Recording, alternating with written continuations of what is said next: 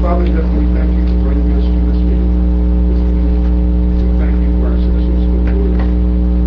We ask for blessings on the meeting that you will lead and guide us. Help us to determine what is good for our given, that we can help to make our county much better. We ask for the blessings, and these and other blessings, in your name. Amen. During the pledge, I pledge allegiance to the flag of the United States of America and to the republic for which it stands, one nation, under God, indivisible, with liberty and justice for all.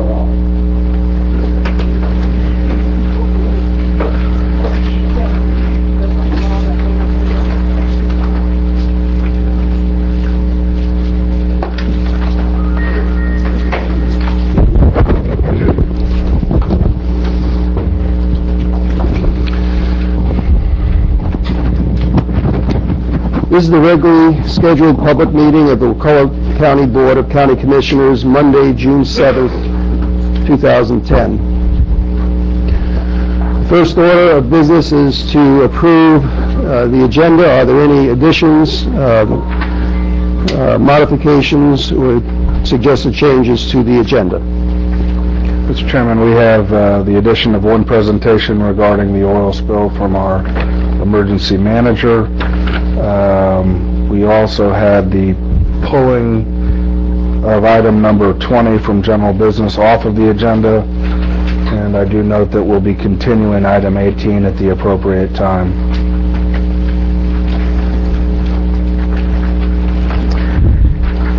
Mr. Chairman, I have one county attorney add-on item concerning an additional executive session request.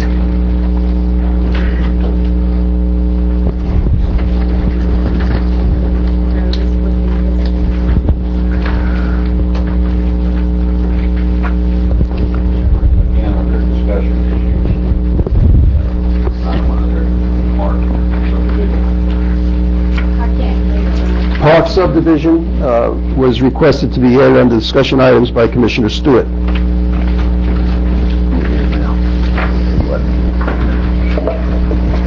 Commissioner Oxford. Mr. Chairman, I have one brief announcement and a very short presentation I'd like to add under awards and presentations, and I have several discussion items.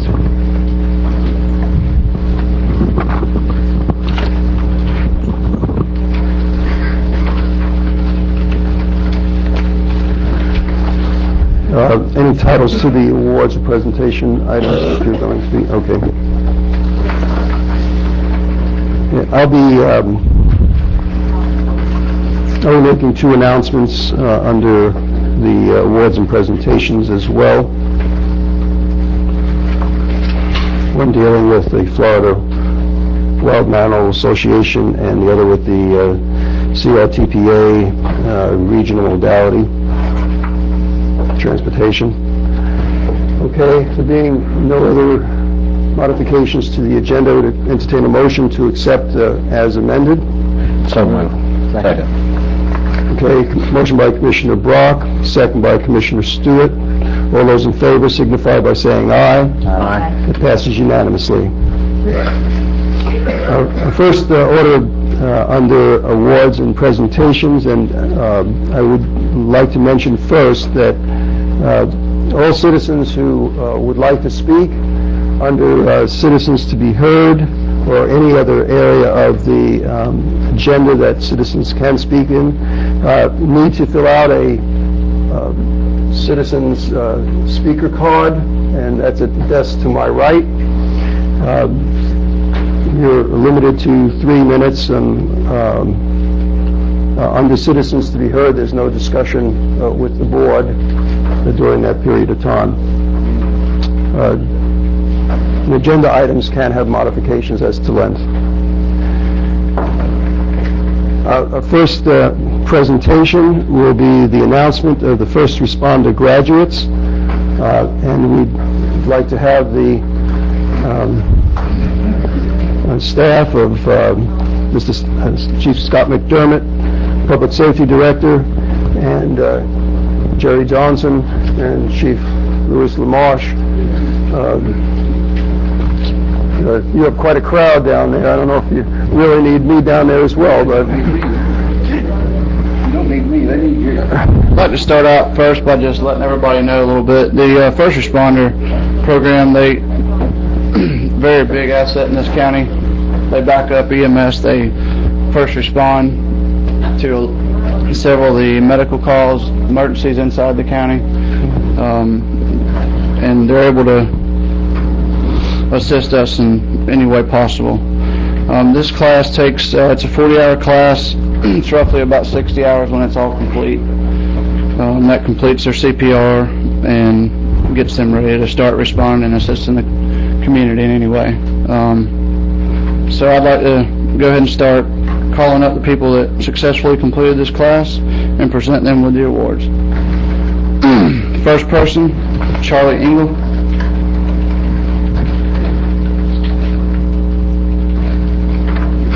And if you can, just stand up there. We'll get a picture here. Take everybody's picture.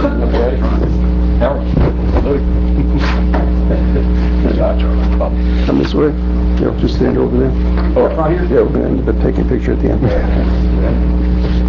All right, second one, Clay Kersteiner. I was trying to start. You might want to move over to the side. Congratulations. Sorry, I'm not unmuted yet. Mark Webb. I'm gonna try.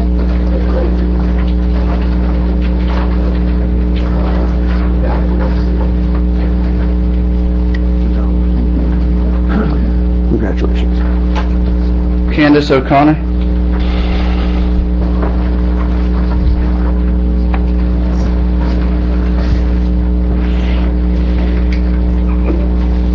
Congratulations. Steve Fultz.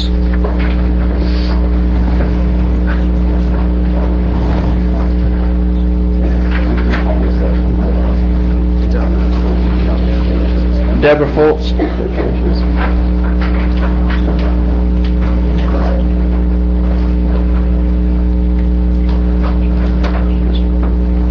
Melissa Paul. Congratulations. Nice groups.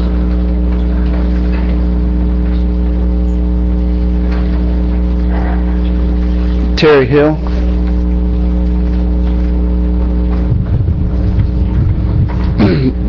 We also have a couple others that weren't able to make it. Adam Hendel, Donna Longfellow. We can, let's congratulate you.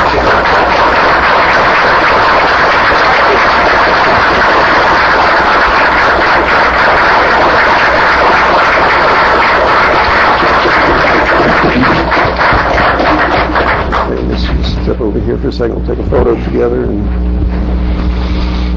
guys, I think you're gonna have to make a second row or scoot in or kneel down or whatever. You know, 2 rows. Yeah, good.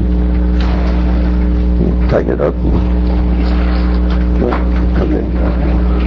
You can't plug in. Okay, got it.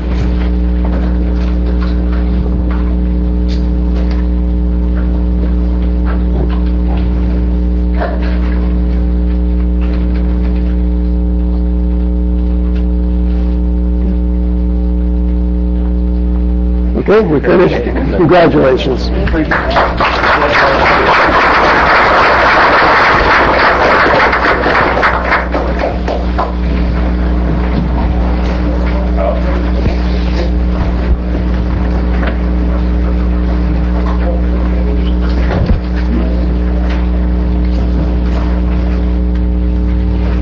It's quite a sacrifice, not only the time that people devote, but the time that they take away from other activities, families, friends. We really appreciate it. Thank you very much.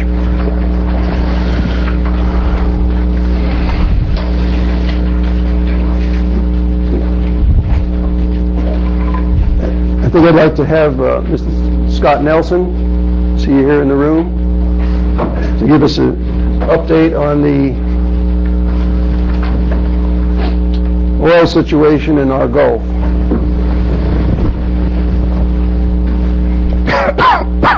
All right. Good evening, Chairman, Commissioners. I think it was May 17th, the last meeting we had, we provided a briefing. I've just provided an update to that and removed some of the information, but the first 4 slides kind of let you know where we're at and where we were. This was May 8th. You can't see it too well, but it was 85 miles off of Port St. Joe. When I presented last, next slide, it was 170 miles. That was May 17th off of Port St. Joe, so it moved considerably west of us. The next slide is June 5th, and it's 120 miles, so it's moved back our way. And today, June 7th, we're back at 85 miles. So in a month, it was at 85 on May 8th, and we're back there again on the 7th. And I just show that to show you that this has moved considerably throughout the last 30 days or more. I'll have more information showing the impacts that we've seen this week in the following slide. But just to summarize the action since our last meeting on the 18th, at the last meeting on the 17th, our plan was presented, our area contingency plan, the additional changes or booming options. On the 18th, the following day, that plan was approved. On the 24th, we held a vessel opportunity training. It says 100 plus trained, that's 1,000 plus that were trained at that event at the high school. And that was the process to get area fishermen, recreational, and commercial folks in the vessel opportunity program with BP. And then you'll see a series of trainings that have gone on from May 17th on. That training is for volunteers where they can be used, and also for what they're calling now qualified community responders. The volunteer and community responder process has changed a great deal over the last month, but basically you'll see the last bullet there, QCR program. That is what most of those people are training for. They're looking through Workforce Plus. We've worked with them for the last couple of weeks to bring an employment program to 200 of our people if required. And for people interested in that, they can call Workforce Plus at 926-0980, or they can apply in person at 3278 Crawfordville Highway. Next, oil sightings. This again on June 4th, we had tar balls in Escambia, Santa Rosa, Okaloosa, and Walton. Those are all confirmed. And oil patties and light sheen in Escambia. And the following day, June 5th, tar balls again sighted in Escambia, Santa Rosa, Okaloosa, Walton, and Bay. And then as well, oil patties and light mats or sheen, Escambia, Santa Rosa, and Okaloosa. And then yesterday, tar balls in Escambia, Santa Rosa, Okaloosa, Walton, and Bay. And again, the patties were Escambia, Okaloosa, and Santa Rosa. So you can see of the first 6 counties that were in that executive order, all 6 now, other than I think Gulf, have seen some impacts. We continue to watch this again. As I showed that last slide, it's now back at 85 miles from Port St. Joe or Mexico Beach, depending on where they measure that day. But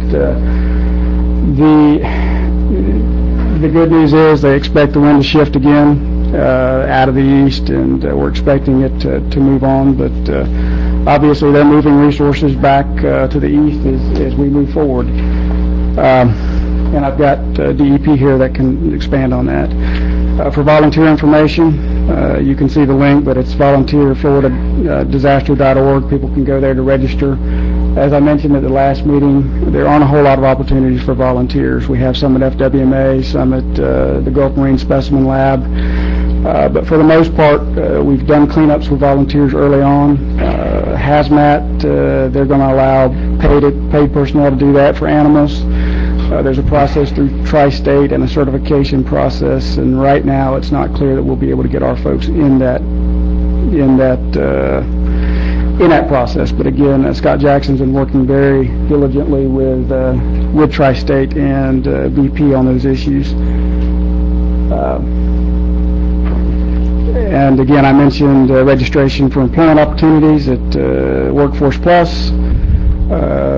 the impacted wildlife. If you see impacted wildlife, 866-557-1401. Oiled shoreline, 866-448-5816. And then the BP claims office, if you wish to establish a claim with BP, the number is 1-800-440-0858. And the training we mentioned earlier, it's still ongoing for the Module 3, and that'll be actually June 7th to the 21st, twice a day, every day, Monday through Saturday, with the exception of Sundays, 8 a.m. to noon, and again 1 p.m. to 5 p.m. And registration is required. The information's there. You can call the Ag Center to register, or email Horizon Response at pecpremier.com. And the last slide is simply a slide listing. That's the plan that was approved. That's the plan that was presented at the last meeting. And with that, Phil, if you want to come up and provide any information. Phil Wozniewski with DEP. He's our ESF-10 hazmat rep. Thank you, Scott. And good evening, Commissioners. Thank you very much for the opportunity to be here today to join you. I've been working at several different places since the beginning of this incident. I am the Emergency Response Chief for DEP Division of Law Enforcement, and have worked spill response throughout the state. But since the incident began, I've worked in Mobile for 2 weeks, setting up the Unified Command there. I've worked in Miami, setting up the Unified Command there, and now I'm back at the EOC again. So I've had an opportunity to look at this event as it's developed and look at the issues associated with it. And we initially stood up with the potential that we could have fresh oil move in this direction, and we geared up our resources and set up our strategies for booming along the sector Mobile area, which includes Wakulla County here. And fortunately, as this has developed, and you've watched, as Scott mentioned, as you watch over the last month, the oil offshore is not continuous, but it's moving to and fro around in offshore waters and staying pretty well offshore. And what we're seeing are some tar balls, some small quantities of oil coming ashore in the western counties, and there are a lot of offshore skimming operations. The good thing about being in Mobile for the time I had an opportunity to work with the Coast Guard and see the structure that was in place under the Coast Guard direction with BP to stand up resources. They stood up the resources along the 3 states. Their area was Mississippi, Alabama, and Florida, and obviously I was there representing Florida and very interested in the things going on over here, and watched the process take place to get the resources identified, to get them moved over, staged. And if you recall, about 3 weeks ago, when Louisiana started having some fresh oil impacts, because they're relatively close to the spill site, some of the boom initially moved over to Louisiana. It was staged in Florida, moved west, and it was with the state's approval, because that was an immediate need. They had oil on shore, and since that time we've had those supplies refreshed, and we're back up about where we were before that oil impacted in Louisiana. So that's the good news, is we have a lot of equipment, not just boom, but also skimmers and other vessels available to respond if it's needed over here. Now, what so far we've dealt with along Florida shoreline, fortunately, is the very weathered oil in the form of tar balls.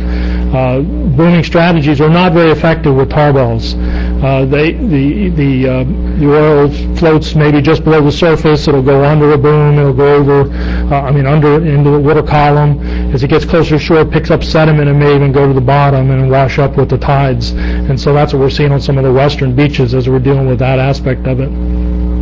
So the booming strategy is not very effective, and really, unfortunately, the best method is to pick it up as you see it and try to get out there and recover it as soon as you can. Now, we know in the eastern Gulf that creates some real challenges because you don't have that as much beach shoreline, and obviously very sensitive resources that we're aware of as we move across this area. And again, as we're watching that and dealing with the various trajectories and looking at the impacts, there are also efforts to look subsurface to make sure that oil is not moving subsurface, and try to address those kinds of issues and making sure that we're not seeing it somewhere else. So we're working through a lot of those issues to make sure we're finding the oil as best we can and recover it as soon as it comes ashore. State has adopted a very active, aggressive recon process where we're using state personnel to do recon on the beaches, and then we bring in the BP cleanup teams to do the cleanup, and had outstanding coordination through the counties as well of having eyes out on the beaches and the shoreline and other places they see it and report those incidents. So the process is pretty well developed. The state is also using some money that was provided from BP, developed that booming strategy that exceeds the area contingency plan. This is a higher level strategy inland, and we've hired a contractor, and I have with me Scott Myers, who's a contractor that's been working with us on that, someone that's very familiar with this area, this part of the state. He's worked with some companies that have done work here as well, and we have that process available to deploy if we need it, if the oil continues to move forward. So the good news over the last few days, at least a little bit of good news finally, is that the Top Hat system seems to be recovering quite a bit of the oil offshore. And as much as the more they can remove offshore, the better we are, because you don't see it in the Gulf of Mexico. But they've shown some numbers, and I didn't come equipped with those numbers in terms of thousands of gallons of oil that have moved to the surface, that aren't getting into the water. So we're happy to see that amount of recovery, and we'll continue our focus and look at some of those things.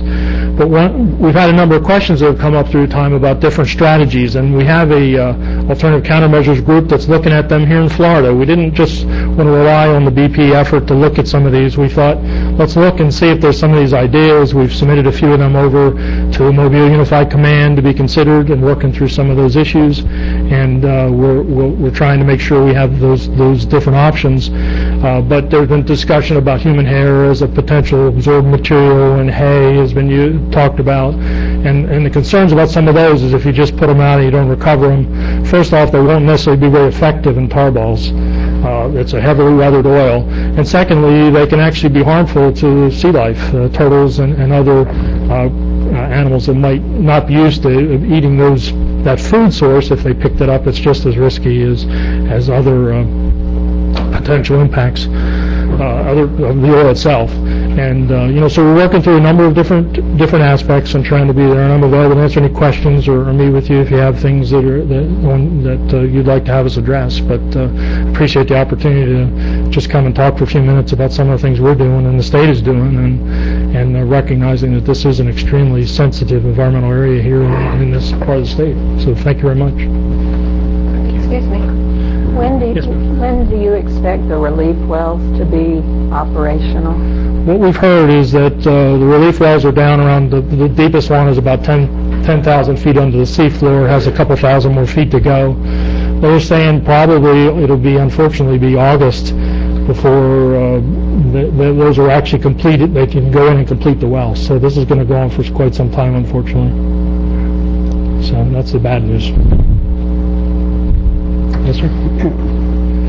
Well, and we're all concerned, and we're all happy that even if it's a small amount of oil that's being recovered, it's better than not recovering it. Yes, but, and I guess we all see things on the internet now that people pass along, and especially as it relates to maybe lessons unlearned from past experience in the 70s, with going through what seems to be the same process we're going through now, and all these various things don't really help too much until you do those relief wells.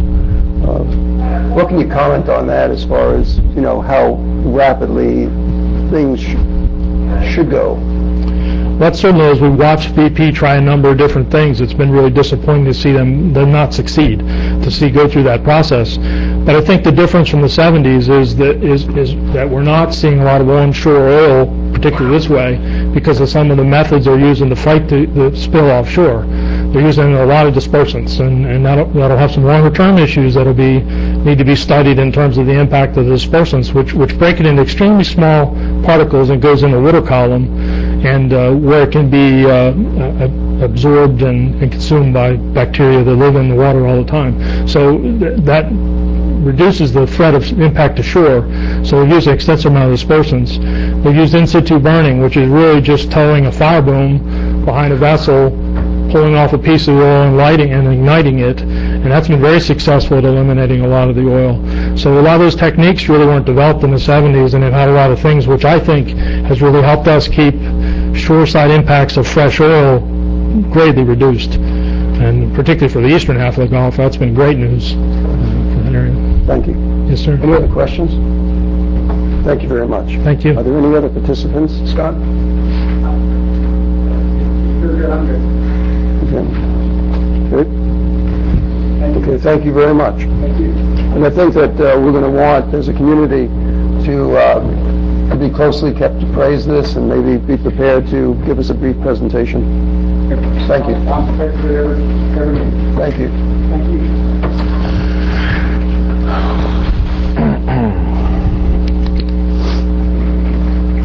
I'd like to go to the announcement on mosquito control information by Patrick Juarez, the Department of Health Environmental Administrator.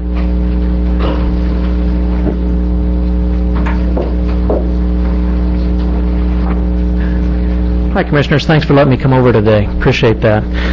We had some bad news and some good news this year. The bad news is we got hit by lightning and it took out all of our phones. So if anybody out there has been calling our old phone number, it doesn't work. We had a phone system that was back in the days of the big black rotary dials, and we moved up to modern day. In fact, we still have a temporary phone, but our phone number will remain the same. So if anybody would like to request to be on a mosquito control spray or to get on the don't spray list, our new phone number is 926-0410. If they'll call in, and all they have to do is leave their address and tell us if they have any dogs or fences that we should be aware of, and we'll be glad to come out. They don't have to justify it. We believe them. We believe it when people want to get sprayed, and we believe them when they don't want to get sprayed. So all they have to do is say which list they'd like to be on, and we'd be glad to include them. We have been doing a lot of, just to let you know, we've been expanding our educational material, and we are going to be doing a mail-out soon, talking about the 5 Ds, which is basically don't go out between dawn and dusk. If you do, the other D is to dress appropriately. Make sure you cover your arms any place like that. Use DEET. If you're going out, don't use it on children under the age of 2. And to drain any containers out there. And you'll see throughout the county we'll be putting up some presentations where we're trying to get a little bit more information about alternative methods to controlling the mosquitoes. So just want to let you know that number one more time is 926-0410. Any questions? Okay, thank you very much. Thank you very much.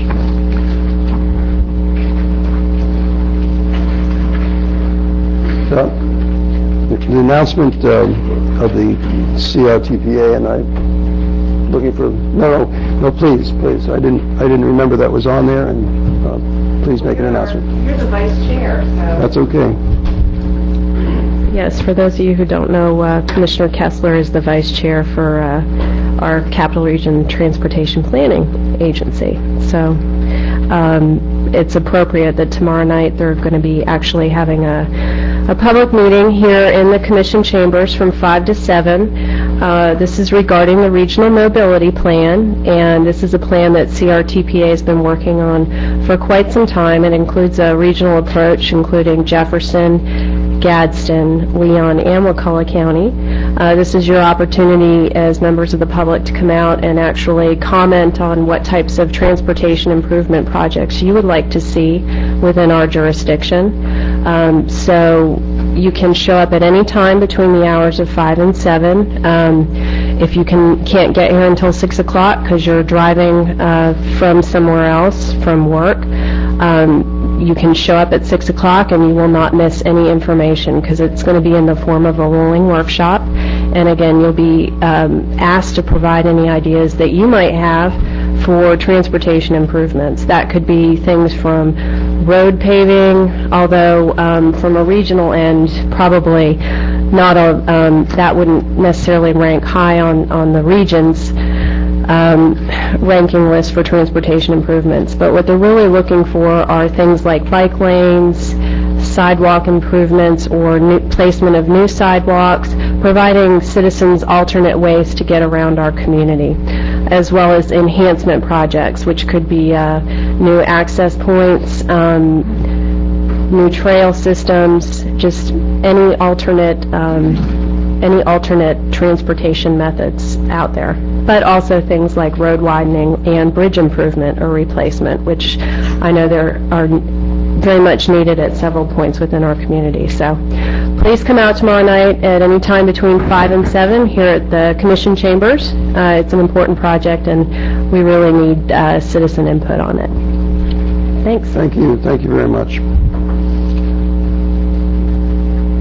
There's a presentation by, it's listed under my name, but Chief Russell, Wakulla Fire EMS Integration, Citizens Approach. Okay. While you're getting that set up, I'd like to mention one item, and that's on the Florida Wild Mammal Association. You know that we have in our county a certified entity that can take care of a lot of our wildlife. It has been doing so for years. But now with this oil spill, the anticipation is that there will be a lot of affected wildlife. And this is one of the few entities that can care for it. But there is a need to improve the facilities to be able to help handle so many expected creatures. So there's two things that I'd like to ask your consideration of.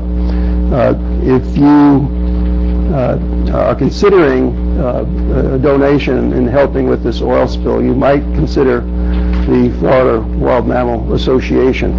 And they also, they're going to need about $5,000 of improvements of materials.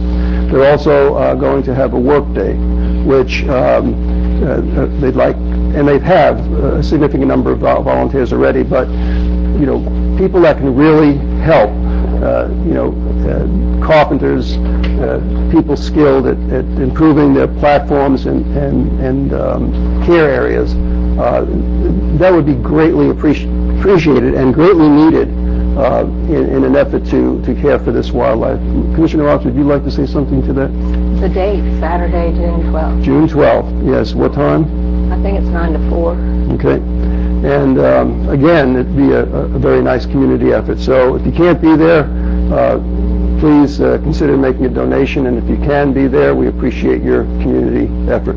Thank you. Chief Russell.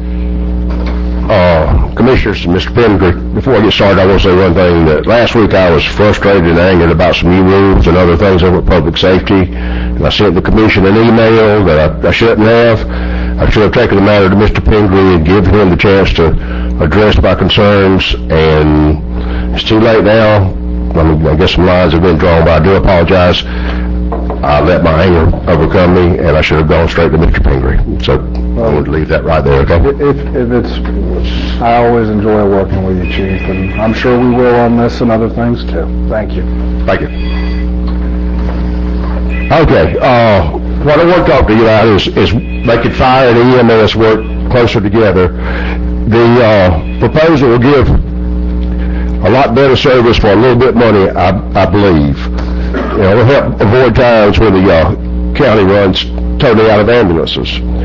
If implemented, it'll allow firefighters to take a more aggressive approach to fire attack, make them safer when they're doing a job. 2 in and 2 out is the rule concerning firefighter safety. If 2 firefighters go into a structure, you're supposed to have 2 outside, ready to go in. They don't have to go in, but they're ready to go in. If something happens, if those 2 people are trapped, you have 2 firefighters outside. Thank you. If this proposal is implemented, one day we'll see where the ambulance crews are firefighter certified and could serve as the 2 out. And all fire crews are at least EMT. They could serve on the ambulance if they had to. When that day arrives, there will be savings to the citizens, and our emergency responders can do the job safer and better. Thank you. Okay. Why would 2 agencies that are tax dollar funded, they work calls together, they come under the supervision of the same department head, not be integrated? Here's the beginning. What we don't want anybody to lose a job. We don't want county government to grow more than is necessary to serve the citizens. We do not expect these changes to come immediately, but through attrition over years. And because of court rulings, we do not want fire MSBU funds used for EMS. Fire EMS salaries should be ad valorem. What we want is to increase the levels of our service provided by the county fire and EMS in the most efficient way possible. Some employees are already dual certified. They're firefighter EMT or firefighter paramedic. There's a large pool of people out there looking for jobs that are dual certified. Fire EMS integration is working for hundreds of communities, and it can work for us. There'll be problems, but it's obvious that you can work them out because so many cities are doing it. And because of call level increases, the county is getting caught with no ambulances. Thank you. There's no reason for not using dual certified people. The county has 2 fire stations that have ambulance stations adjoining them. Station 5 over at Medart and Station 2 at Wakulla Station. The proposal is that the county add one more person that's dual certified, and they put them at either Station 5 or Station 2. Yeah, we're going to save money down the line. It'll cost another person right now, but the aim is to give better service for the least amount of budget increase possible. The way it'll work is the third person will be added with fire and EMS responsibilities and duty. There's usually a reserve ambulance, and whichever station this person's at, that reserve ambulance would be there.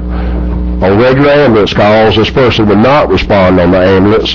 If the fire truck's dispatched, then the person would respond with the fire truck. If you need a second ambulance in that territory, or if all the ambulances in the county are tied up, then this person would respond with an ambulance.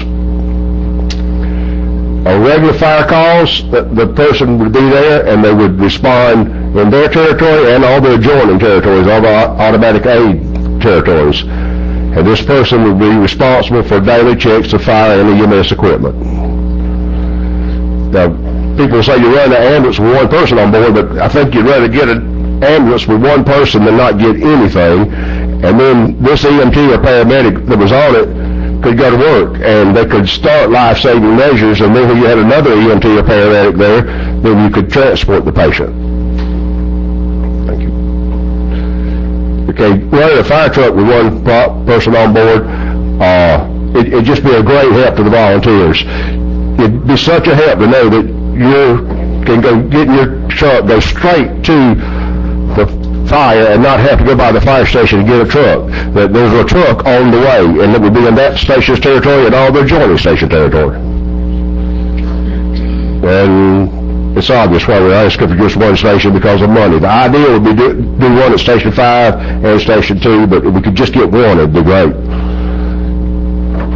If the county has one aerial truck and you put it down at Station 5, Medart, then that would be the place to have this extra person, because Station 5 is actually pretty central to the entire county.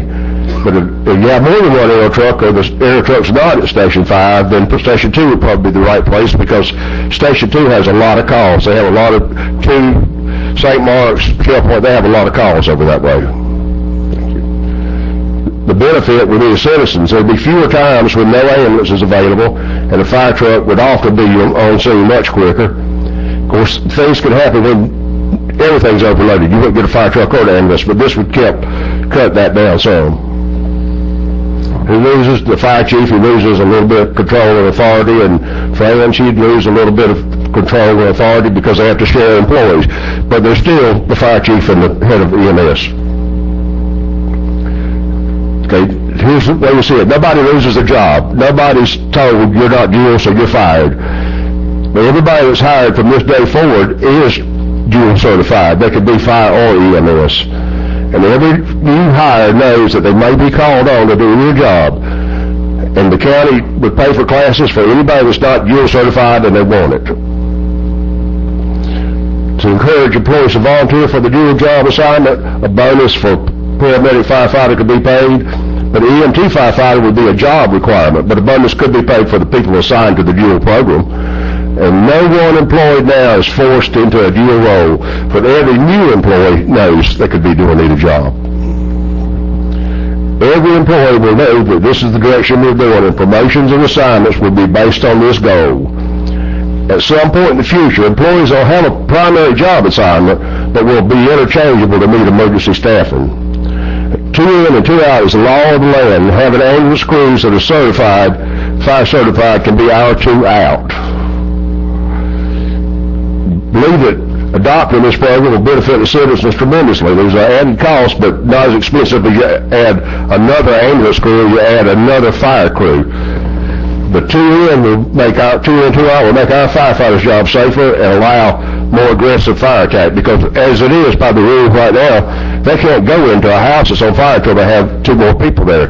That happens right away sometimes, and it doesn't happen for a long time sometimes. And this can't be implemented in one day, but we need to start somewhere with it. The county has applied for a safer grant to hire 2 more firefighters per shift. If we hired 2, we could put 1 at Station 5 and 1 at Station 2, and things would just get better immediately. If we do not get the grant, we can hire 1 person and start giving better service than we're getting now. If we don't hire anyone, we can make dual certification a job requirement at fire and EMS, and we'll be started in the right direction. Right now, today, you could poll your EMS staff and the ones that are paramedic firefighter or EMT firefighter, ask them for a small bonus. They'd be willing to do both jobs. Put them on the shift together, and that 24 hours that they just got 2 of them. That 24 hours that they were on duty, things would be much better for all the firefighters and everybody in the county. The people that are in the paramedic and EMT mindset might not like this idea, but the new people that you hire, and nobody's been forced into it, but the new people that you hire, they'll never know any other way, and it'll just be natural to them to do it this way. If we could add a dual certified person right now at 5 or 2, and later do the other station, it would be like a stopgap measure until things get better when building resumes and the county goes back to growing. The fire service and the ambulance service, they're both going to grow. They've got to grow. The call load is just going to make them have to grow. But they'll take fewer positions if we do it dual certified, and they'll get more bang for the buck, in my opinion. That's it. Thank you, Chief.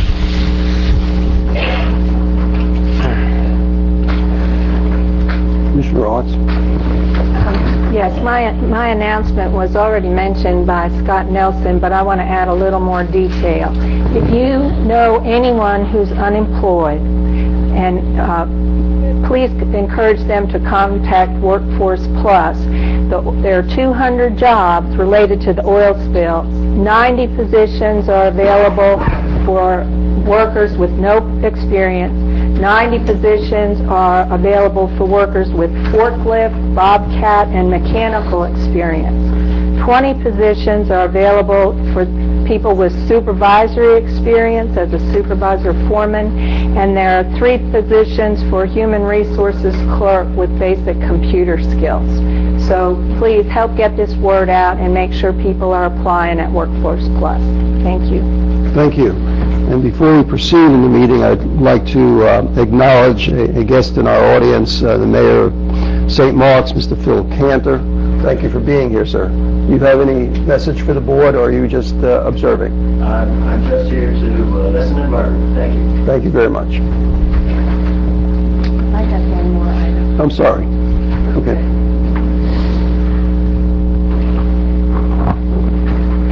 I'm a little embarrassed to show you my show and tell display because it's wilted pretty badly. But now's the time to show it, because the main thing I want people to look at are the blooms.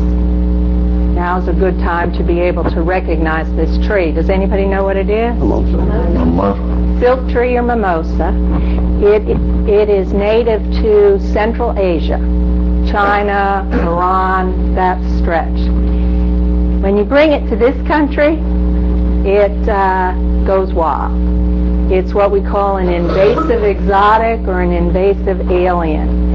And this plant has beautiful flowers, and nurseries used to sell it. I hope we have none that are still selling it. But it wreaks havoc on natural ecosystems, and our public lands get taken over by these seedlings. People at Wakulla Springs State Park have to spend hours trying to get rid of this guy.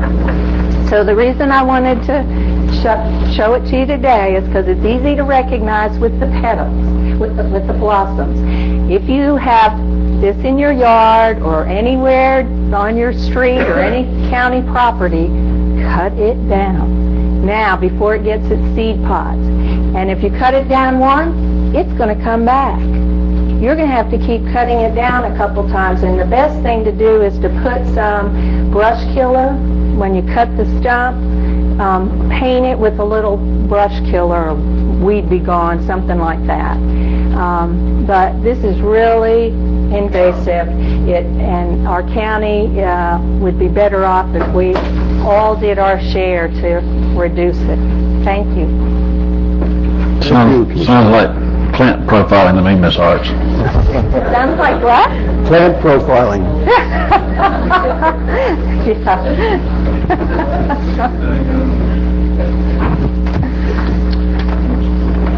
I think this concludes the awards and presentations. Okay.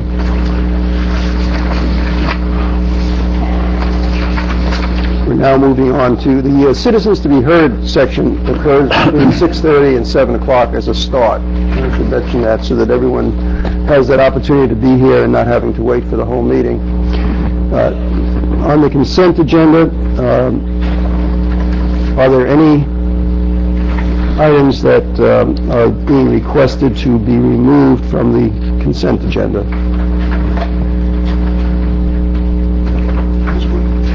I'd like to pull item 7, please. Item 7.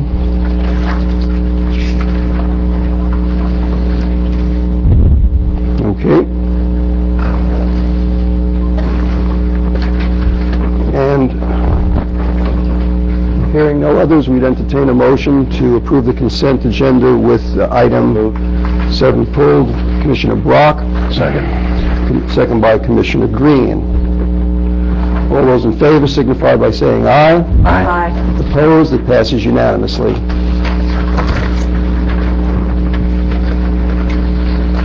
Commissioner Otts. Yes, item 7 has I was delighted to see because it's an attempt to give an advantage to local workers when we're accepting bids or quotes, and to do it in a systematic way whenever something goes out to bid, and also to broaden our definition of what is a local worker. So we aren't excluding anybody that we really would like to benefit. And the only reason I pulled it is, can I pass those down? I viewed it very favorably, but I asked somebody to take a look at it, and they had some concerns about it. I just shared this with the county attorney, and I guess I would be interested in her opinion and whether we need to do some more tweaking before we go to a public hearing. I don't think we need to do any more tweaking before you vote to take it to public hearing. It is a good point that they made. That sentence actually belongs in B1. And I'll get with Bethany on this and we'll get it revised. But I think if the board desires, you can still vote to take it to public hearing and we can make this clarification very simply. Okay. Okay, well then I move to make a recommended change and to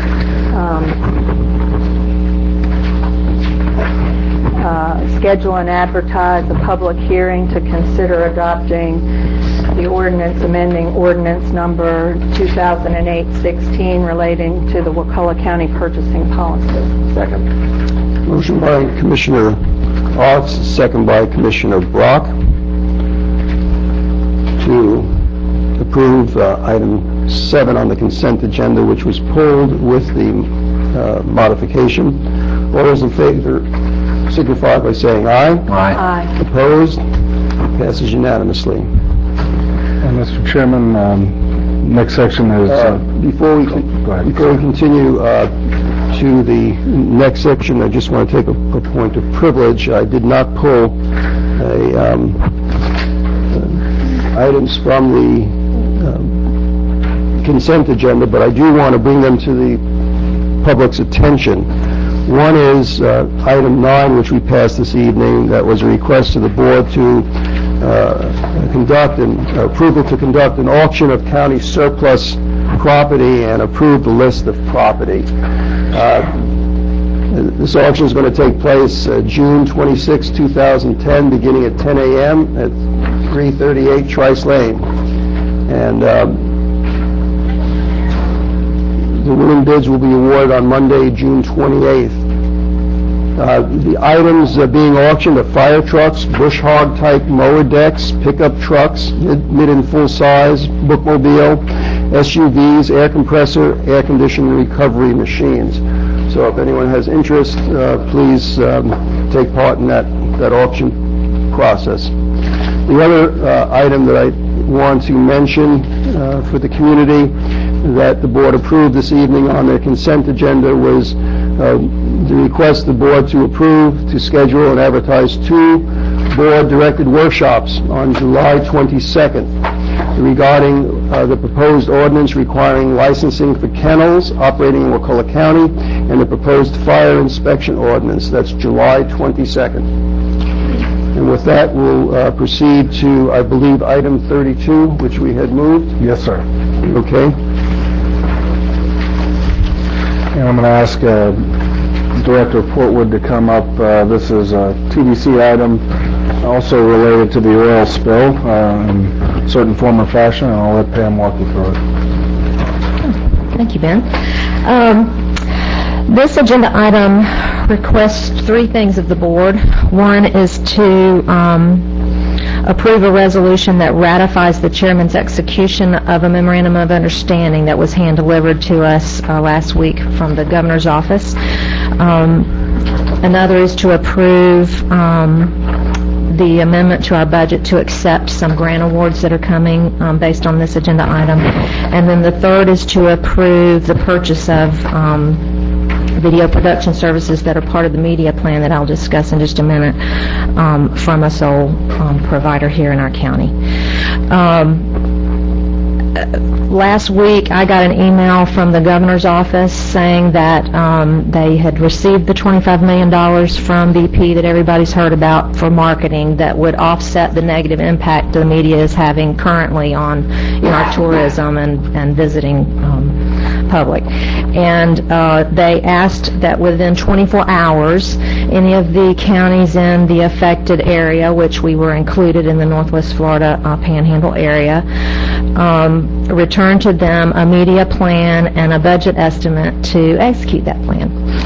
I'm sure that the assumption at the governor's office was that most of these counties would already have media plans and budgets established for that they could just zip off. Wakulla County did not. So I quickly got together with Robert Seidler, who, as you know, is a videography and producer here in the county that knows a lot about producing video and commercials and that sort of thing. And we put together a media plan that was submitted the next day. That's actually attached to the memorandum of understanding, and it's also in your package separately, just so you see. So a couple of days later, I got a call from the governor's office explaining that they were issuing, working on the memorandums of understanding. I've never sent an email and got $50,000. We had requested $50,000, and 2 days later they told me we're getting $50,000. So although I'm not happy about why this is coming, I'm happy that we were able to get something in and be included. So the memorandum of understanding that Commissioner Kessler executed last week, which the county attorney can also speak to this if you need to. It did go through a county attorney review, and it was recommended to the chairman to go ahead and sign that memorandum of understanding. And it basically transmits half of our media budget in the form of an advance of $25,000. And I believe the check has already been received by the clerk's office to begin the implementation of the media plan. This money, the caveat with the $25 million from BP is that this money has to be spent within 90 days. The whole purpose of it is to right now offset this negative media impact. So So they got these memorandums out quickly so that they could, advance the $25,000. I have since gotten an email that further verifies that in 45 days they will expect us to provide a report on where we stand in implementing the plan, and then if they're satisfied with that, we'll get the rest of the $25,000. So that's pretty much where we are right now today. So I'm just here to answer any questions that you might have and get your approval, and thank you for moving me up in the agenda, Chairman. I appreciate it very much. My pleasure. Yes, Commissioner Brown. The $50,000 for an online campaign entirely?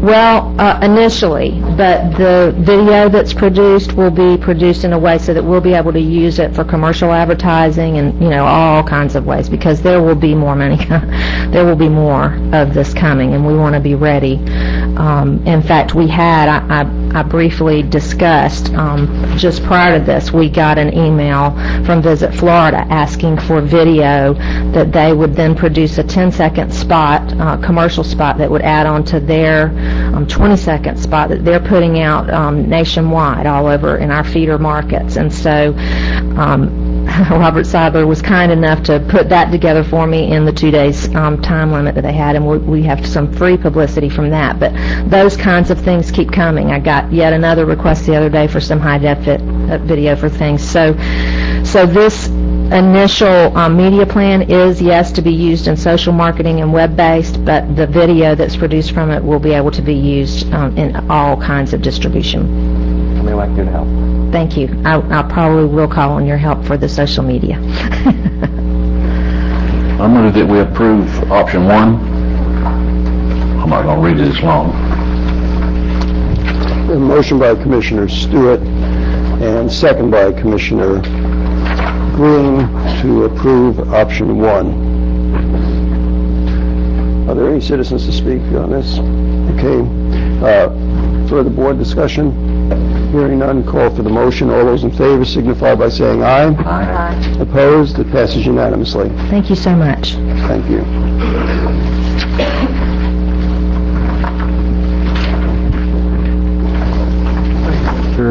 Chairman, I think planning and zoning section is next. I ask Ms. Stevens to walk you through those items. Thank you. Okay, the first planning and zoning item this evening is item number 16. This is an application for short form subdivision SF09-01, to be known as Powers Plantation. Walter and Jocelyn Powers are the owners of the property, with Jay Kiker III as agent. This is a request to subdivide a just over 122 acre parcel into 6 lots. And again, it will be known as Powers Plantation. Property is located on the southeast side of River Plantation subdivision, immediately north of Hardwood Hammock subdivision and east of Hunters Glen Plantation subdivision. We don't have a map up for you, unfortunately, this evening. Planning Commission did not review this item because the Wakulla County Code at section 7-22.3 subsection 2 requires that these items known as short form subdivisions come directly to the board once the requirements of the code have been met.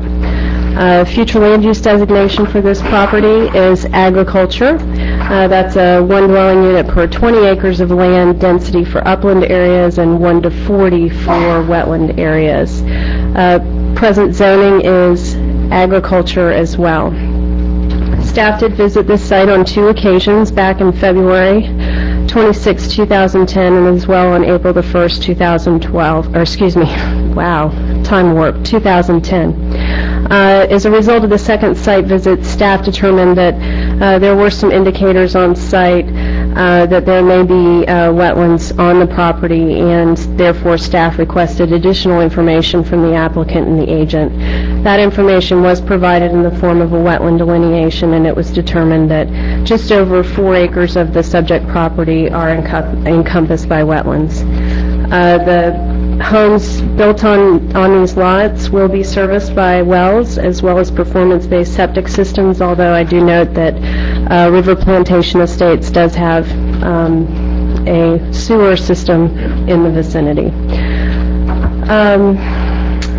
generally in the area, there are lots between 20 and 22 acres in size.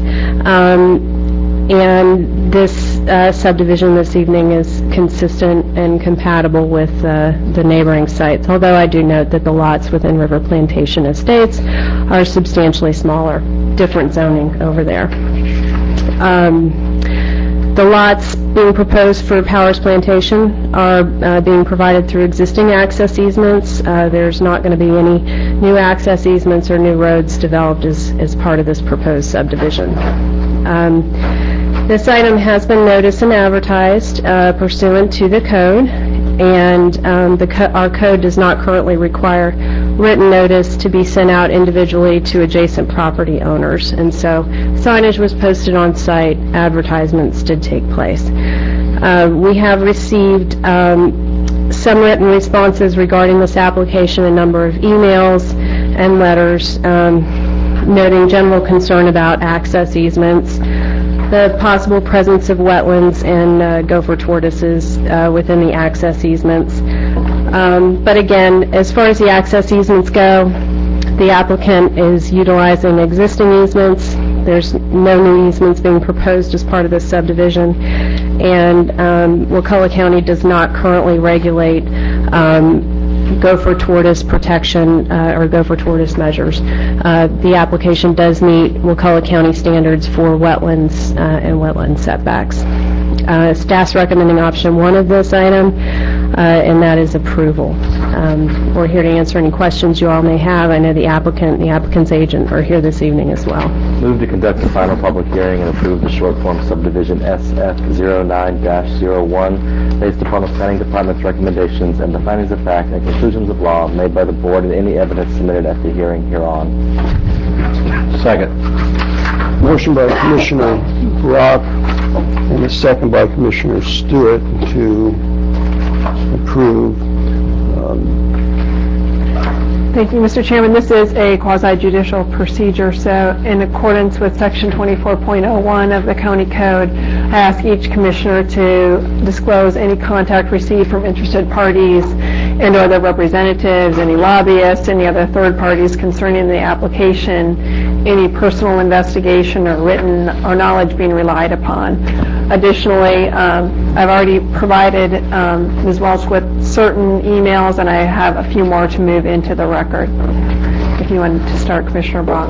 I have spoken with the attorney and the people making the powers, representative of the Homeowners Association from River Plantation, many other people from River Plantation. I have not gone to look at the property, but I'm very familiar with the area, and I think I need to send you one more email that came today. Thank you. Same.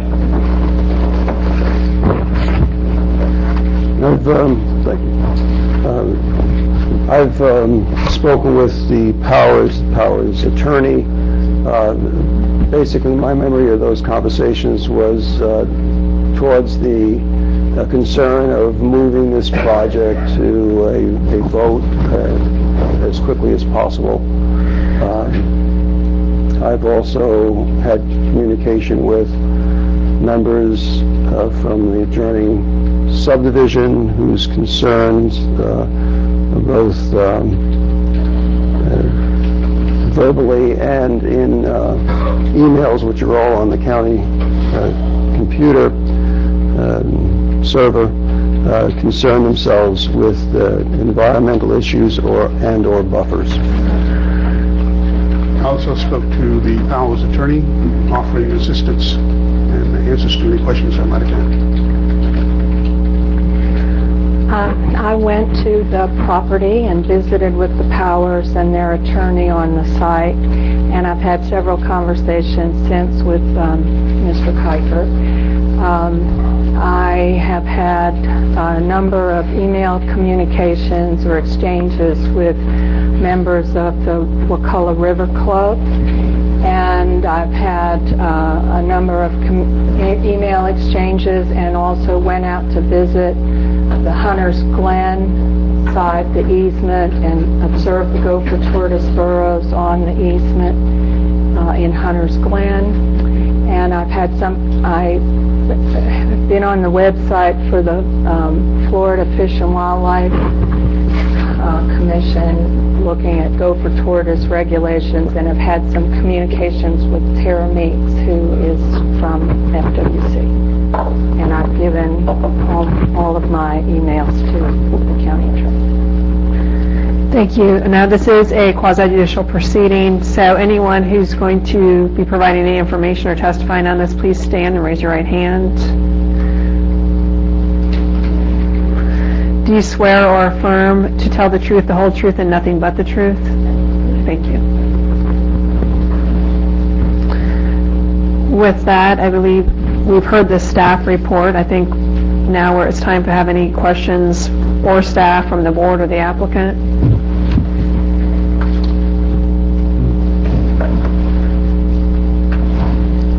If none, Okay, I just want to make sure that staff is presented. And if any additional questions come up, we're here, of course. Right, Commissioner Roth? I do have questions, but I'm happy to listen to citizen input first. Okay. We have two citizens that have filled out cards and are now under oath. You, Weezers? Good evening, everyone, and thank you for the chance to speak here. There's a couple of points I'd like to raise. First thing is that Hunters Glen is to the east of the Powers Plantation, and therefore Powers Plantation is west of Hunters Glen, not the other way around. There's also other things in the applications that are not quite accurate regarding the plat, in the sense that property boundaries have changed since the document that was submitted with the application was made. There's one lot in Hunters Glen, 27, that is now part of the easement that wasn't there before, and I'd like to be recognized as a stakeholder in this. And Hunters Glen overall as a stakeholder in this development is one of the secondary easement runs through secondary easement from the Powers property to Shadeville Highway runs through Hunters Glen. The primary one runs through River Plantation and River Plantation Road. Especially the part that is on the property that I own, there is not a prepared path right there. The easement is not an active easement, and is not quite correct, as was stated before, that no new roads are necessary to make this easement active. There will be trees that will need to be cut. There are, as Commissioner Arts observed, there are several gophers active on the easement itself that have been repeatedly observed by a number of people, and there's possibly additional gophers that are in the affected zone near the easement that might be affected. These are protected species that cannot be just simply bulldozed as was attempted before. There's procedures there to be followed, and there's significant cost involved with doing that. Access to Shadeville Highway from the Powers Plantation can be handled internally on the development itself and through River Plantation Road, which is an asphalt road, which is a completely established and active easement without a need to cut trees or degrade any habitat in other developments. And I'd like to change hats now to President of the Hunters Glen Association. I'd like to mention that we already have the burden of an easement towards Highway 98, of which we have about 10 of our own lots, rights and use of that road. But there's about 100 other lots outside of our development that already use that easement, and that puts a significant burden on our association. That's a bit of a hardship, and I'd ask that no additional unnecessary burden be placed on the association for dealing with an extra easement running through Hunters Glen. So in summary, the secondary easement through Hunters Glen from the Powers Plantation has an unnecessary impact on both the ecology and the neighboring association. It'll be expensive to make it an active one, to put the road in. It's not ready to go as is. It requires coordination with the Fish and Wildlife Commission, the owners on the lots, on the easement, and the association. And those are the points I'd like to raise, and I thank you for your attention and this chance to speak. Thank you.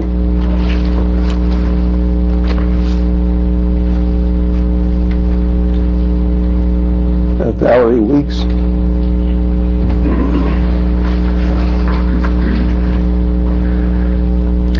Commissioners. I'm Valerie Weeks, 397 River Plantation Road, Wakulla Station, I guess. And I'm also the president of the Wakulla River Club, which is the homeowners association of River Plantation, and as such, we are immediately adjacent to the subject parcel to the west. We've had some initial concerns with the development of the plantation, only because we were concerned about maintaining some sort of buffer between the subdivisions. There seems to be a lack of a local ordinance to provide such a buffer, so we were concerned that perhaps someone could buy one of those lots and clear, all the way to our property lines on those 15 lots that abut the Powers Plantation. So we were very concerned about that. Also, there's kind of a drainage way that runs through there that we felt would need to be protected, and wildlife quarters and that sort of thing. We recently met with Mr. Kiker, who's the agent for the applicant, and Mr. Kiker offered that there would be a 50-foot buffer in the covenants and restrictions of the declarations that will be, I assume, recorded with the county as part of the subdivision. So given that, and we had asked that Mr. Kiker read into the public record tonight that that buffer would be offered, we would no longer oppose the application, and we are fine with that.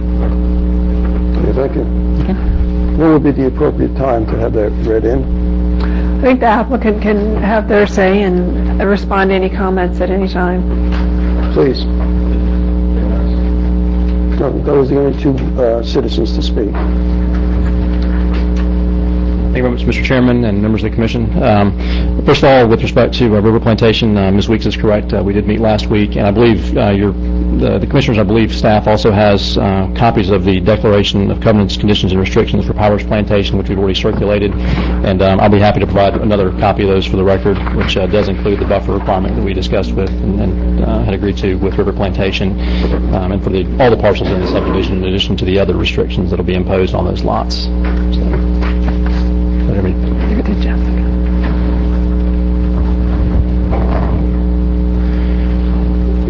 With respect to the access to the property and the easement with Hunters Glen, we have had discussions and actually had a meeting in our office with the Hunters Glen folks and, of course, Commissioner Arts and the site visit. That easement in and of itself, that is correct, there would be some clearing required to utilize it. It is not currently utilized, although it is recorded access to the property. There's been discussions and kind of a preliminary level regarding possible abandonment of that easement. The issue that we've got there is that it is not an exclusive easement.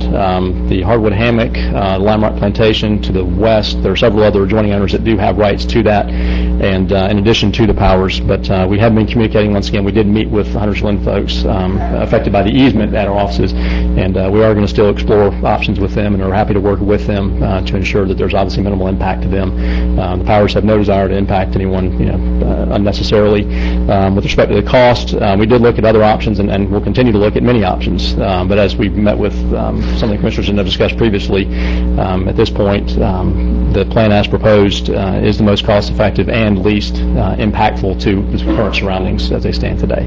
But that being said, we'll let the record stand, and we appreciate your consideration and would once again agree with staff's approval for recommendation. Thank you.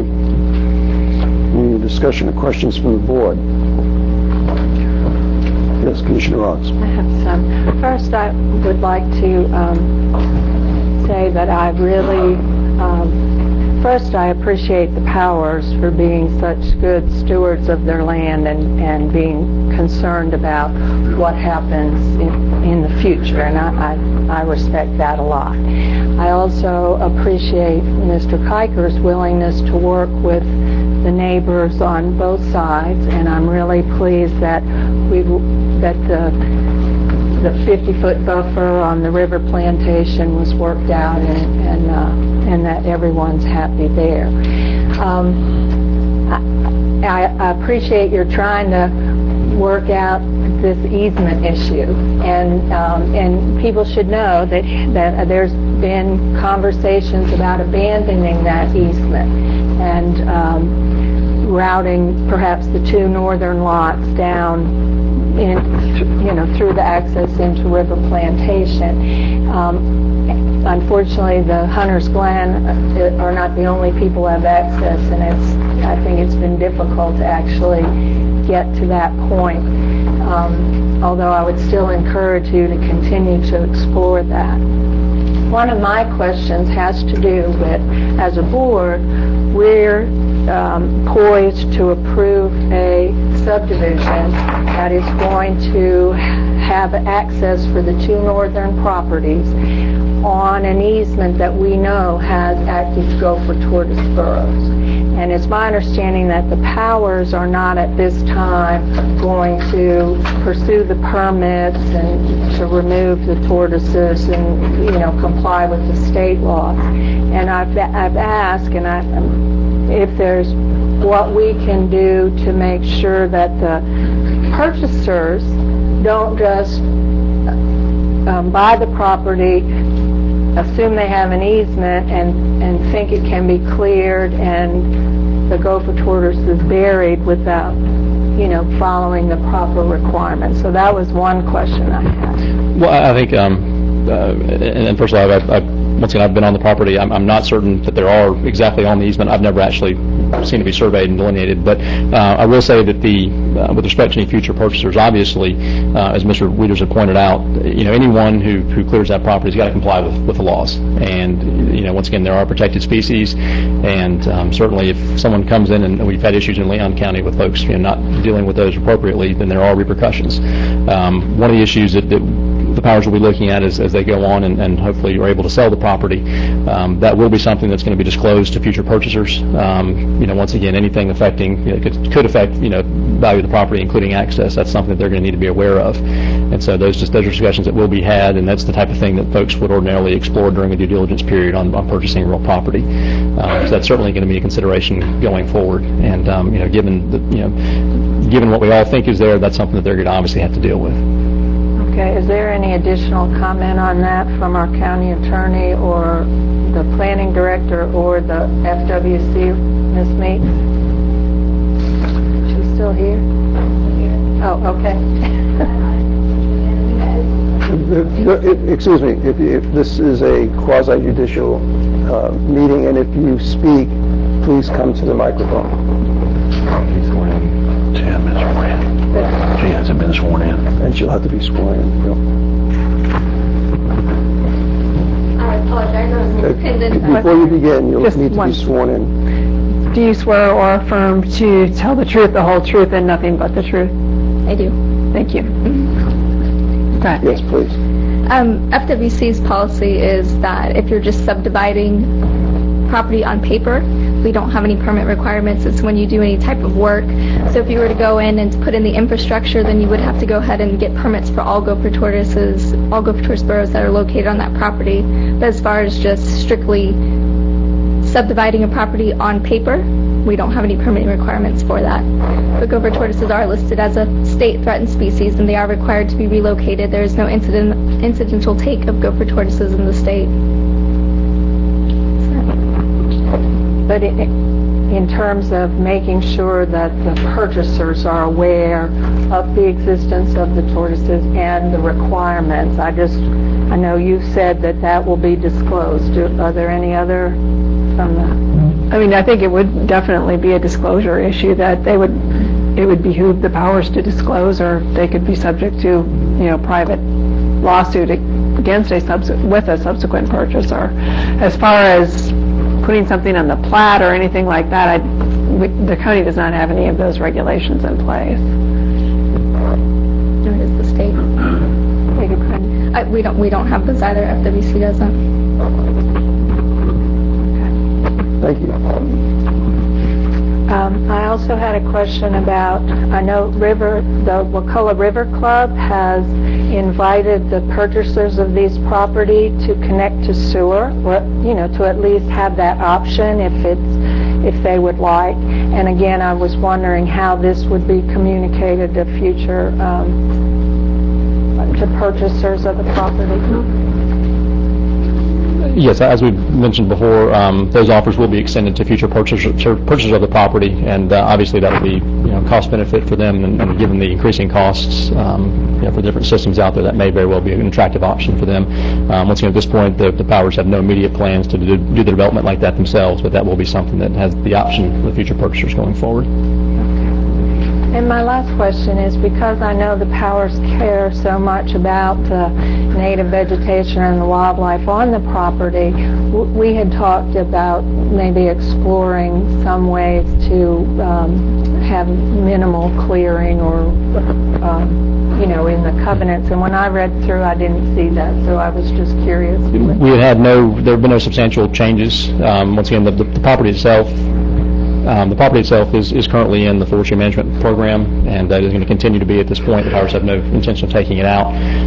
But given probably the time and effort that was already expended and the costs that have been expended in the last year or so, we felt at this point that any future changes could be done outside the process. And we felt it safe to kind of leave the application as it was and seek approval in the current state. Thank you. Thank you. Any other questions or discussion from the board? Our county attorney, the issue regarding the easement that was brought up by President of the Homeowners Association, you Weeges, does the county have authority in regard to that issue? It's a private easement. So we really don't have any way to regulate a private easement. Thank you.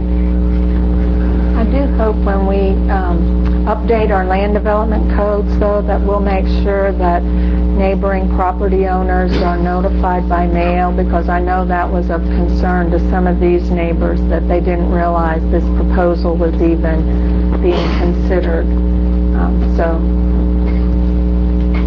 Good, thank you. Hearing no further discussion, we'll call for the motion. All those in favor signify by saying aye. Aye. Opposed? It passes unanimously.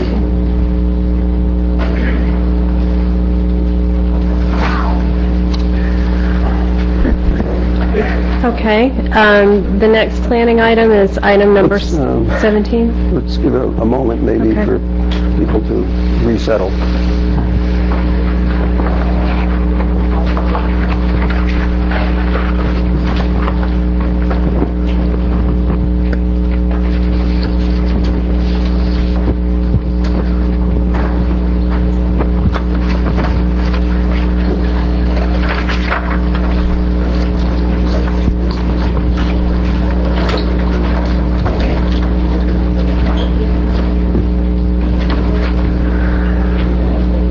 Okay, we're going to resume the discussion and the next item at this point in time. Okay, that's item 17. This is an application for change of zoning R10-01. Lucy Ward is the owner of the property with Hydra Engineering. Joe Hope is the agent. The request this evening is for a change of zoning from the existing RR5 zoning district to a restrictive C2 commercial district. This property is 2 acres, and it's actually located on the north side of Shadeville Road, immediately west of what is currently Hale's small engine repair business. This item was reviewed back on March 18th, 2010 by Technical Review Committee, and there were a few items which were requested from the agent, but these items have been submitted. Back on May 10th, 2010, this rezoning request was considered by the Planning Commission. There were concerned citizens that did speak to this item, and they expressed concerns regarding the traffic volume on Shadeville Road, concerns over the existing speed limit on this part of Shadeville Road, whether there was a need for additional daycare facilities within the county, the number of vacant commercial buildings, as well as concerns over the encroachment of commercial uses within a residential area. Planning Commission members did discuss this item at length, and they did express concerns about the way this property was divided by the parent parcel by way of deed. However, the Planning Commission ultimately voted 5-2 to recommend approval of this rezoning request. The future land use map designates this property as Urban 2. Urban 2, as you know, is one of our more intense land use categories. And it does allow for proposed non-residential land uses, such as the restrictive commercial being heard this evening, if that proposed use is not harmful or inconsistent with the surrounding land uses. That's in policy 1.2.6 of our future land use element of the comprehensive plan. Staff did take into consideration the existing uses which occur in the areas adjacent to the subject property when considering the rezoning request. Again, the request this evening is a change from an RR5 zoning to a restricted C2 or general commercial. The general commercial C2 has a number of allowed uses within it. However, the proposed restricted zoning this evening would take certain uses out of the picture. And staff believes that this restrictive zoning district is more in tune or more compatible with the area that this property is located within. There would be a restriction to retail stores that they would not be selling alcohol or gasoline, and that the proposed principal uses would include professional offices, shopping centers, and again, retail stores that don't sell gas or alcohol, churches and schools. The proposed current use is a site plan, which is item 18 this evening, which we're requesting be continued to a later meeting for a daycare. So a daycare facility is being proposed for this property. Additionally, I note that automotive sales and repair shops are excluded, as well as gas stations. Water service is currently provided to the property by the City of Sopchoppy, and Wakulla County will be providing the sewer service. And staff did perform a site visit back on April 16th of 2010, and there are no known environmentally sensitive features existing on the site. Generally in the area, and I apologize for not having a site map up for the board and for the public this evening, but the surrounding parcels are zoned RR5, C2, general commercial, that would be the Hales property, as well as PUD. There is an existing residential neighborhood just south of there. This property is adjacent to the New Life Christian Fellowship Church, which was recently purchased by Wakulla County, and the Wakulla County Community Center is planned for that, for the adjacent property.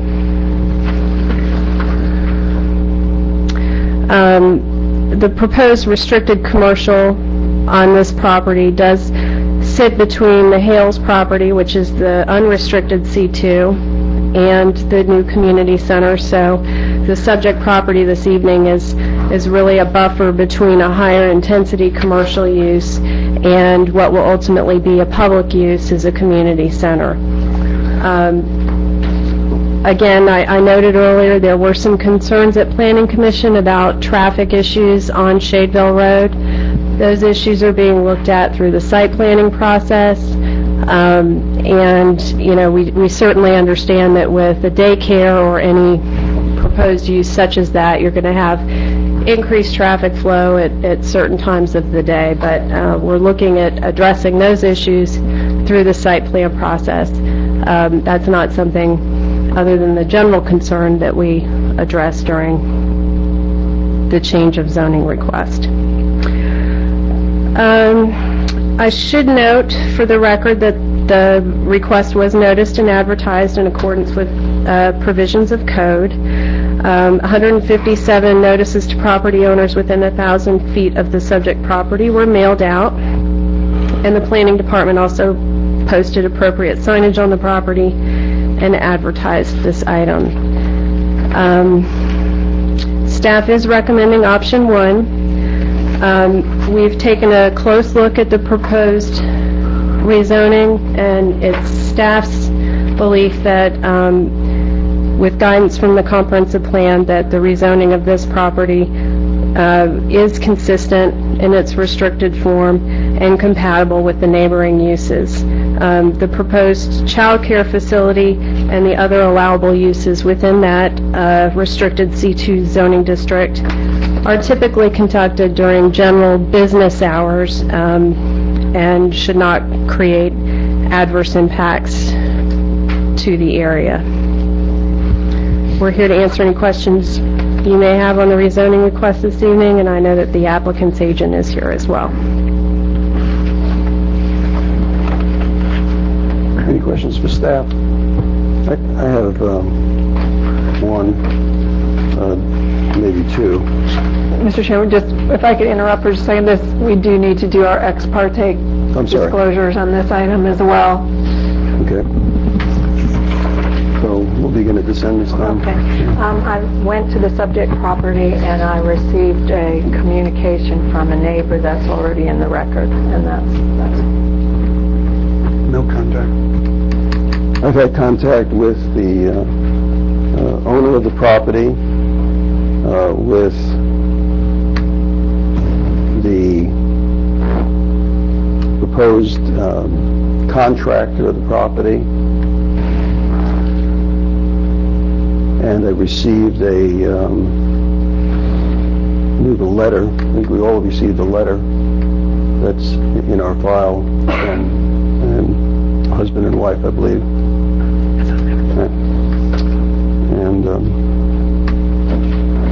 And the subject of the discussions from the contractor and the owner was to their efforts to expedite the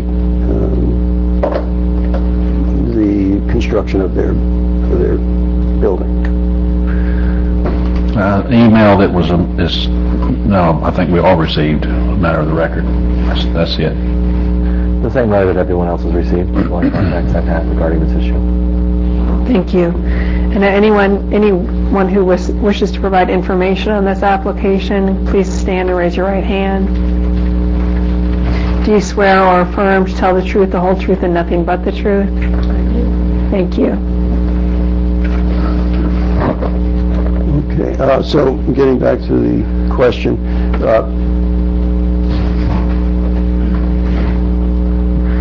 the issue of proportional fair share, that is addressed at the time of the site plan, is that correct? That is correct. And does the level of the road that we have affect proportional fair share? The level of service on that road? It does, depending on the number of existing trips that are out there, and what types of capacity constraints and what types of improvements are identified for that portion of the road. Those all play into it. What we have as part of our site plan review process is a review for transportation concurrency as well as stormwater concurrency. And so they do look at the road impacts that specific site plan coming forward would have on that roadway, and what improvements are needed to offset those impacts would play into a proportionate fair share calculation. And so if the level of service presently on that road is an E, I mean as far as the county's perspective, and there's going to be whatever impact that would not change the level of service of that road, would there still be a proportional fair share contribution? If there are no improvements identified, which I don't believe there are at this time, there may be some improvements identified as part of the site plan process, but without those or absent those, that's the situation the county found itself in before, where it wasn't collecting the fair share payments. Okay, thank you. So we can talk about turn lanes. we're going to, oh, sorry. We can talk about turn lanes when the site plan comes. This is not the appropriate time for that. Okay. Yeah, I thought we can. So at this point in time, we would entertain a motion.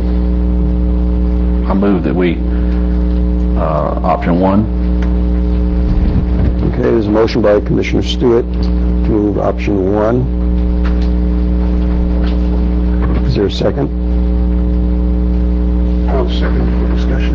And there's a second for discussion by Commissioner Green. We'll take citizen input at this point in time. Mary Wade.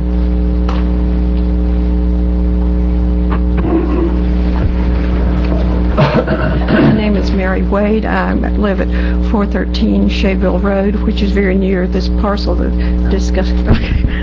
Okay, better? Okay.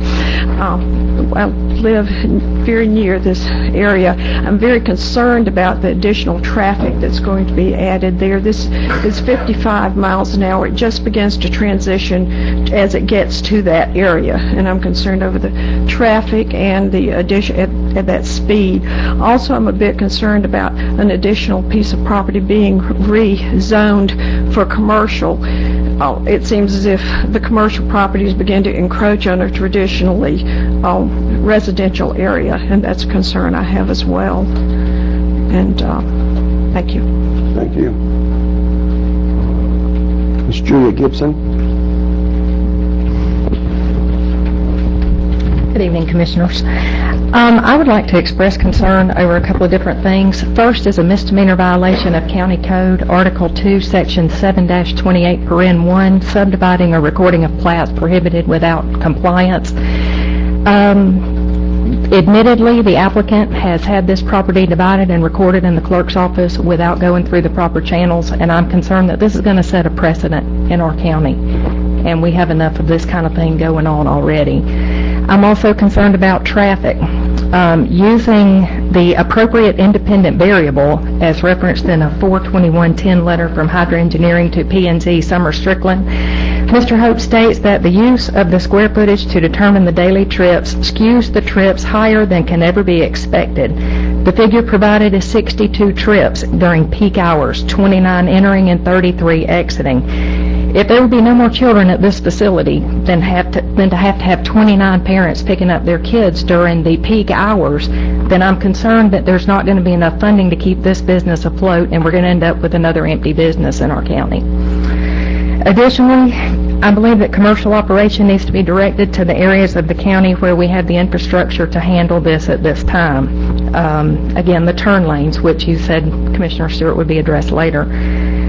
The applicant's lack of funding to be able to purchase property on 319, as is stated in one of her documents, leads me to believe that she doesn't have the finances to support this business starting from the ground up with a new building.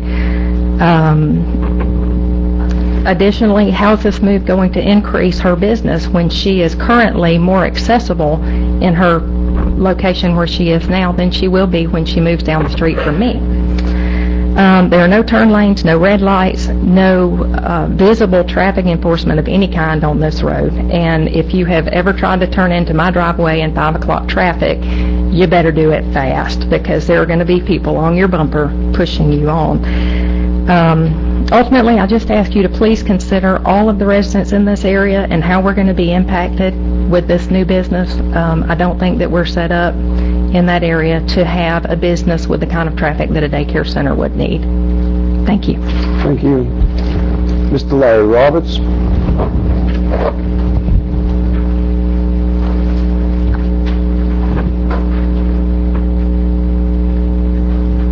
Larry Roberts, Sock Chappie. Most of my concerns have been addressed by Ms. Stevens and Ms. Gibson. I read their letter to you, which is attachment 7 of the application, and I was a little bit concerned about what they had to say, the impact of traffic and whatnot. Ms. Stevens, I'm going to have to disagree with her a little bit. Every development has some negative impact particularly on traffic. any additional trips slows things down and turns our highways into city streets, which is what we've basically done with 319, and will continue to be a problem forever. I don't really have anything further at this time. I'd talk about it when it does come back before you as a site plan. I don't know. And I thank you, Dr. Kessler, for clearing up the proportional share thing. Thank you. Additional board discussion? Questions? One question for the attorney. What was referenced as far as a misdemeanor? How does this affect the county? Now, I believe that section, Lindsay, I don't know if you know that one off the top of your head. I believe that's talking about platting, correct? I mean, which really, this was what happened here was they sold off a piece of property by deed instead of subdividing. That happens all the time in the county, either, you know, a bargain for transaction between two parties, or by, you know, when somebody passes away and it goes through probate and it goes to heirs. I believe that section was being referred to as a platting section, which is not what was what happened here. It was not platted improperly. It was just sold off by deed. So, just basically for clarification, is there any concern on the county? No, I don't think that section. I mean, that people should be advised never to, you know, sell off pieces of their property by deed without going through proper planning channels in the county to have it split off. But like I said, that happens all the time, and what happens then is the people that have gotten a piece of property by deed aren't going to be able to develop it until the proper determinations are done by the county and the processes are done. And that's what we're doing today, is basically fixing what was done. But I don't have any concerns because I don't believe that section specifically applies to what was done here.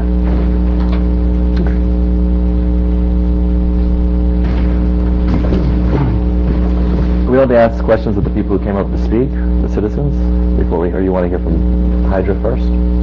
It's up to you. You can. What would you like, Mr. Brown? I can hear from Joe. You can just ask me questions. I'll have a question. For Ms. Julie Gibson. The only thing I wanted to speak to was just to clarify what happened with the purchasing of the property. There was some confusion with Miss Lucy. She thought that she could buy a 2-acre lot. She didn't realize that she was buying a lot that was technically not going to be a legal lot within the RR5 zoning. So there was just some confusion on her part at that point. When I brought it before staff, we realized that we had an issue there, and so that's why we're going through the rezoning process. Any other questions for? I would ask you some questions, although they may be more appropriate to the site plan. But since you did do the traffic analysis, yes, sir.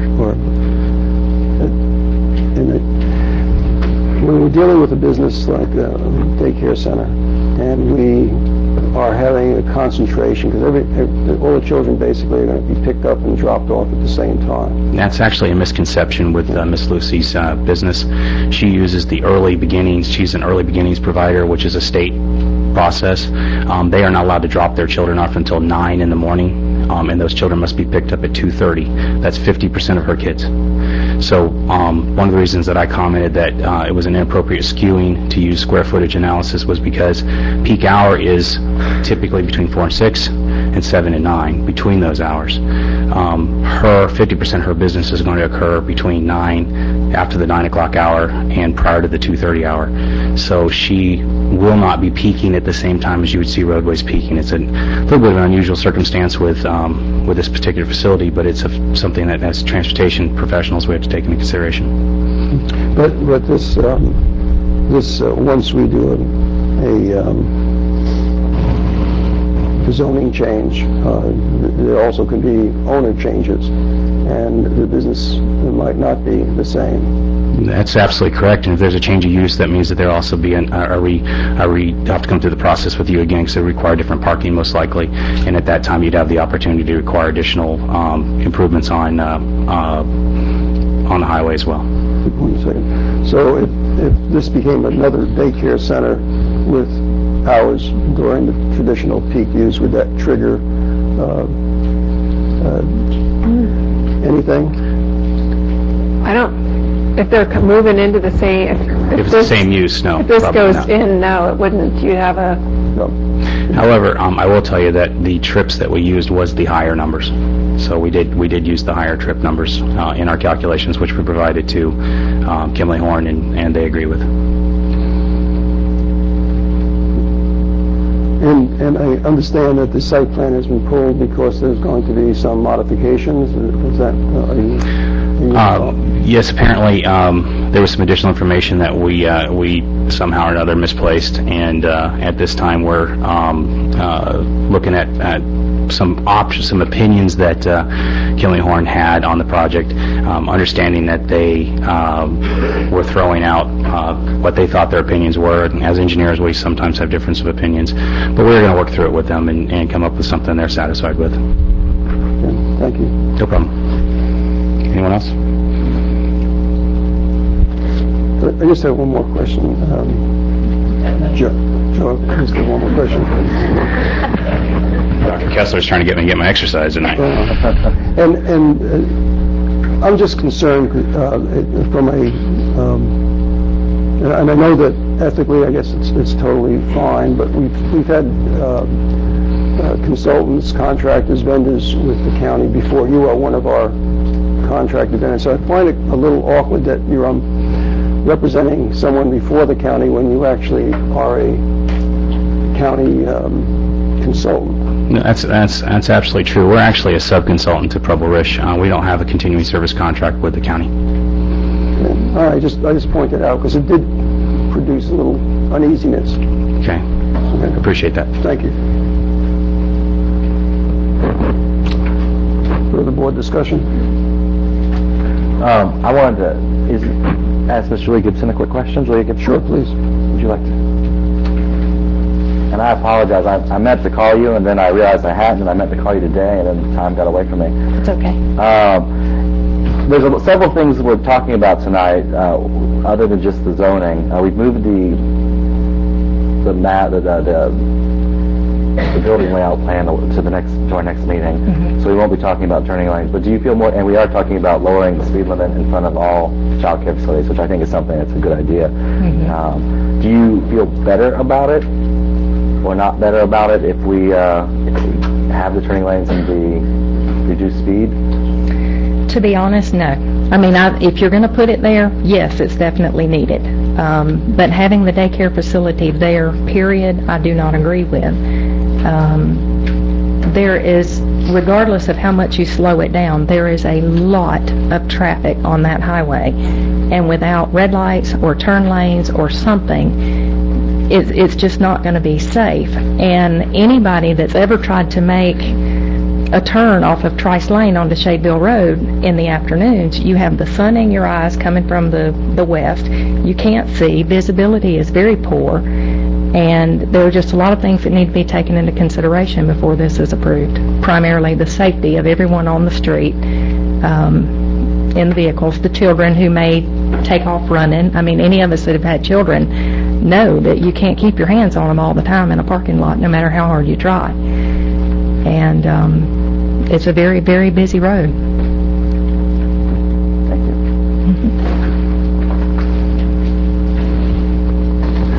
Okay. Yes. I feel uncomfortable with, even though you say this happens a lot, with a property that's been illegally subdivided. And then to make it right, we have to intensify the zoning, and I know that you have been working on ways to try to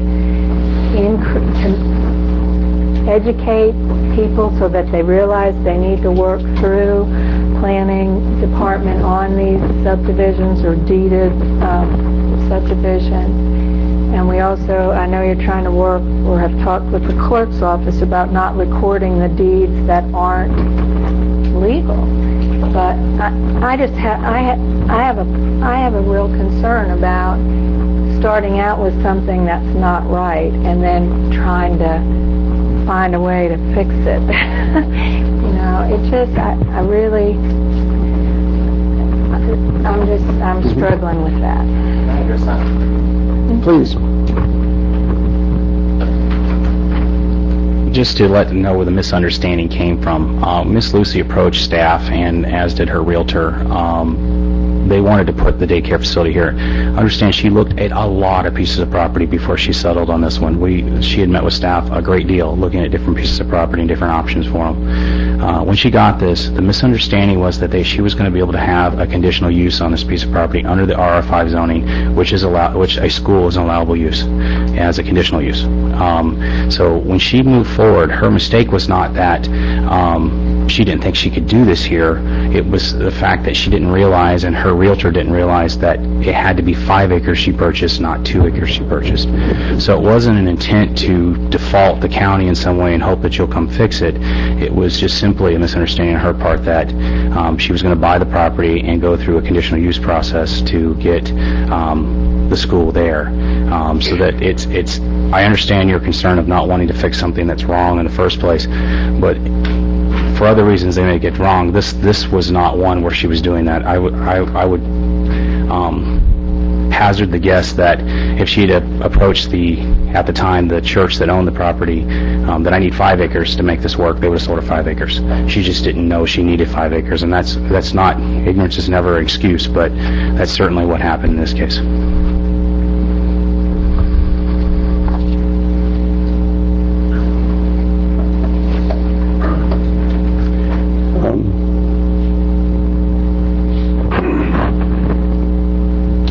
Well, and again, Lindsay, please. Staff's recommendation is based on the current use of the properties surrounding that parcel. Correct. And so could you amplify again for the board your recommendation? We're recommending approval of the restricted zoning.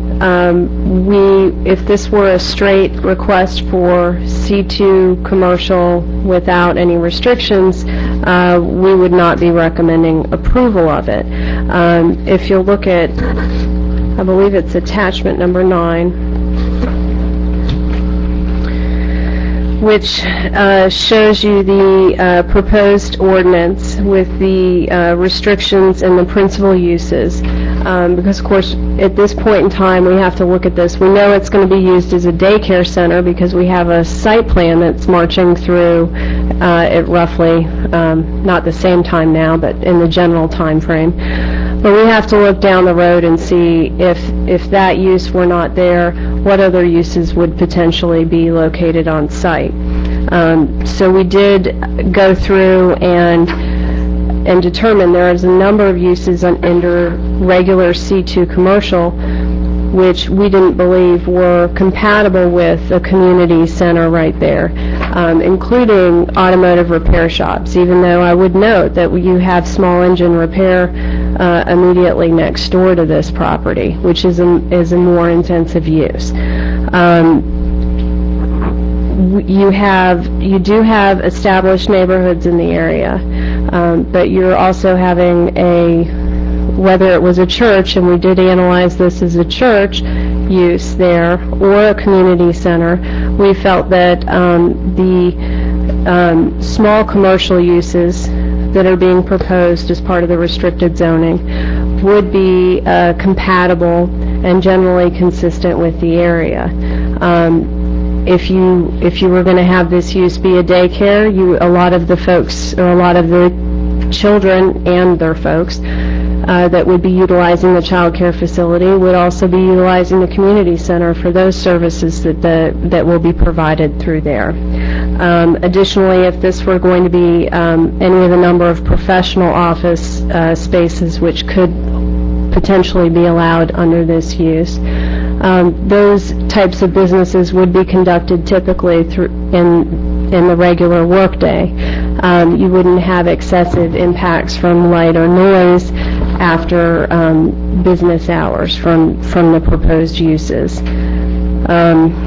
We felt that those minimal type uses, if ultimately this were a small retail store, and again, there aren't any gasoline sales being proposed or alcoholic beverage sales being proposed as allowed on this site, but that folks that utilize the community center or live in the neighborhoods generally around the area could go buy a loaf of bread there instead of driving into Crawfordville, or they could go buy some Gatorade and go work out at the community center. So staff did look at the number of uses within the restricted zoning and take that into consideration.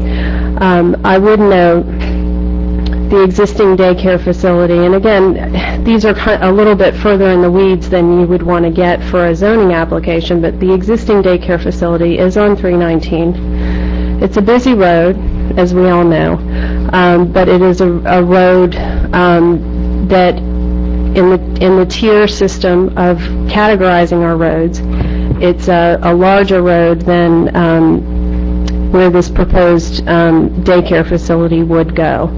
I understand Shadeville can get busy at times. You do have, at points in time, the 55 mile an hour speed limit.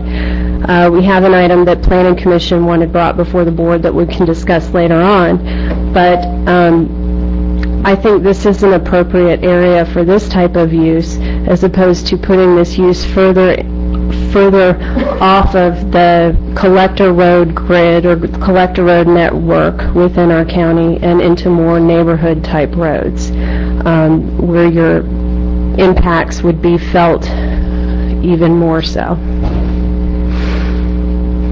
And I understand the concern to have the road, the business on a road that's accessible, but it's the ingress and egress that most concern me, and the effect of, even on a road right now that has traffic but is flowing good. It's one of our major roads in the county. Takes us from Crawfordville to Wakulla Station and on to Newport. That's an important artery for our county, and that infrastructure needs to be in place before we do things. This draft ordinance that's here, is attachment 9. Are those the proposed uses that would be included? Yes. And was there any sensitivity to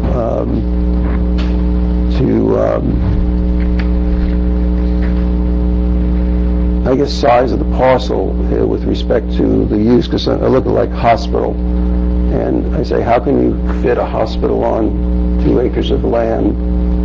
You know, how does that work? You probably couldn't.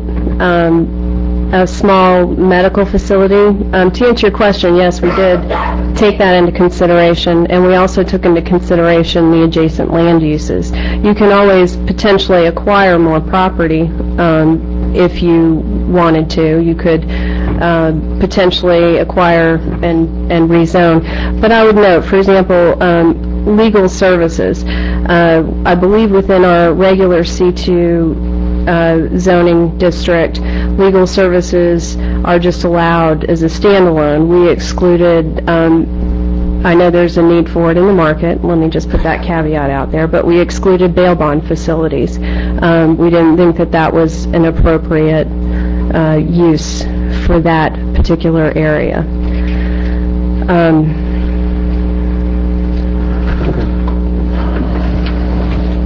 I have no further questions. We have a motion by We have a motion and a second in front of us. Who's Commissioner Stewart who made the motion, and second by Commissioner Green. We'll call for the motion at this point. All those in favor signify by saying aye. Aye. Opposed? Aye. And it passes 4-1. Mr. Chairman, the last item under planning and zoning, as was discussed, I think, during the prior item, we're going to be requesting a motion to continue that to 5 p.m. on July 19th at the regular board. So moved. There's a motion and now a second. Motion by Commissioner Stewart, second by Commissioner Brock to continue the application for site plan SP 10-03 to July 19th at 5 p.m. Any citizens to speak to that? There wouldn't be. All those any further board discussion? Hearing none, call for the motion. All those in favor signify by saying aye. Aye. Opposed? It passes unanimously. Before we take a break, I want to acknowledge, I noticed that former Commissioner Nettles, who's in our room, was up filling out a speaker's card, I believe, so I believe we'll be hearing from him, and his wife Joanne is in the room. So I acknowledge Commissioner Nettles. And we're going to take a 10-minute break now. Thank you. Point.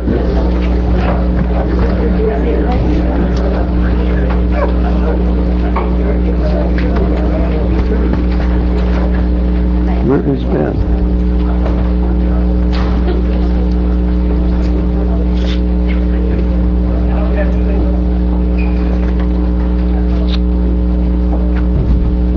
Missing a couple of people.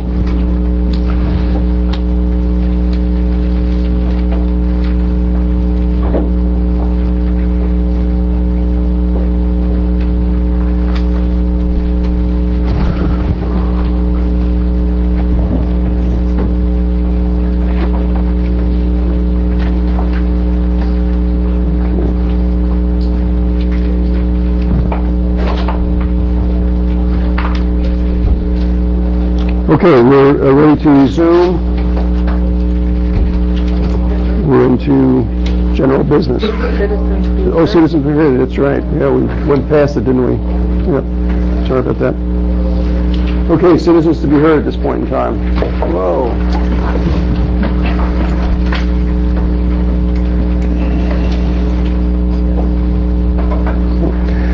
Okay, Mr. Darcy Brazier, Chief.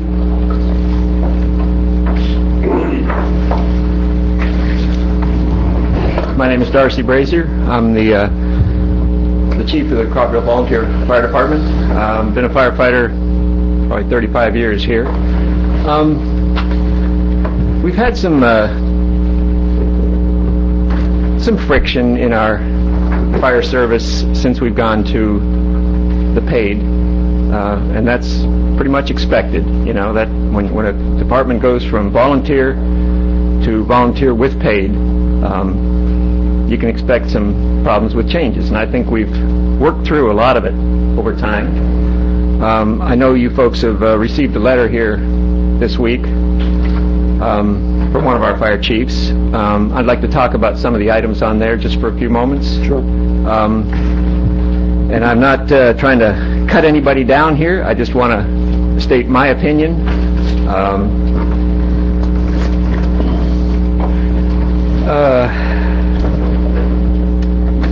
There was some talk about a lieutenant, a new lieutenant that was brought on.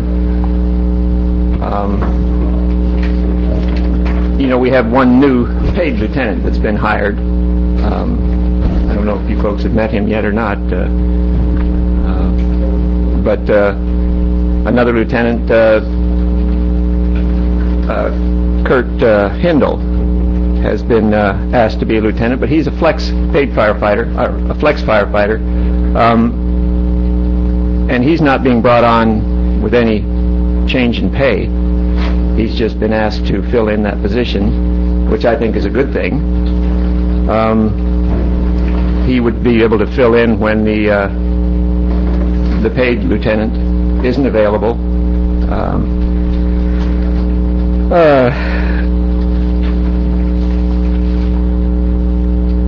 I know we're going to be talking a little bit later about some of these items, so I'll go off.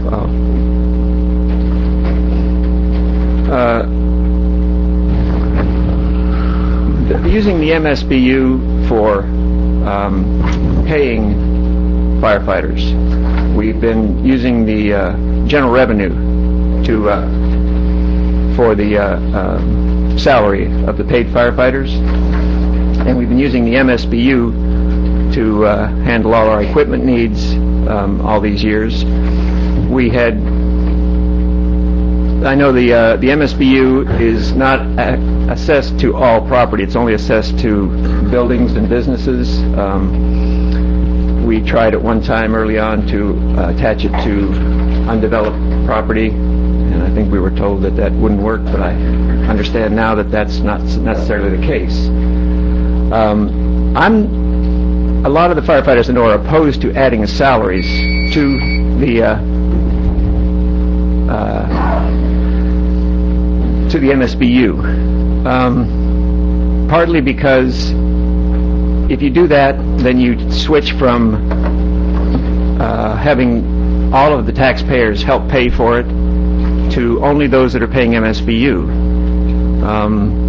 I think that could be remedied by including undeveloped land onto the MSBU, and I'd like folks to look into that. You would have to, of course, raise the MSBU to handle the salaries. I understand you folks are concerned about lowering millage, and that was part of why you were considering going to paying firefighters with the MSBU. And I'm not opposed to that if you make it equitable so that all people are paying, including undeveloped land. I mean, we respond to undeveloped land on a regular basis to brush fires, that sort of thing, so it's not like we're not protecting unprotected land. So I'd like to see that happen. I don't know if it's possible, but if that could happen, I would be in favor of using the MSBU for paying firefighters. Thank you. Okay.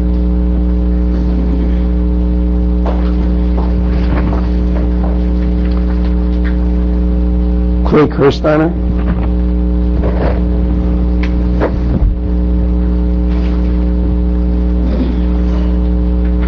Good evening. I'm Clay Kirsteiner. I live at 8 Stinson down in Ocklackney Bay, and I'd like to thank you for the opportunity to speak to you this evening. I come this evening in support of the proposal of Chief Russell with regard to the EMS firefighter cross-utilization. My comments are as a taxpayer of Wakulla County, and I support the idea of continuing to get the most value for the expenditure of every one of our tax dollars. I can see no downside from formally accepting and establishing a firm policy of requiring dual certification of all new EMS personnel, that being firefighter paramedic or firefighter EMT. Wakulla County should go forward with the expressed understanding that those personnel will be utilized in the most expeditious and cost-effective manner to Wakulla County and the citizens of Wakulla County. Speaking to one specific concern, and that is an ambulance arriving with only an EMT or only a paramedic aboard with a single person there. I will point out to you that the volunteer first responders are also alerted to the same call and may well already be on the scene. Those first responders on the scene or shortly arriving on the scene, many, if not most, are capable and EVOC qualified to drive that ambulance to the hospital. And I would point out to you that that is with no additional cost to the county, no additional cost to the taxpayers of Wakulla County.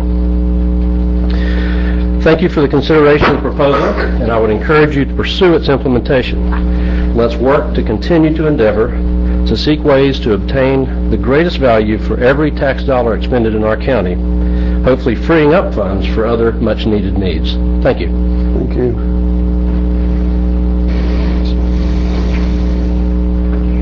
Stan Dzapolsky. everybody. Stan Polsky, 4345 Jacksonview Drive, Tallahassee. This is my second meeting here in 2 weeks, and the item I want to talk on is probably going to be next to the last on the agenda tonight, so I figured I'd get my 3 cents in worth now. But frankly, I just want to commend you all on the job you do right here, because I don't know how many of y'all know, but Amendment 4 coming up on the ballot this year, all these decisions they're having to make are going to be put on your back, and it's just inconceivable for me to think that the general public will put the effort into making these comp plan decisions, rezoning decisions, that we're all going to be charged with if Amendment 4 passes. So I just encourage everybody to vote no on 4.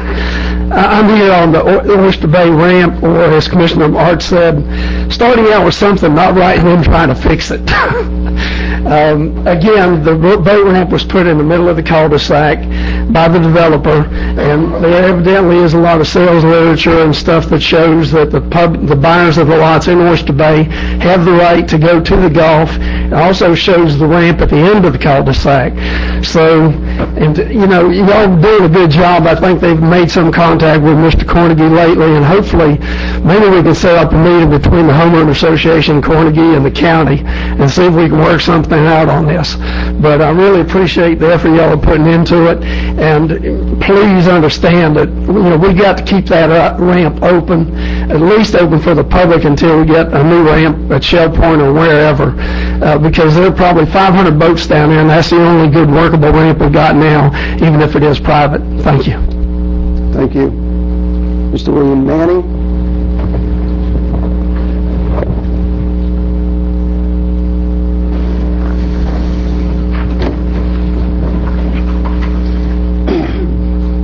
Good afternoon. My name is William Manning, 75 Honeysuckle Lane. I just want to briefly talk about the meeting, the last county commission meeting that was held. I think County Commissioner Kessler got something on the contractors that was handed to him at the last meeting. At the last minute, as out-of-town contractors. If he would have did his homework a little further, you would have realized that I was born and raised in Wakulla. I'm one of the out-of-town contractors you're talking about. I was born and raised in Wakulla. Went to Wakulla High School. Graduated from Wakulla High. Okay, so I don't know what an out-of-town contractor is. My feelings are very strong in Wakulla County. My family lives here. So, to put that out there in the public, to say, hey, he's an out-of-town guy, why is he bringing him in? I'm not out of town. I pay my taxes here. I went to school here. I got kids that go to Wakulla High. So I'm just asking the county commissioners, before you go out and take something and run with it, do a little investigating to make sure what was given to you is true.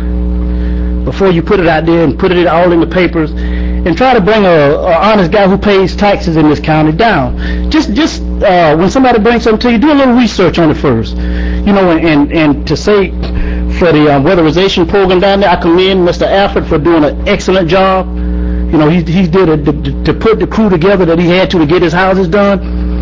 He did a remarkable job. And so you guys ought to be patting him on the back for him and what Mr. Franklin's done down there. They've held that office to the highest standards. So I would just like to say, before any of the other decisions, or before you take something wrong with it, listen to what we even had a meeting with Commissioner Kessler, and it was still publicized the same thing. So then nothing changed. So y'all do a little background on William Manning and Chariot Construction and see what you find out. See if I was born and raised in. I don't know what an out-of-town contract is, because my license allowed me to go anywhere in the state of Florida and pull a permit and build. Thank you. Thank you. Mr. Tom Wright.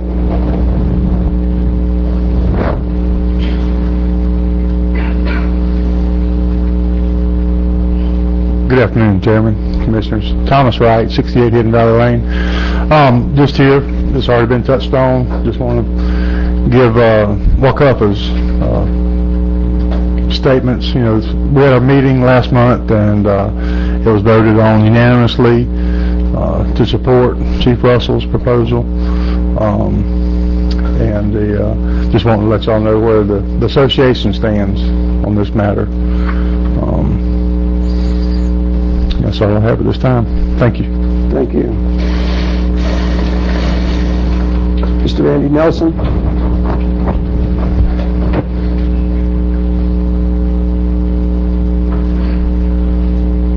Nelson, 134 Kathy Andrew Ave, Crawfordville, Florida.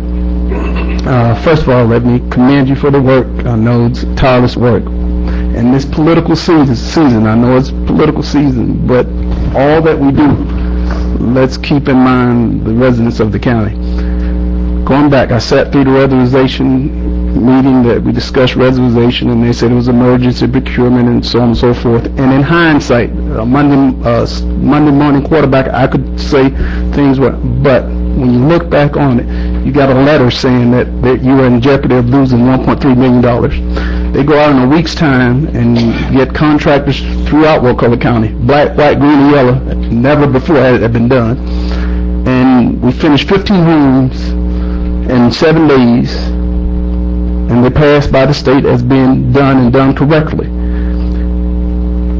When you go out and you pick out particular items on a bid sheet, like was done, but you don't tell when you put in the paper that there was a $25 difference at the end of the day, except one house got done in 2 days and others been taking 2 months to do. When we talk about politics and put it out there as front camera, it's really offensive, because at the end of the day, what they did benefited the counties. The same county that you said houses wouldn't be done, well, you got folk that got houses done in 2 days, as opposed to houses were taking 60 days to be completed.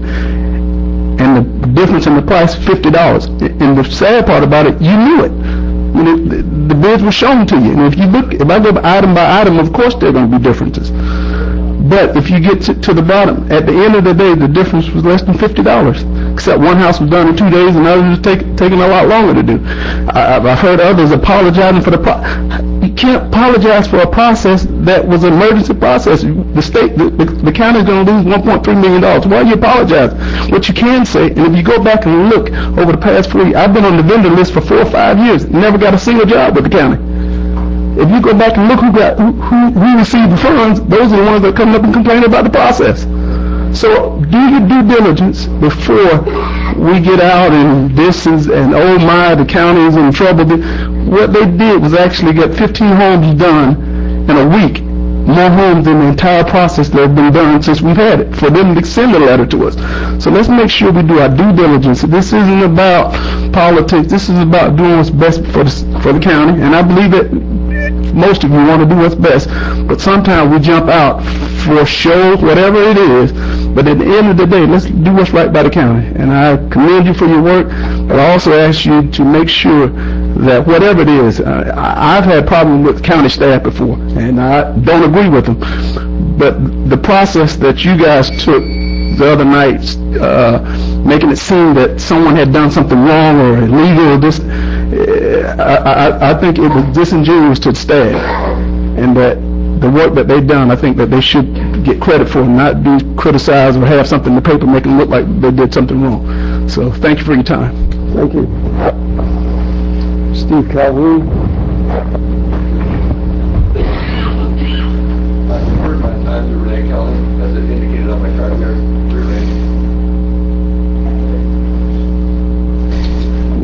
Not under citizens to be heard. Not under citizens to be heard. I'll wait to do it under the agenda item. Okay, so you're the next card. You're waiting on.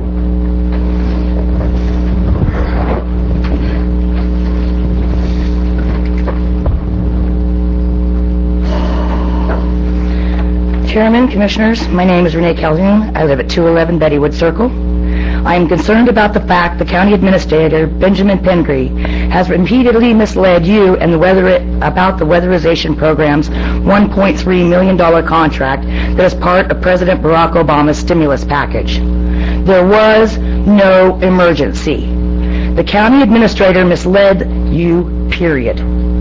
Wakulla County citizens were never in danger of losing the benefits of the weatherization program.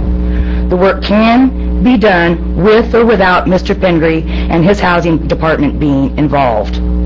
The only emergency was the fact the county administrator was about to lose $1.3 and up to $3.3 million in stimulus money, and that does not look good on a resume or when asking for merit pay raises.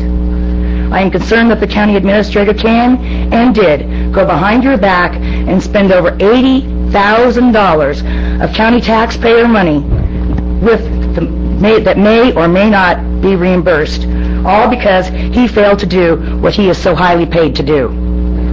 For over 6 months, the administrator did nothing to ensure that the senior citizens and families in need within Wakulla County got the needed repairs done to their homes months before the county was hit with below-average temperatures that lasted for weeks. The moment Robin Diaz resigned, the administrator could have temporarily hired the for-profit company Mr. Diaz had negotiated with, or one of the many other non-profit companies that have the certification, the staff, the knowledge, and all of the equipment needed to come here and do the work during a 6-month period that he did nothing.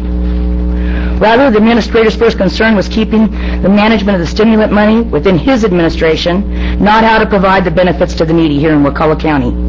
It was during this 6-month period that the county created the backlog of homes. This is the backlog that caused the letter from the DCA that threatened to take away the contract. Once again, the county administrator's first concern was not to save it was to only save the money for the county and not serving the people of Wakulla County.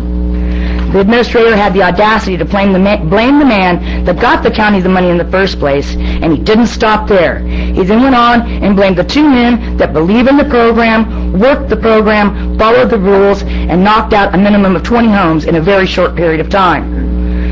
The administrator's repeated claim that the 2 certified contractors were backlogged was a lie, when in fact it was the county that was backlogged due to the poor management of the program, and not to mention the fact that he could have hurt the business and reputation of the 2 contractors here in Wakulla County for making such a claim. Mr. Pingree should be ashamed of himself for not accepting any responsibility for his non-action and the finger pointing at the ones that were getting the job done. I'm concerned that all the commissioners are still not aware that you voted to approve the contract. Can I have longer? Try to wrap it up. Okay. With Chariot contractor William Manning, whose license was suspended 2 days before he signed your contract. I checked, and it was reinstated today. I spoke with 2 people in the office of Florida Department of Business Professionals, and claiming ignorance is no excuse. I'll finish during why he's done. Or can I go on? No, please. Okay. Please, thank you. Robert Taylor.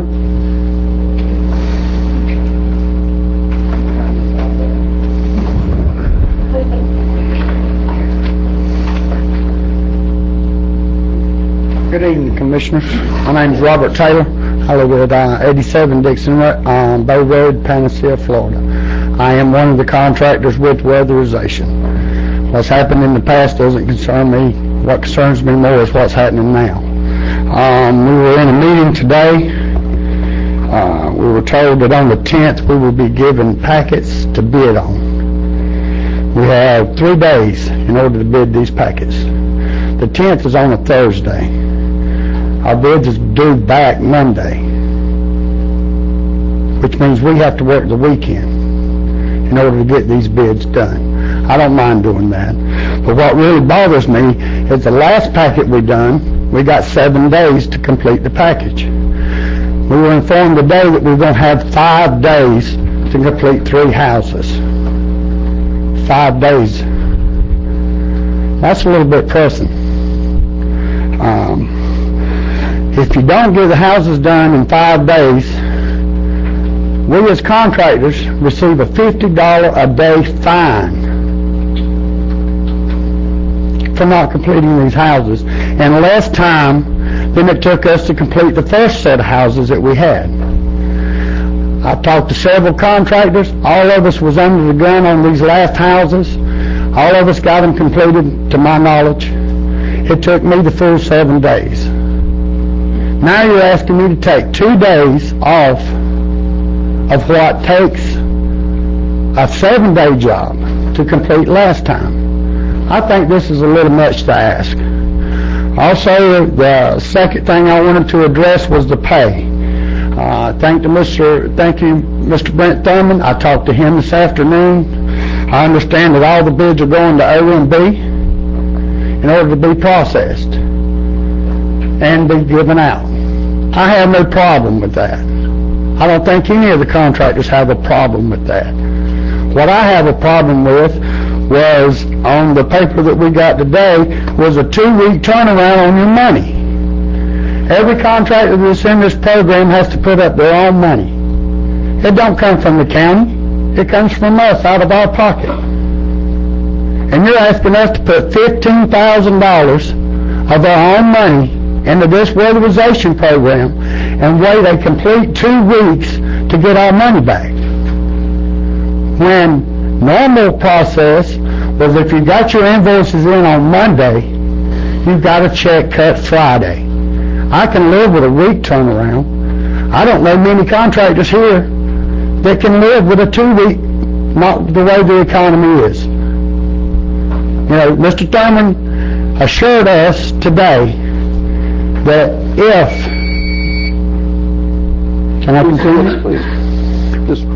we got our paperwork in by Monday,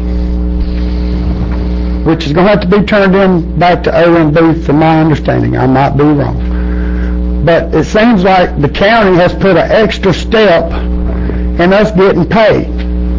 Now, you don't mind putting an extra step as far as sending our bid out or to another agency of the county, and as we get through it having to approve us to get paid, and you don't seem to mind taking 2 days off our work schedule. Well, gentlemen, it's kind of hard to get 3 houses done in 5 days. I think the board got that message, Mr. Taylor. Thank you. Thank you very much. Mr. Brewer Russell?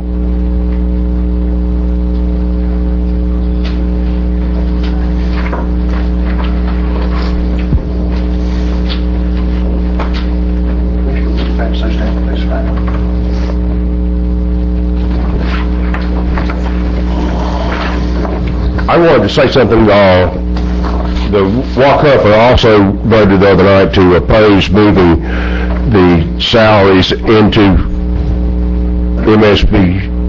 Am I missing something? No, I'm just, you have it. Okay, prove it. Into the MSBU, and some of the reasons are, there's 24,820 parcels of land in Wakulla County, and there are only about 20,000 parcels that actually pay taxes, and there are only about 13,000 that pay MSBU. And with fire salaries in the general fund, every taxable property, including vacant land, pays something towards fire protection. With salaries in MSBU, the total bill falls on the 13,000 homeowners and improved commercial property owners. If salaries are in the MSBU, then it's sort of supporting the ambulance service, because approximately 80% of all their calls are medical. When the fire MSBU was started, the attorney said it was all legal. Later on, the other attorney said it wasn't legal, and years later, the only winners were the attorneys. And it was ruled that medical can't be MSBU. You can get your attorney's opinion, but the only opinion that counts might be the judge's opinion, and the MSBU funding could be lost. And for every $23 that comes off of the ad valorem tax, you got to add $35 to the MSBU tax. And this is a good deal for larger landowners, but you can call it an ad valorem tax break, but the money being spent doesn't change. It's the same number of dollars, it's just which pocket you reach in to get it out of. Now, you may feel that vacant land shouldn't pay for fire services because vacant land doesn't start fires, but we still have to buy special trucks like we just saw tonight for the fires, and we still have to go to those fires. The MSBU was established when there was only volunteer departments, and it was to buy the equipment needed by the volunteers. When the proposal went to the board for firefighters, paid firefighters, it was agreed the salaries would be general fund. That was the right decision then, and it's the right decision now. Thank you. Thank you.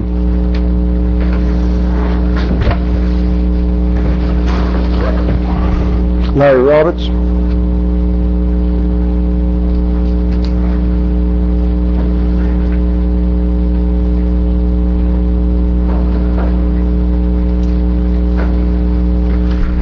Larry Roberts, Sop Choppy. I'm here tonight, right now, for the most part, to support you, Russell.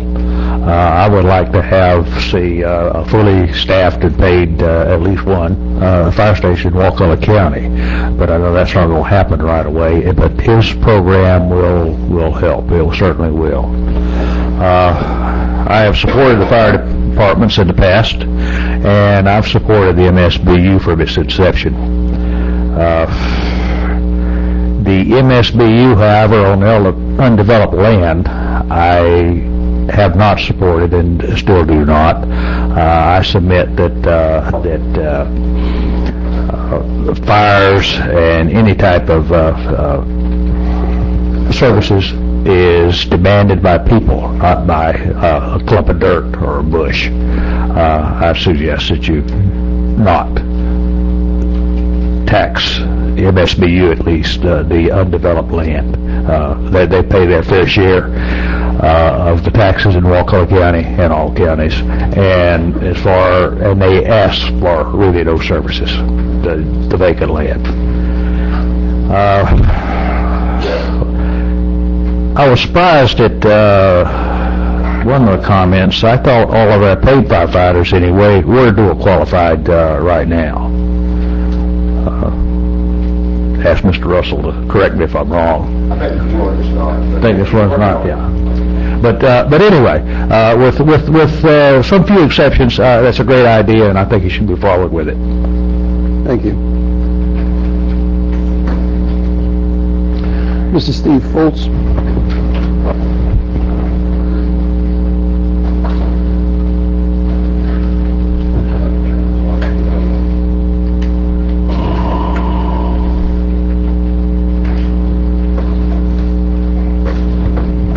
Good evening, Commissioners. Steve Foltz, 35 Montecoup Circle. I certainly appreciate the opportunity to speak to you this evening.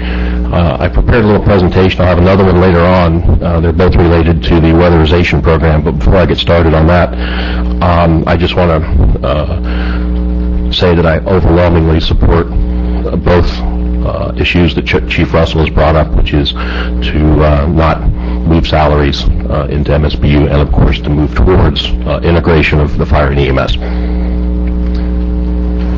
This is a little high, so it's hard to see this, but we'll get started.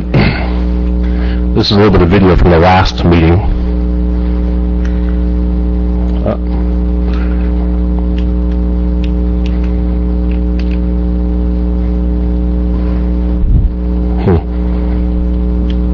Can you just hit return? Well, I don't know why that's not playing, but I want to make something very clear with respect to the weatherization program. That is, that this $1.3 million that we're talking about, up to $3.3 million, the county was never in jeopardy of losing the benefit of that money. That money will have been spent in Wakulla County for weatherization, regardless of who implements the program. There are any number of other programs, other companies that are nonprofit that administer these. I'll talk about that later on this evening. Towards the end of the evening, it's really important to understand what happened here. With respect to the emergency, though, Commissioner Stewart asked the county attorney directly for a yes or no answer. The answer that came back was, you had a very good argument. It was not a yes or no answer. If there were any doubt at all about the legality of what occurred, this item should have been tabled or at least voted down. Whether or not this item passed, the grant benefit would not have been pulled from Wakulla County, simply the administration of the program. Seeking what's called a sub-grantee would have been the perfect solution and benefited our county enormously. I'll talk about the sub-grantees in my next presentation. Let's talk about the emergency. Wakulla County Purchasing Ordinance 0816 clearly defines an emergency purchase as an expeditious purchase of goods, services, consultant services, and or construction to reduce an imminent or existing threat to the health, safety, and welfare of persons or property within the county. The county, no person or property was ever at risk. Those benefits will come to this county regardless of who administers this program. That is a crucial point that needs to be understood by the commissioners and the public. no threat ever existed to persons or property. If DCA had threatened to cease weatherizing Wakulla County homes, it would have met the threshold for an emergency purchase. But since the DCA only threatened to seek an additional or replacement provider, clearly no emergency existed. Please vote to rescind the approval of agenda item number 25 from your last meeting of May 17, 2010. Thank you. Incidentally, just quickly, there was talk that there were no programming or no programs available for training. You can see there are many dates available for inspector training. This comes directly from Weatherization Assistance Manager. All these dates were available. Thank you. Chief Love?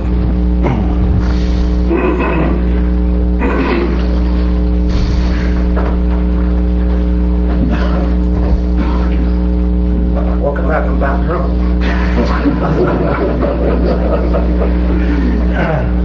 Just for a few moments here, we are working with the county under a contract to furnish fire protection for Wakulla County. This was guaranteed to us at the time we finished this contract that they would not pay the paid firefighters out of MSBU money. If you go back, I think about 96, we asked you people to raise the MSBU to help get where we could buy equipment and stuff that way. When we left this thing and turned it over, the county took it over. It was better than $1 million that we had saved to be able to buy equipment down the road for our firefighters. That money, where it went, all these new trucks that you see out there, maybe that's where it went to. But I'd like to please, you agreed then that it wouldn't happen. If you will support that now, I'd certainly appreciate it. Thank you very much. Thank you, Chief. That concludes our citizens to be heard. Is there anyone that had filled out a card that didn't get the opportunity to speak? You did? Yeah. Can you get my daughter? What was your name? Nelson Joy. I didn't have one here in my hand. You're also speaking on item number 24? Yes. And Thurston City Hall? Yeah, good.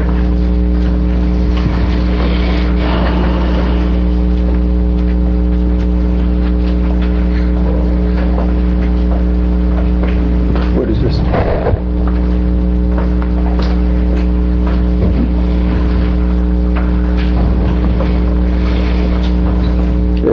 This is 24C, but please speak.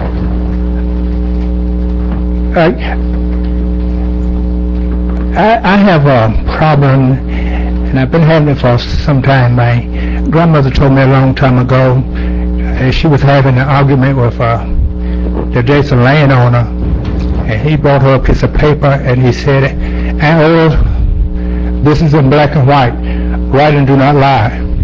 My grandmother said, "Mr. Harvey, but writers sometimes lie." I'm somewhat confused, and reading the paper, I just don't understand what the problem is. I have some questions, and I wanted to get some answer, but I'm going to give you some time to think about the answer. While we're behind in our weatherization of the home, how many contractors was on board at this time? Could it have been that, and I'm telling you because I work for the county and retired from the county and I know what I'm talking about, could it have been that someone was saving these 18 jobs for the same contractors, the reason they got behind? If it's true that a contractor walked off a job, Mike, I think you know, you was here when I was here, I fired a many people. If they walk off my job, I'll fire them in a minute. And I didn't have the pleasure of working with Ben, and I won't call your last name because I never could pronounce it, but it seemed that he has formed a committee, and that committee to me seemed to be a bipartisan committee, and we ought to let it do its job. And then if you have need of someone to give that committee some questions and find some answers of that's in the citizen mind, I'm free and I'll be able to do it. Thank you. Thank you.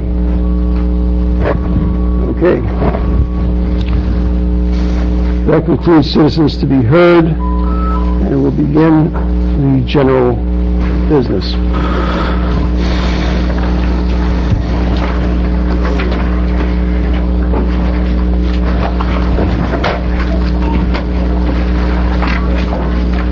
Okay, Mr. Chairman, Commissioners, item number 28 is the first item under general business. And this is, I think, one of the last, probably go in withdrawal, but one of the last items of the main items that the clerk has helped shepherd through. And I think there's a couple key action steps, some information, a couple key action steps we asked you this evening. I'm going to turn it over to Mr. Clerk, and we'll support him.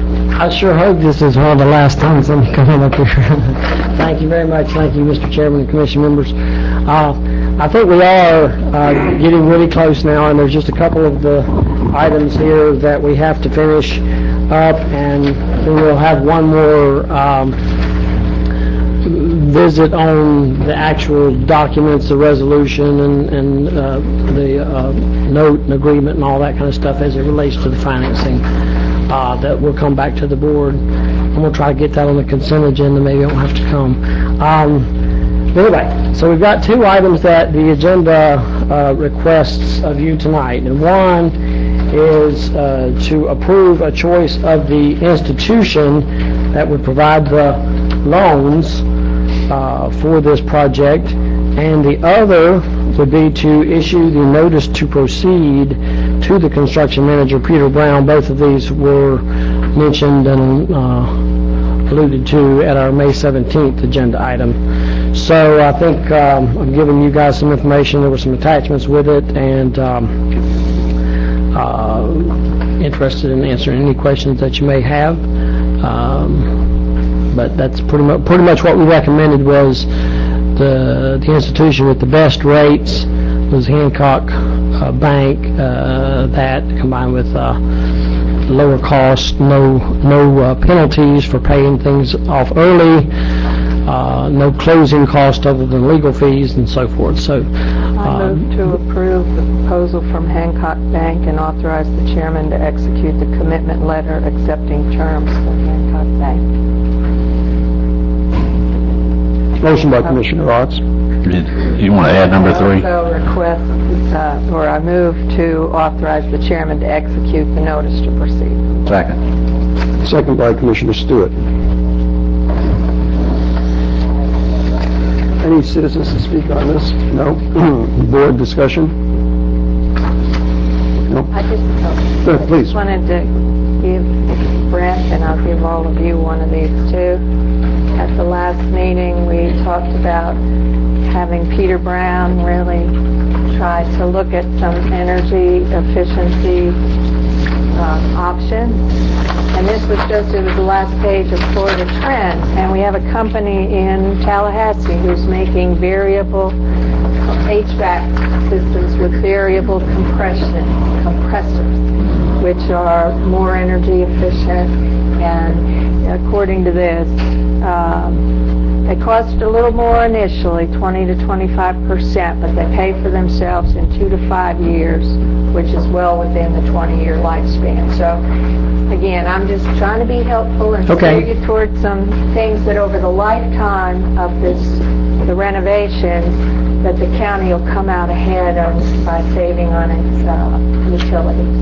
Anything that we get a payback on a short period, we certainly need to look at. I will point out, kind of dovetails into Commissioner Hart's discussion there, that we are looking at saving about $500,000 which I give you guys credit for, between squeezing the project just as much as we could squeeze, and opting for the financing package and trying to make that a shorter-term loan with a better interest rate. On top of which, we could refinance if somehow rates got lower. I shudder to think what would happen on what people could earn in the bank, including the county funds, if interest goes any lower, but it could. So, want to point out that $500,000 and mention that one of the issues that is bound to arise is there's bound to be something in an older building project like this that we might not have anticipated. We have a small contingency in this project, but it wouldn't surprise me if we don't run into something, 2 or 3 somethings, and use that up. So I guess there's a slight chance we may have to come back to you if that were the case. But otherwise, I think anything that we run into that is within the purchasing guidelines, we would just do a kind of a change order type project. If it's within the purchasing guidelines, we may not be back to you and just take that out of contingency, but if it's something big and major, definitely be back before you guys even with that in mind. But I just want to point that out because it certainly wouldn't surprise me if we don't discover some things, and if we don't spend that contingency, then there's another 5% that'll come right back off of the $2.3 million. So that's just a little food for thought there. Thank you very much.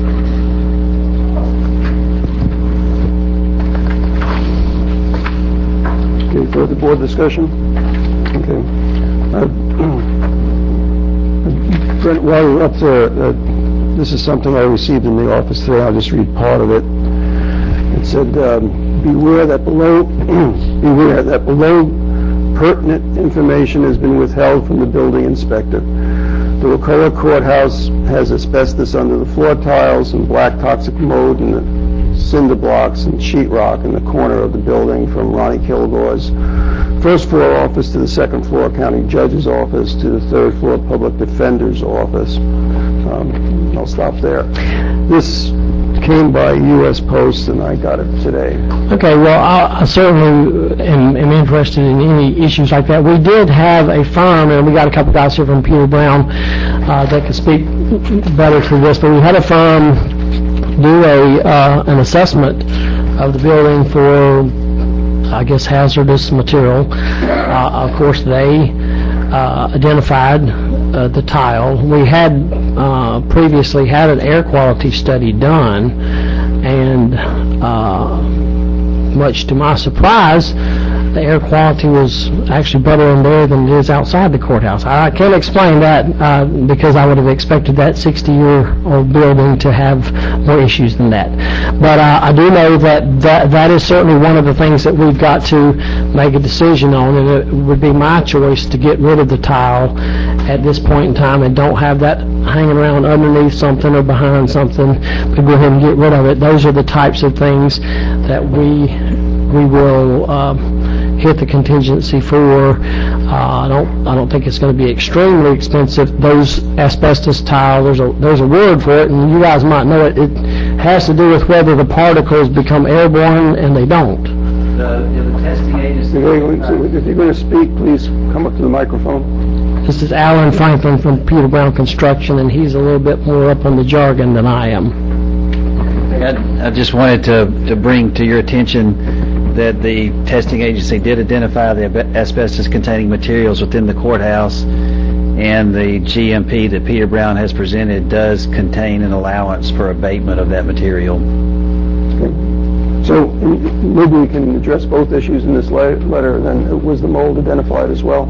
As far as I know, there was no testing done for mold. If it's something that was encountered during construction, generally we address it at that point. I think it's hard to go through a building like the courthouse and actually find it, but during construction, generally things like that do show up. You could address it then. Thank you. I would just like to encourage, if somebody knows something that I don't know or Peter Brown doesn't know about the cinder blocks, I would certainly be interested in it. I think that if there were mold in the building due to the numerous locations that we had the air quality tested by a certified firm, it would have shown up. But if there's anybody out there in the public, you're going to have to do a little bit better than just sling it up against the wall and give me some specifics, and we'll certainly address those. I mean, there's nothing more important to me, and I would think to you and to Peter Brown, than the health and safety of the people that use the courthouse, the employees, and the public. So right, and I would assume that, and I would have the confidence that while you were doing whatever inspections you were doing, you would be trying to make sure that everything was addressed, and that's the position that I think that I look at you upon. And this literally, while I was having my meeting with the administrator, I picked this up moments before. So I mean, I take anything like that serious enough that we will follow up with. I can follow up with the firm that did the air quality and find out, because they're expert in that, and find out if there's any chance that there could be something there that somehow wouldn't show up. But I know that was specifically one of the areas that we tested in that corner. Thank you. Thank you. So, any further board discussion? I do have some questions that I'm still concerned about what we're doing.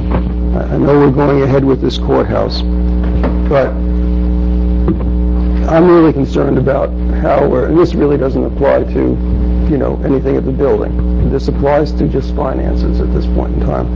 And what I'm concerned about is, do we have a plan in place that says, here's our capital projects over the next 2, 3, 5 years. How much money we need for these capital projects? Are we going to be able to do them, taking on the project and the financing and the debt? Because this is going to be debt that we're assuming right now. So that is a question that, do we have that? Can we do the other capital projects that we have outlined to the community, or that's anticipated, that is desired by the community, that's on our horizon? Well, as we covered at the last meeting when this came up, I was hoping there would be some comfort from this financing plan when we tested the market for the rates, and there is some. It's not a tremendous amount, but there is some leftover, if you will, funds from our anticipated revenues from this portion of the sales tax. It does look like, obviously, since the last meeting, we have now closed on the community center site. We are a month into a community forum outreach segment that will be coming back to you in a workshop to see what it is that the citizens want and whether or not we can afford it. Affordability is going to be a key issue for everything.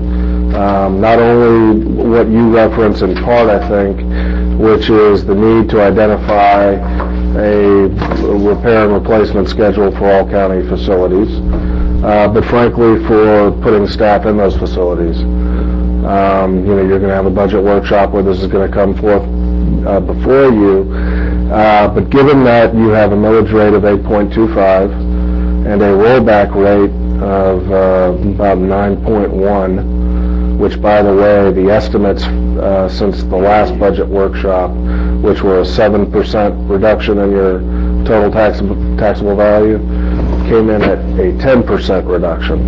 So whatever the delta, the deficit was then, just imagine that it is about 30-40% worse.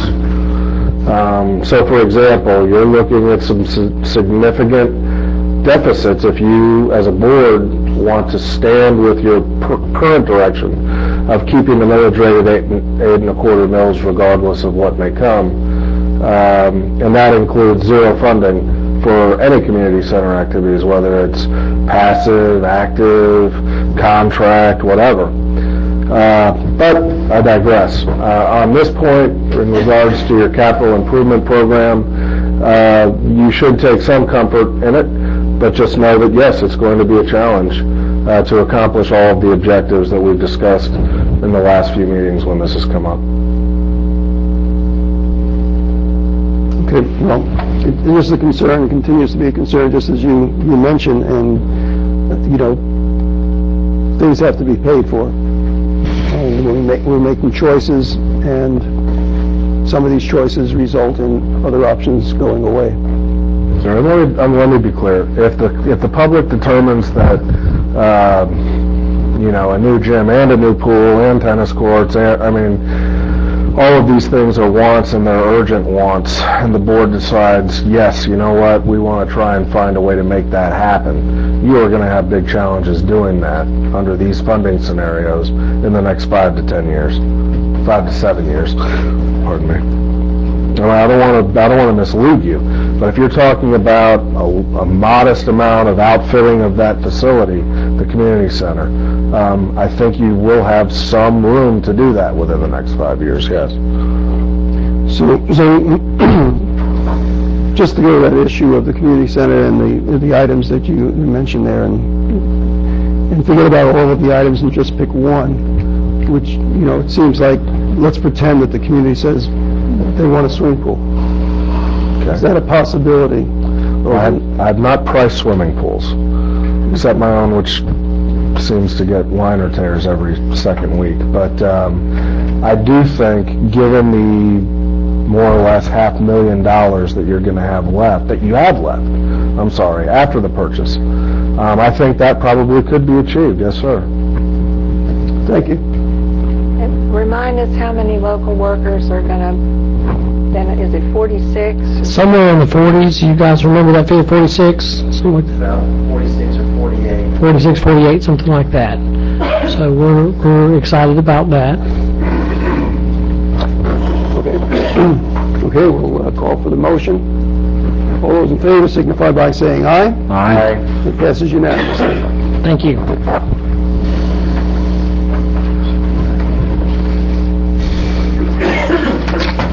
Next item, Mr. Chairman, is a request for board approval of a resolution providing for reimbursement of certain costs and expenditures relating to the courthouse renovations. In order to proceed with the courthouse renovations prior to the closing and your anticipated bank loan, the board needs to adopt a resolution expressing its intent to reimburse itself from the bank loan proceeds. So moved. Second. Motion by Commissioner Brock, second by Commissioner Stewart. Any citizens to be heard on this item? None.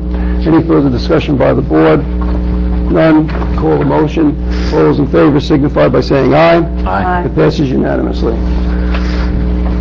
Okay, Mr. Chairman, Commissioners, noting that item 20 has been withdrawn, next item is item number 21, which is requesting board consideration of Planning Commission's recommendation to reduce speed zones in front of daycare facilities along county roadways.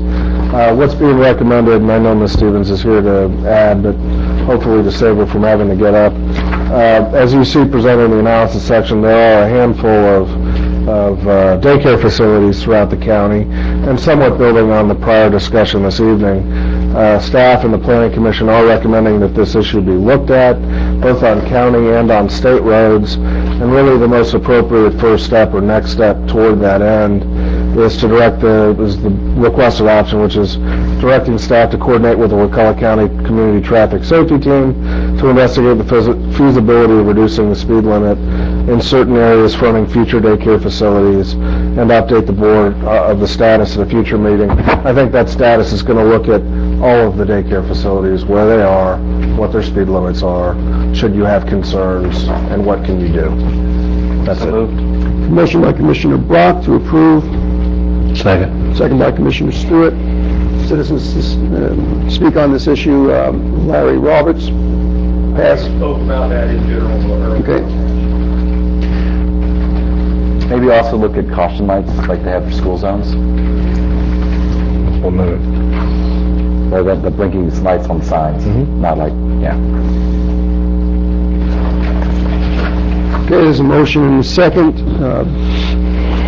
Remove the motion. All those in favor signify by saying aye. Aye. Opposed? It passes unanimously.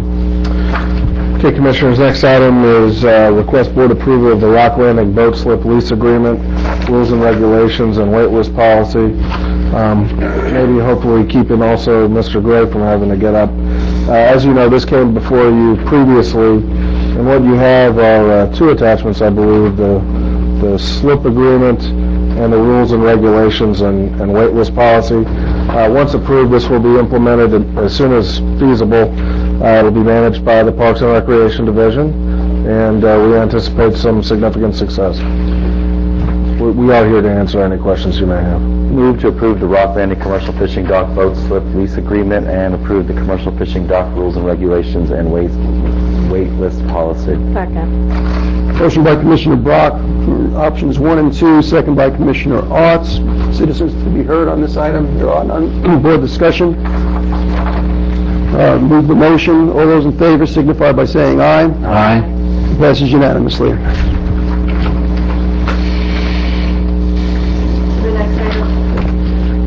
The next item, Mr. Chairman, is a request board approval of a resolution that approving and certifying a survey of a portion of Mount Beezer Road, showing the road and right-of-way dedicated to Wakulla County pursuant to Section 95.361 Florida statutes. This item concerns the item that we talked about, I guess, a couple meetings ago, dealing with the fence that had been placed in the right-of-way. Under Section 95.361 of Florida statutes, if a county has continuously maintained a portion of right-of-way uninterrupted for a 7-year period, it's presumed to be dedicated. The filing of this map is one step in the process, and it's prima facie evidence that we will be using if the need to go to court if we can't get this resolved. And I know that Mr. Seitz' attorney is here as well and may have comments. Move to approve the resolution and certify the attached survey of a portion of Mount Beezer Road that depicts road and road right-of-way dedicated to Wakulla County pursuant to Section 95.3612 Florida statutes. Second. Motion by Commissioner Brock to approve with Commissioner Stewart second. Citizens to speak on this issue. Mr. Leon Nettles.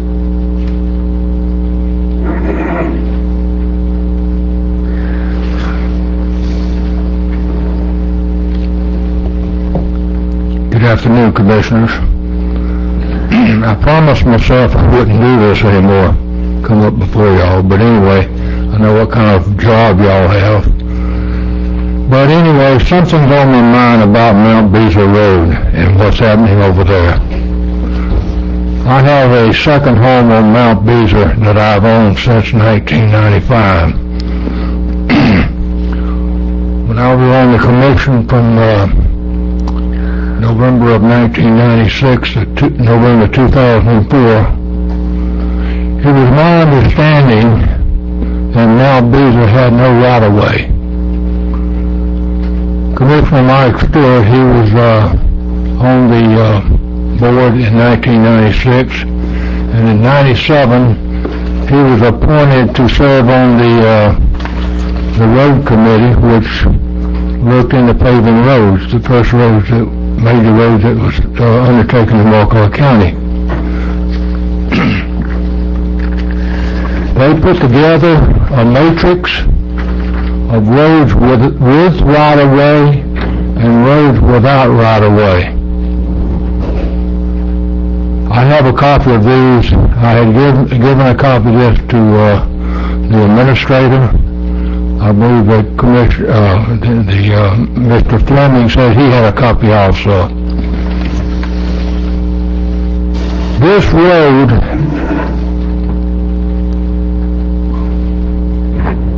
that was supposed to not have right-of-way actually had right-of-way. It was Chopper River Estates. The right-of-way on that road was 60 or 50 feet right-of-way.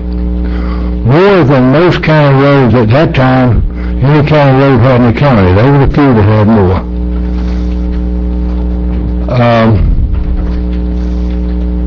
I didn't push having the road open. I didn't know it had the right. If I knew the road had right of way, you better bet that I would have probably pushed to have the road open.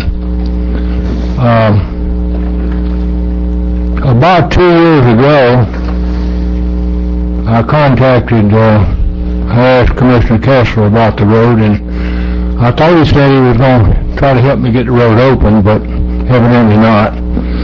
2 years later, it's not, and Then all of a sudden, I saw that my neighbor put a fence on his property line.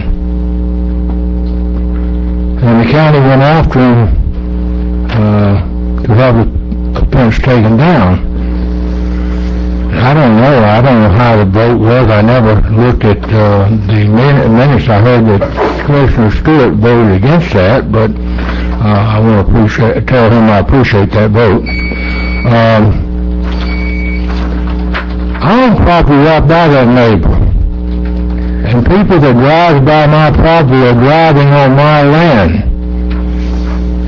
and I pay taxes on that land. And I don't want the county taking my property. I may have to go in and lawsuit myself if you start doing that. I know that I had heard, and he's not here now to defend himself, the county road department, Don Kemp. Now, I hope he's listening now, because I'm not trying to talk behind his back, that he said about 8 years ago that road hadn't been even worked in over 8 years. And I know that I've only seen the road work one time since 1995 when I bought that property. And Mr. Kemp was over there trying to clear the bank so that I could get into my property with a load of material. And that was while I was on the board. Commissioners, I'm just here to ask you tonight, if you didn't know anything about this road, you should look into it, that this road was number 12 on the paving list without right-of-way. It was number 41 in total points. These points were appointed by the committee that Commissioner Stewart served on, the sheriff, the school superintendent, let me see who else. I hope that Mike remembers this. I'm sure he does. Because we paved quite a few roads back then.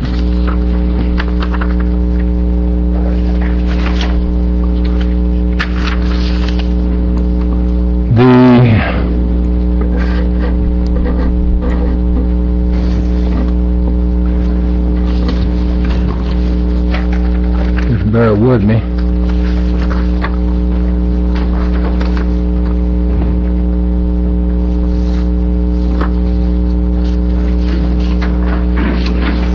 I'll repeat that. The sheriff, the school superintendent, Wakulla road maintenance, emergency services, and the postal service.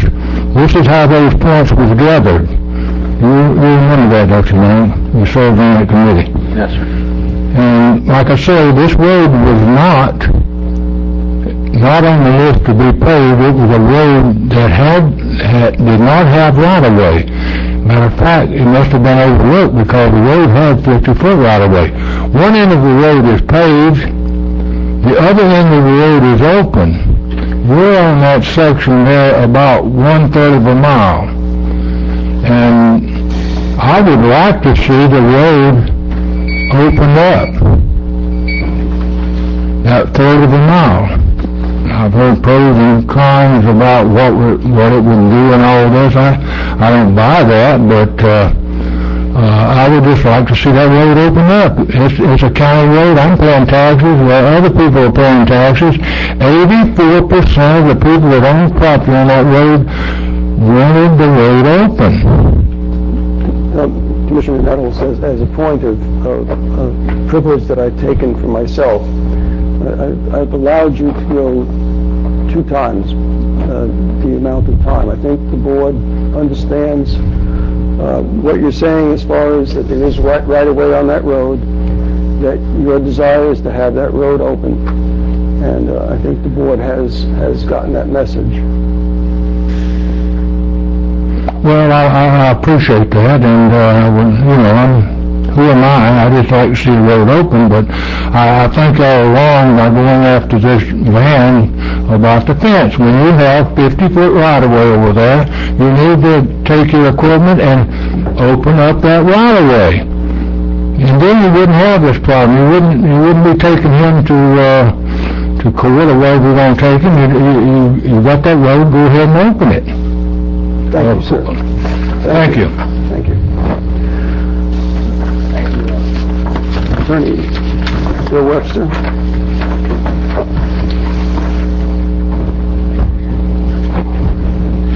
Good evening. I'll try to make this as brief and succinct as I can. First of all, I wish to object to this matter even being heard tonight.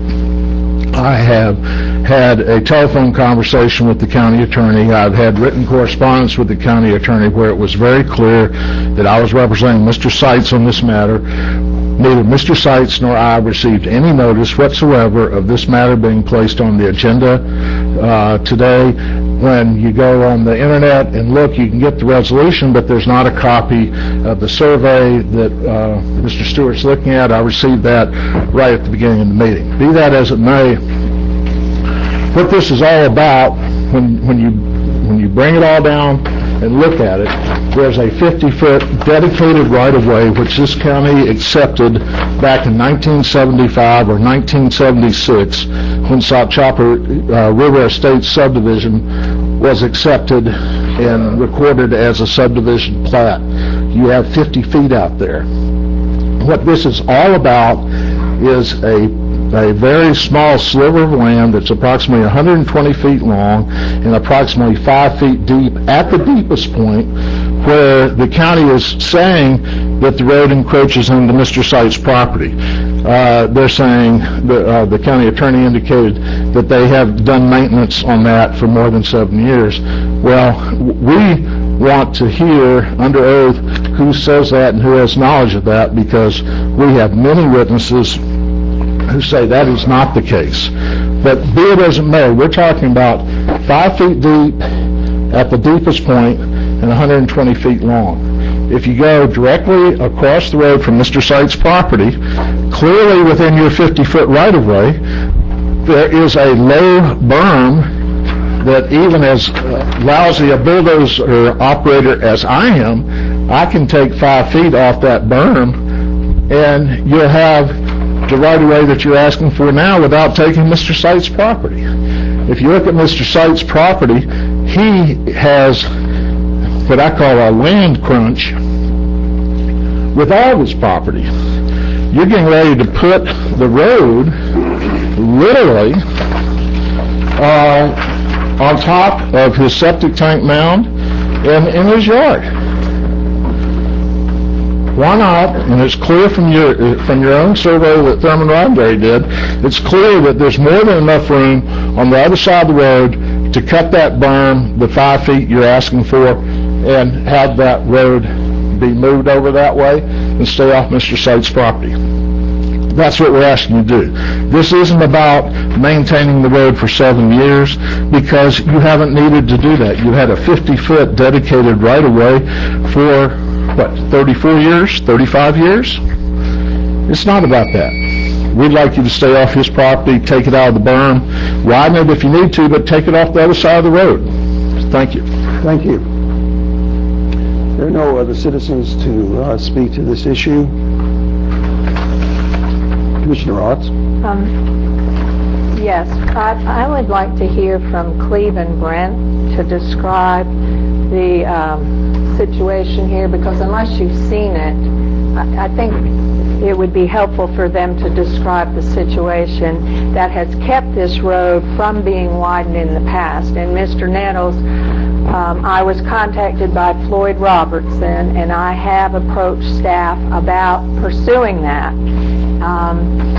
But I want you to be aware of what I've been told are some of the logistical problems of trying to open up that road. And the other thing I also want to correct is I was the one who, when this came before this board, I was the one who asked to not go straight to court, but to try and work things out with the attorney on that. So that's the only vote we had on this so far. Anyway, please, Cleve. I don't think anybody will disagree that the road is not in the dedicated right-of-way.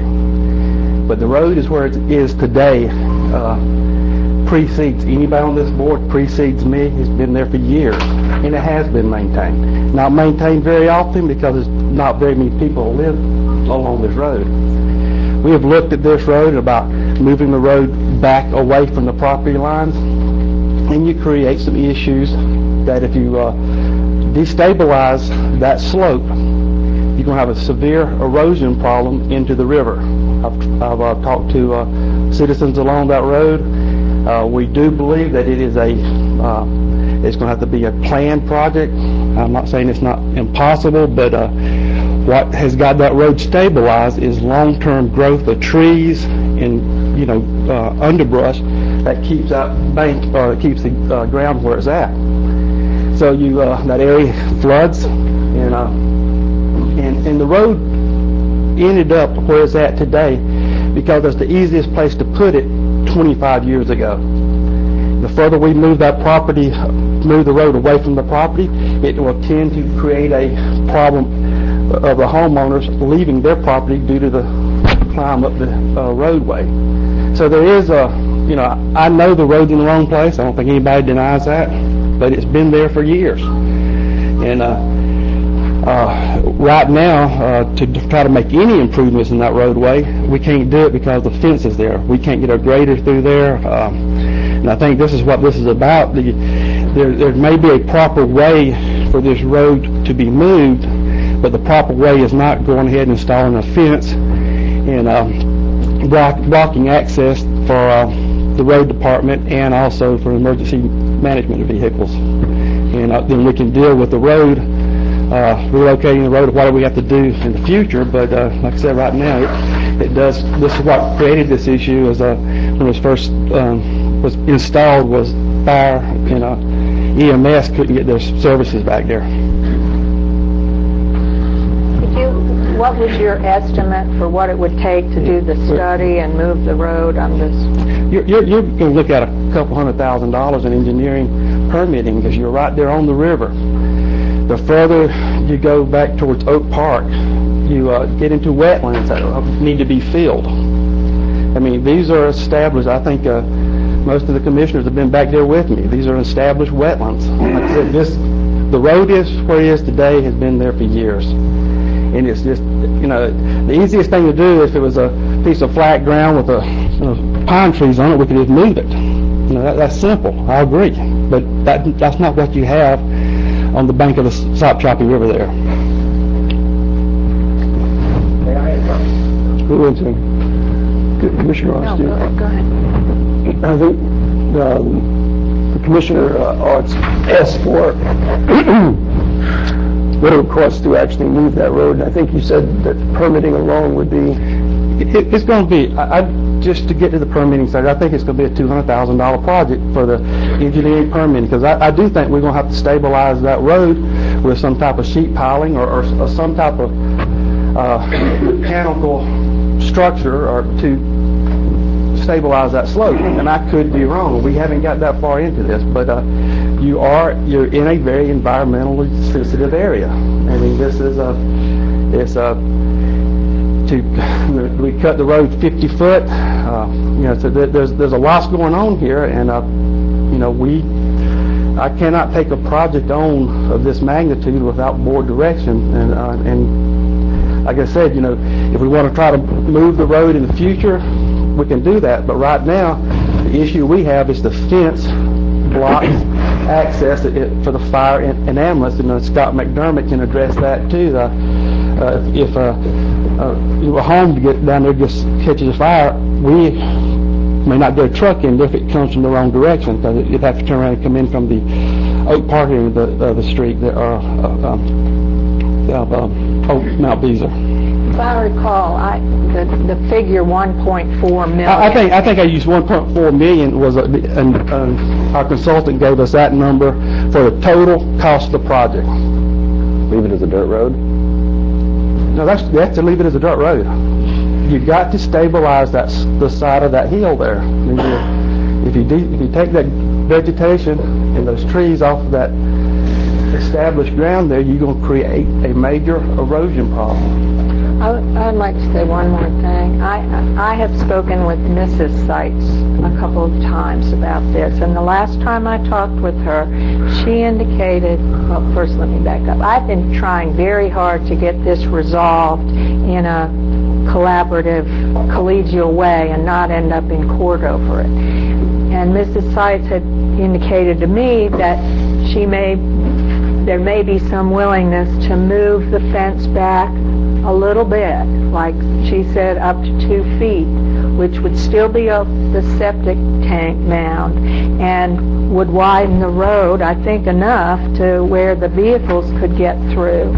And, you know, I'd really like to see that done and then not even fool around with this myself.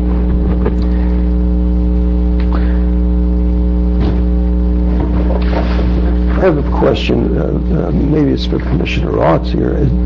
We were talking about the septic mound, okay, and I've been out there, but I haven't gone over this right-of-way with this piece of property. But is the road the way it was 6 months ago on the septic mound? No. It is now. Well, the mound, you can see the angle of the mound, and then there's a flat area that extends between the mound and where the fence is. And there would be room to move the fence back closer to the mound without actually getting onto the mound. And I think if that was done, it would widen the road just enough to let the emergency vehicles through. Excuse me. When I'm looking at this map, I don't know if you've seen it, Cleve, what looks like the maintained right-of-way is in dark, solid line, okay? And it looks like the bottom of the septic mound is not on that right-of-way. So that the road, as it existed, even though it was on Mr. Seitz' property, was not on his septic mound. Not on the mound, no. Not when I looked at it, Okay. I have a mounded septic system too, and you can tell where it... Okay, wait, we'll get you up there. But you need to be at a mic and, okay? So right now we're dealing with Cleve, okay? So the engineering figure was to have it a dirt road stabilized was over $1 million. Yes, and that's about time you go in and you stabilize the side of that slope and you deal with the wetlands further in there. Because if we're going to do the road, we need to go ahead and take it all the way through. I mean, would it be fair to the people further down the road that you just go up to Mr. Nettles' house and stop? I mean, once we start this process, we need to take that road all the way through, put the whole thing back where it needs to be. And what's the length of that road? Brent, do you remember the length? I don't know. And is that where that price comes in? Yes, sir. Okay. That's the total project. Okay. Okay. We'll be there. We'll be there. Okay. So. Okay. I don't have any further questions for. I've looked at this property, and I'm with you, Cleve. I appreciate you taking me out there. It looks, and there is a pretty significant drop-off from where the road's supposed to be to where the road is. There's a few feet drop past your property. Well, okay, wait a second. We got to keep this on. There's a few feet drop on the road. Does it carry that way over all the way to the... The slope gets more severe the further you get moved towards Mr. Nettles' property and on out towards Oak Park Road. So, I mean, again, if we're talking about just addressing the road in front of Mr. Sykes' property, that might be a little bit easier, but if you continue the road on, I mean, you want to, selectively choose where we widen the road at, we could probably make some of this work. But we've looked at this as opening the road all the way through and putting the road back where it's supposed to be. Which the program? Yes. Do you anticipate, because the road right now is very narrow, and if you made it as wide as it's here, you still anticipate there being a flooding problem? Well, the flooding comes from high water and the severe rain. Flooding's the wrong word. The runoff, the erosion into the erosion, I think when you go in there and you start taking the trees out to move the road, to reestablish a new right-of-way, you're going to undo what nature's been doing for years, and that's stabilizing that slope. And that's the biggest concern we have, is that if we go in there and start clearing this property into its location, that if you get heavy rain, the tropical storm sets in here, or what we've had this past winter in the Sopchoppy area, you could end up losing a loss of property, and all those homes there have got severe drop-offs in the back of the house where the road has eroded, and it's just not an easy process, but the road and now I don't know when the septic tank was put in, but the only thing we've ever done different with the road was about I think Dr. Kessler, we went out there 2 years ago, and we did go in there and make an effort to try to widen the road a greater blade width, because it is a road that is not routinely maintained due to low volume of traffic, and so we have widened the existing right-of-way a little bit more than what we would probably do if we just went in there for quick pass over it with a grader. But the septic tank and all that had to be, we didn't take down trees, we didn't move the road over, we stayed within what has always been the right-of-way.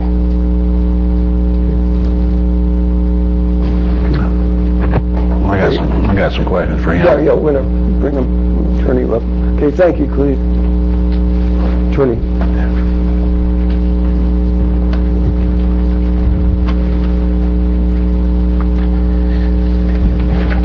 Just real briefly, what we're here about tonight is, again, about almost 5 feet of depth. If you look at the scale on the top right corner, it looks like a 0 to 10 feet is wider than how far it goes in. It looks like it's 5 or 6 feet. Look at the scale of the encroachment by 120 feet.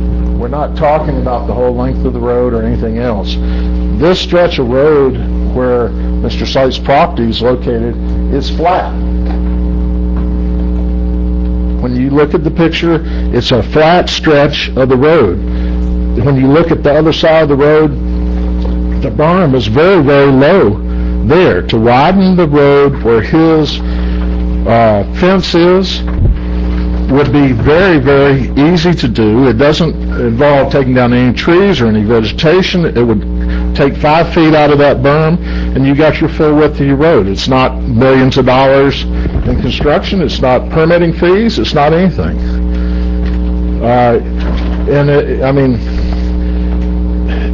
Here is someone who's a property taxpayer in the county, who has a nominal amount of land to start with. The septic tank is literally on the road. If you look at just what is involved with this resolution tonight, this 120 feet by maximum 5 feet of depth in the middle, that can easily be taken out of the berm on the other side without any permitting, without any drainage problems, without any problems whatsoever. This is all about Mr. Sight's property tonight. This isn't about opening the road or anything else. Can I ask a couple questions? Make sure I understand. If you look on that bill, the little SOS line, if you will, the dot long dash, is that county? Is that deeded to the county? Is that part of the right-of-way? Cleve, can you come here and let me show it to you? My understanding, the long line with the double dots is this what we're talking about? Survey platted to the county boundary of the platted county road. It was dedicated under the Sopchoppy Estates. It's been a dedicated public road since 1975. Okay. My point I'm trying to make is that if that's so, then what we're maintaining is in fact to the northeast. Are y'all with me? We're actually maintaining something that's not deeded to us.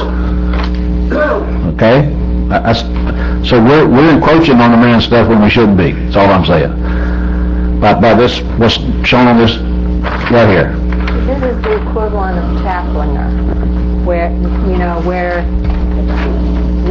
we went ahead and went with the way the road had been maintained for years, even though it took away some people's lots. Now, I'm getting to that next step. If the attorney tells us we have the right to do what we're doing, and you're shaking your head up now that we do.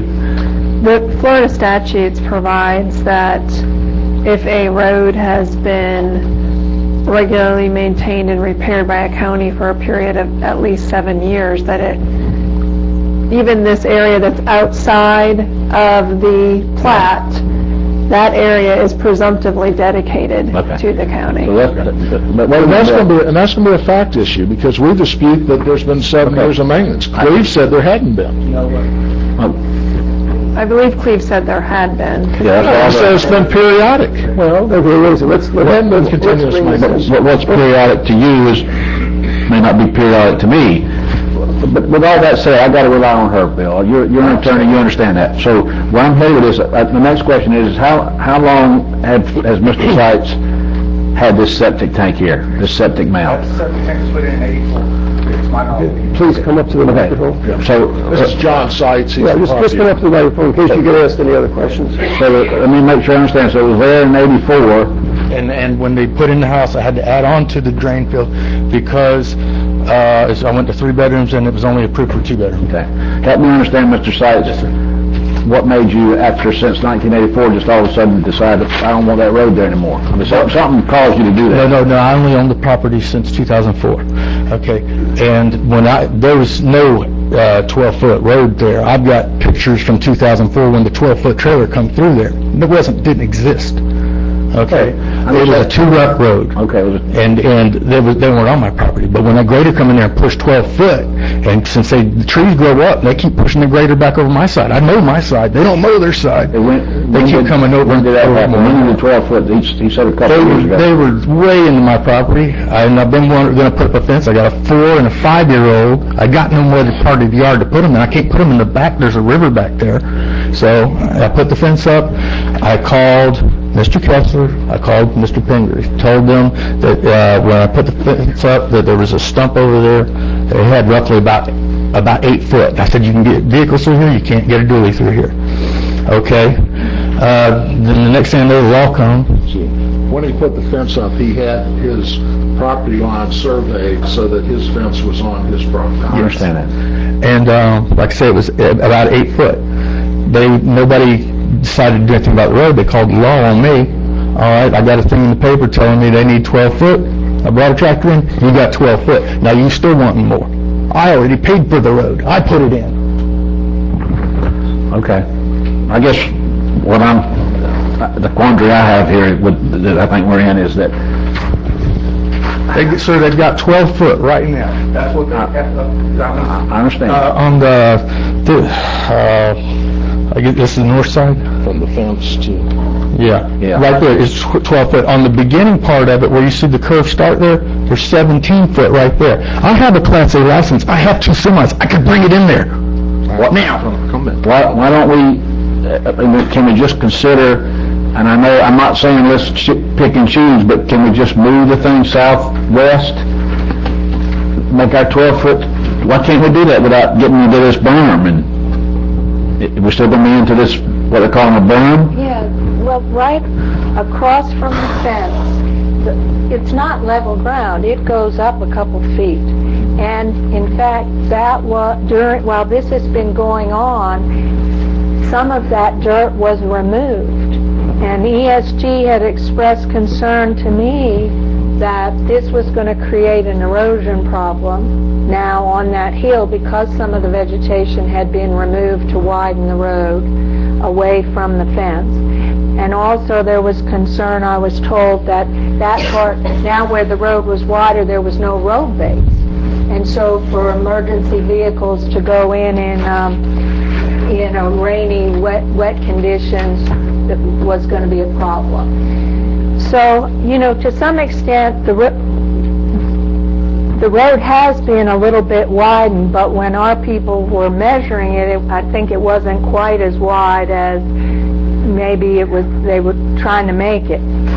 And what I really wish we could do is compromise a little, and if the EMS, if there's a way to just move the fence a little bit so that, because the road has been moved to the right, it's been widened to the right, and if we can move the fence a little bit to the left so that it's wide enough to get the vehicles through that need to get through, and then just stop. Can we agree to split the difference? Can we take 2.5 feet on this and move the fence 2.5 feet? If the county commission will agree that my client doesn't have to pull a building permit to move his fence, whatever distance back y'all are willing to move into the barn, we're willing to move back into our property so long as we don't disturb that septic tank. I can't imagine that 2.5 feet's going. The only question. I'm sorry. We can go to the septic tank. That's as far as we can go. I don't think you need to go there. Okay. Can you finish this? Yes, sir. Okay. Commissioner Brock? Now, if we widen the road to the direction that our roads department says is going to cause erosion and may have dirt flooding into your client's yard, because I think that's the concern we're worried about, is the fact that we're concerned that if we move the vegetation, that's going to cause erosion. I don't think right in that stretch it's going to. And I understand. I'm saying we can put a ditch. The concern that has been raised is that if we do this, it's going to cause erosion, and then it's going to cause dirt to flood in and trees and debris into the yard. One of the things I know we'd like to make sure doesn't happen is we don't want to be sued later because we've done what we've requested. And quite frankly, some of y'all know me, some of y'all don't. I've been in Wakulla County since 1975. I have never, ever sued the county when I haven't come here and said, look, this is the problem, let's try to fix it. What ideas do you have? What ideas do I have? And that was what I tried to get across to the county attorney, in talking to her. I haven't filed a suit, but my client's got his back up against the wall because of the septic tank and the drain field mound, and I don't know what the setback requirements are for the Department of Health for a septic tank from a road or whatever. I hope we're not getting into a problem with that.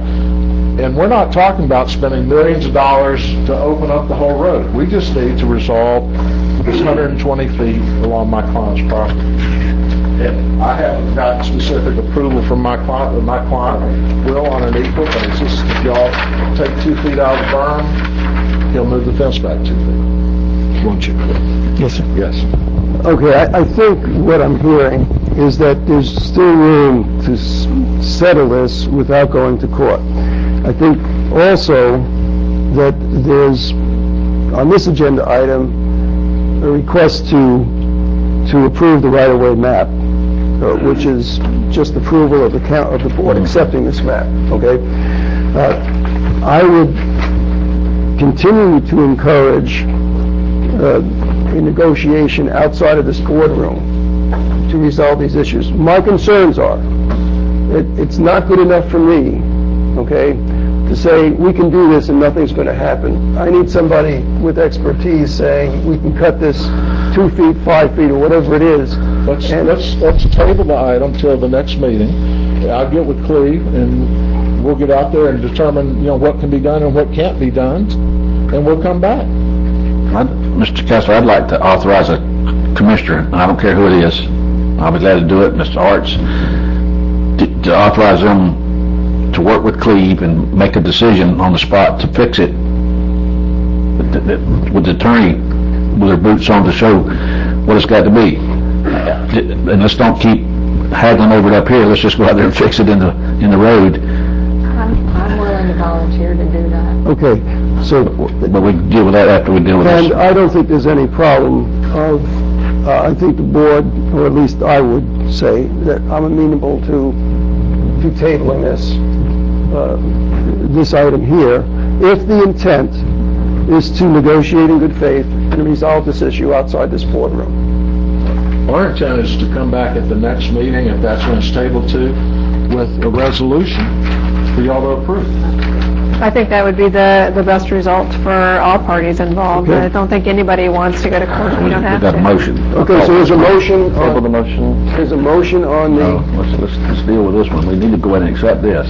Well, the problem I have with accepting that map, then that puts timetables into Yeah. movement. And Does it? Let's not accept this, because I don't want to file it if I don't have That's what I'm to. asking for, the motion that's on the floor. I'll table my motion. Withdraw, okay, now we're fresh. Whatever it was. And we're going to, there's a motion. What I envision coming back with will be a deed. Hopefully you have a mortgage on your property. I've got it too. Well, we're gonna have to get the mortgagees to agree to it, but deed this right-of-way section to the county. Okay. So that it then would be part of your dedicated, recorded... That's part of the negotiation, yeah. That's part of the negotiation that'll take place outside of this courtroom with our legal counsel, with our roads department, and you and the property owner. They're gonna have to move back too. I'm not stepping back to nobody. Well, I understand that the intent is to proceed with good faith attitude on both sides to arrive at a solution to this situation. We can get it done. Is for the county attorney, is this a plausible thing to accomplish in time for the next meeting? I would think so. I mean, you never know, things may always come up, but we certainly can work towards that. I have no problem agreeing up front if Lynn and Cleve and I meet out there and we come to some agreement, that agreement is subject to the county attorney's review and approval of it, and then your ultimate approval of it. So I would entertain a motion that this item in a different form is going to return to the board at our next board meeting. Would someone make that motion? Okay, Commissioner Stewart, and second by Commissioner Green, and Commissioner Art's going to be involved with the good faith negotiations. Thank you very much. Thank you. We'll have a vote on that. All those in favor signify by saying aye. Aye. Opposed, it passes unanimously. Yeah. Look at trees and stuff. Includes general business, sir.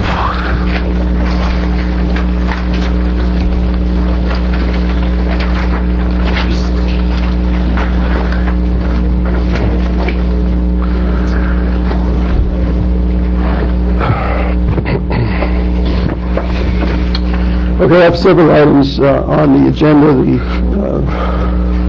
first of which is something we've been doing in disregard to a certain extent of the existing policies. And this item requests the Board of County Commissioners to vote to change the rules, the procedures of meetings in Wakulla County, policy number 07-01. And what it is under discussion items, it limits the commission, no matter how many items the commissioner wants to present, it limits to 3 minutes. And we've been ignoring this rule, and I think rightfully so, because the only time that we get to really speak to each other are at these public meetings, and that's one of the few times where there's not an agenda item and we can speak to other issues. So what this is asking is that the elimination of that 3-minute restriction. Move to change the policy to eliminate the time limitation of commissioners under VP of policy 0701. Second. Okay, motion by Commissioner Stewart, second by Commissioner Brock. Any citizens to speak on this? None. Any further board discussion? None. All those in favor signify by saying aye. Aye. It passes unanimously. Thank you.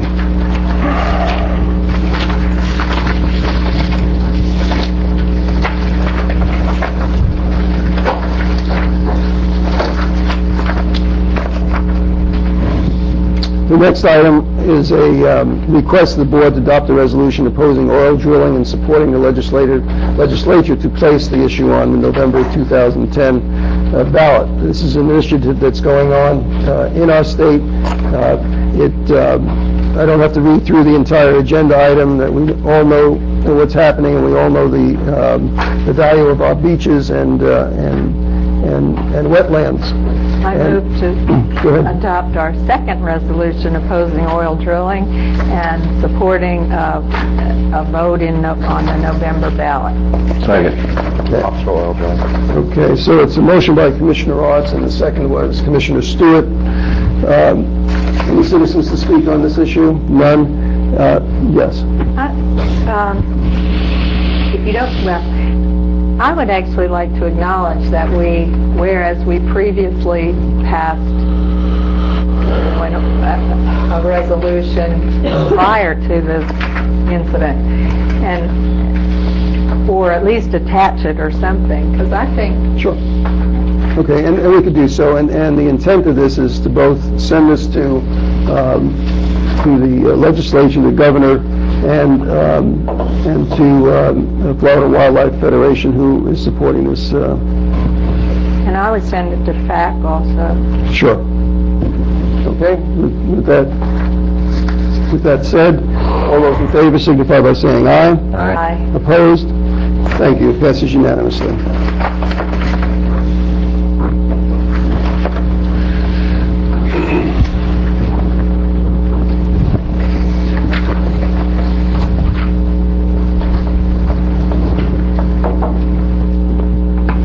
Next item is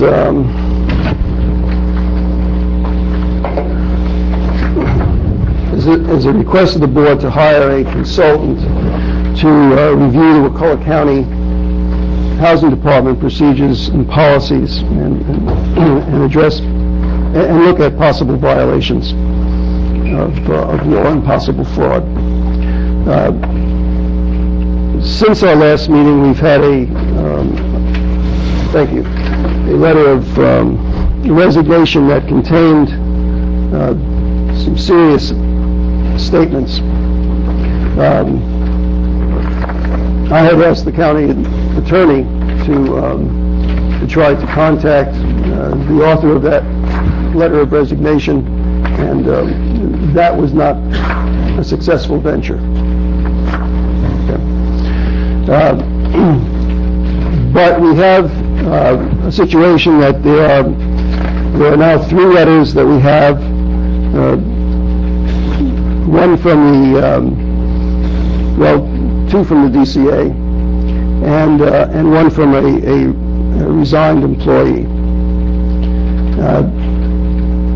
And I know that the county has, through the administrator, has set up a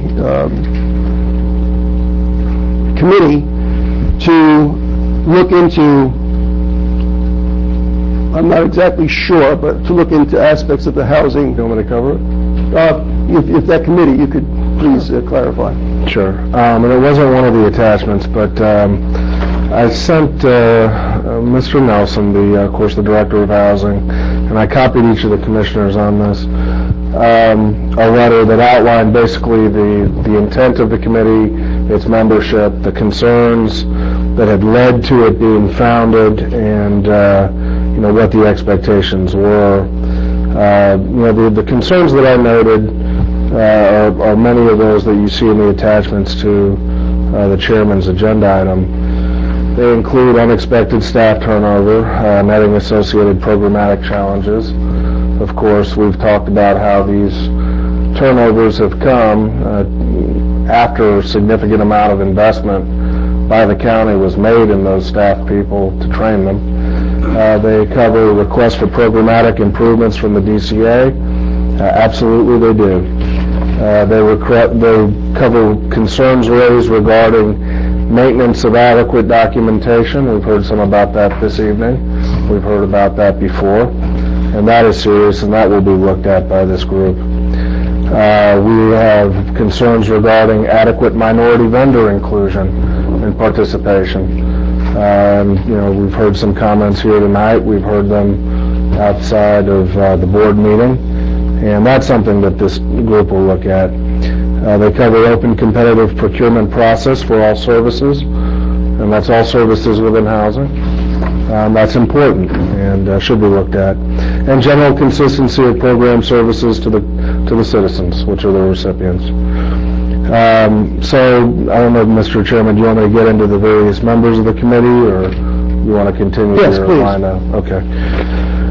So, we wanted to be sure, and in deference to Director Nelson, frankly, in deference to me, I didn't want us two to be directly involved with this. Now, clearly, this is a county program, and it's ongoing, and so it involves staff. This review team will be led by Ms. Stevens, who is a direct report, and it involves some of the best and brightest, if you will. Not to say that they have adequate time to just dedicate to this, but that's basically what I've asked them to do during a short period of time. But I wanted to make sure that we had outside minds that were diverse in nature, both culturally and programmatically, experientially, from every walk of life. So that includes potentially a group that we could contract with, which is Meridian, I believe. Meridian Group. Right. That includes Ms. Candace Wilson, who's the Director of Leon County's Health and Human Services Department, Shanae Wilkes, who is the Finance and Compliance Officer, Lisa Blair, the President and CEO of Community Services Group. I'm sorry, you're right, Commissioner. The Neighbors Goodwin firm and Attorney Encinosa will counsel this group. And I'll just leave it at this. I did attend the first meeting of the management review team of the committee, and it was held at the state DCA office. The DCA is of course the oversight agency statewide for this purpose. And I concluded my direct involvement in this in a communication directly with the leadership of LIHEAP, housing, weatherization program up to the assistant secretary level.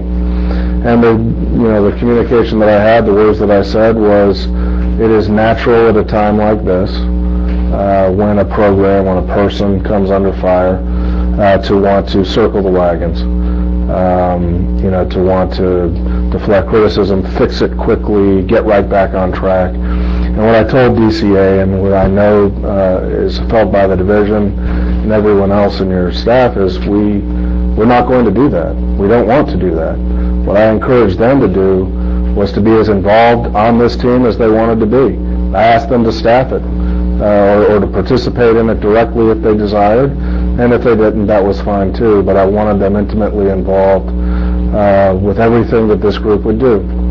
Now, what are the expectations that I have? Well, my expectations are they're going to dedicate a significant amount of resources and energy at no cost to the county and look at every single piece of documentation that the DCA, you note 2 letters as being attached, Mr. Chairman. Look at that, certainly, but that's not it. I want them to, if they're able to secure interviews with the prior weatherization coordinators to determine their thoughts, I want them to speak with every single certified vendor that works with our program. I want them to speak with clients, citizens, and basically build an action plan, which will be probably larger than the action plan, for example, for the LIHEAP program that is one of your attachments. And it will uncover the truths as they exist and give us a clear direction for the next 3 to 6 months to get back on par and toward excellence. I have other concerns that were not in the letter, but I'll see where this discussion goes. But I do want to just send a message, to the folks that have spoken earlier tonight and may speak again, and certainly to this board, that this is absolutely a serious issue. It's being taken seriously. I have never shirked from, as I've said in many public forums, accepting responsibility for every program. While these players may be levels below me, my general rule of thumb is certainly if something is amiss, it's my fault, and if something happened that was good, it's because of something you did. I get a sense from the folks who have not taken training and left county employment to make big bucks elsewhere, that they're very committed to the long-term health and benefit of this program, and that provides me some comfort. I note that it is very normal for there to be private sector interest in a program. Mr. Fultz was correct in one of the things he said earlier, in that, yes, the ERA funding that is designated for this county will come to this county ultimately. There are private, for-profit and non-profit groups, to the best of my knowledge, that would be very interested in stepping in and administering this program. I have concerns, frankly, that they may be meddling in some of the county affairs to just speed that along, if you will. In other words, that a former employee, after being trained, should magically wind up in the employ of a competitive outside group, I take exception to.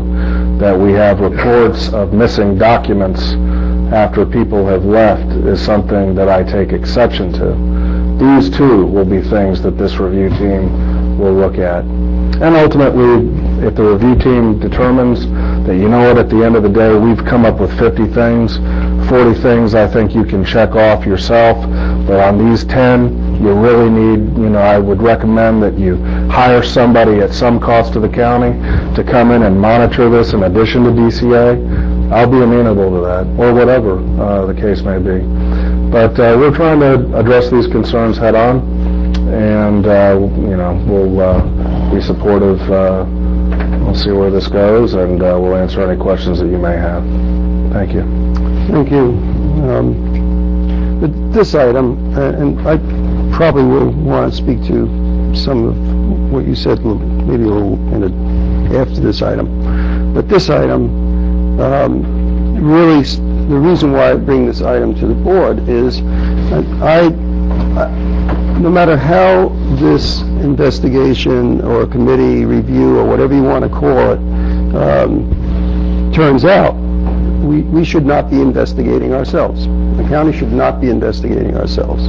And that's what troubles me. And it's not at no cost to the county. I mean, there is a cost. We're taking employees out of their regular duties, and we're now having them not do their regular duties, and they're going to be working at something for whatever number of weeks it's going to be. But I think the county should, not be investigating itself, and should also welcome the opportunity to just clear this, whatever you want to call it, that's over the heads right now. And I think that's the motivating, I know that that's the motivating reason why I bring this before the board. I just think it's much better to have a third party out there. I'm not quite sure I understand why a for-profit agency is contributing their time for nothing to us. I don't think there's ever a free lunch. Maybe that's my skepticism. But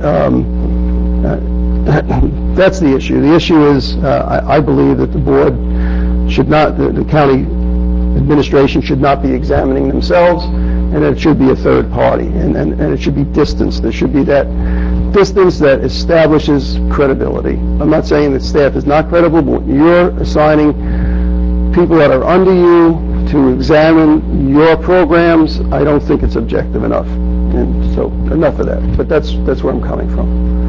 So I would entertain a motion, if so desired, to consider, and if that's considered, to expedite the hiring of a third party that is a third party who is knowledgeable in how to do these type of reviews. And I think that our county attorney has recommended.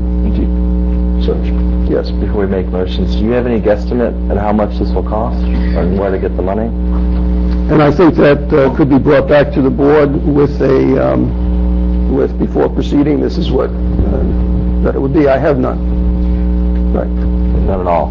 Correct. Okay. But I think this is important enough that the county should make the investment.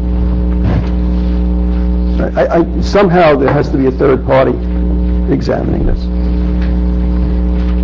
You need a motion? Yes, please. I'd like to motion that independent group come in and do the examination of this program for our county. There's a motion by Commissioner Green. I'll second for discussion. Second by discussion by Commissioner Otts. Thank you for getting it that far. We have some citizens to speak.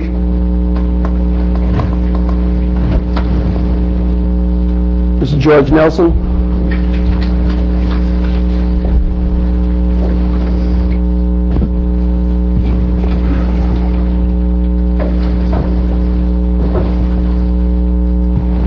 George Nelson, Crawford, retired, Wakulla County. I'm still puzzled at this, and I think I sued the county 2 or 3 times. And first we went through the in-house all the way to the federal court. I represented myself all the way to the federal court. And every time from the in-house all the way to the federal court, I won every time.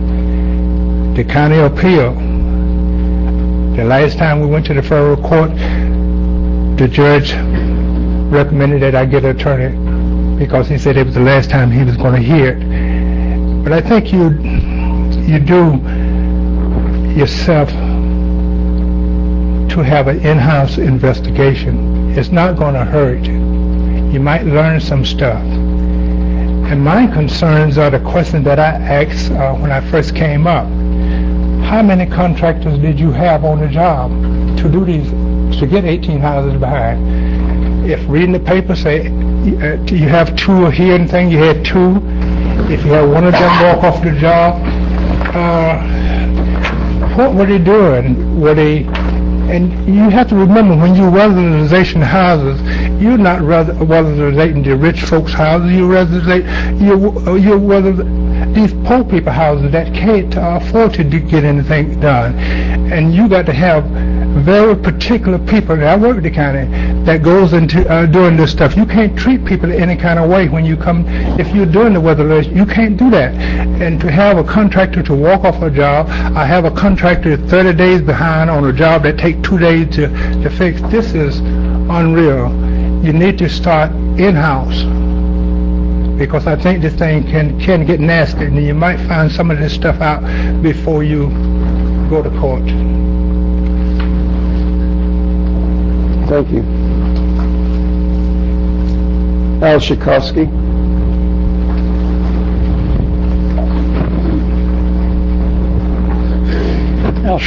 Excuse me, Al Shikowski, 85 Walden Road, and I'm speaking for CCAL tonight. CCAL is interested in open, honest, and accountable government. We don't feel like we have that right now. We feel like there's a lot of controversy surrounding this program. There's been people speaking about it all night. There's people speaking about it last week or last month.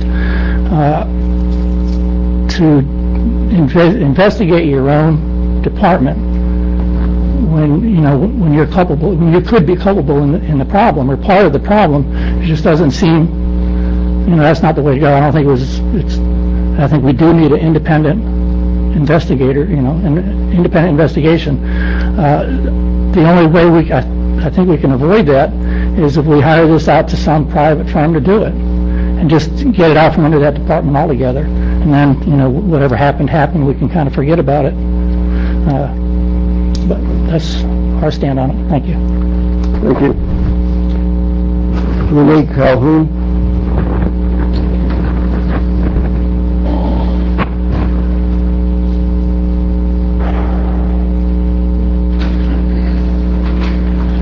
I absolutely agree that an independent investigation needs to be done with this program.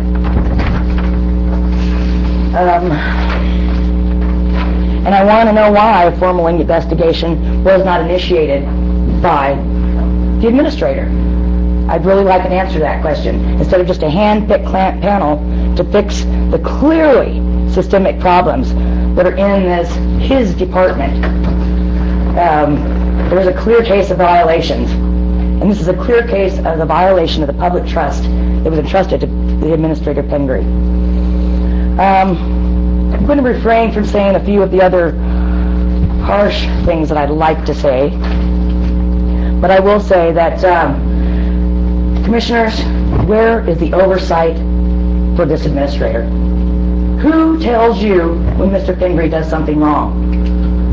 It certainly isn't him. It's quite obvious, and it's high time you start asking some very hard questions and demanding some answers and doing something. That's what you were elected to do, and that's what is expected of you. And that's all I have to say at this time. Thank you. Steve Foltz.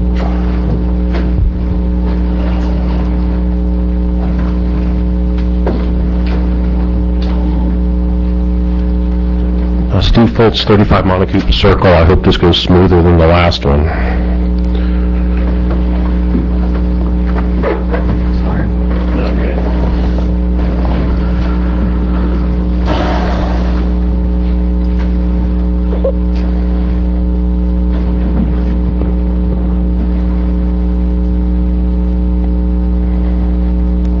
Can we reset the timer, please?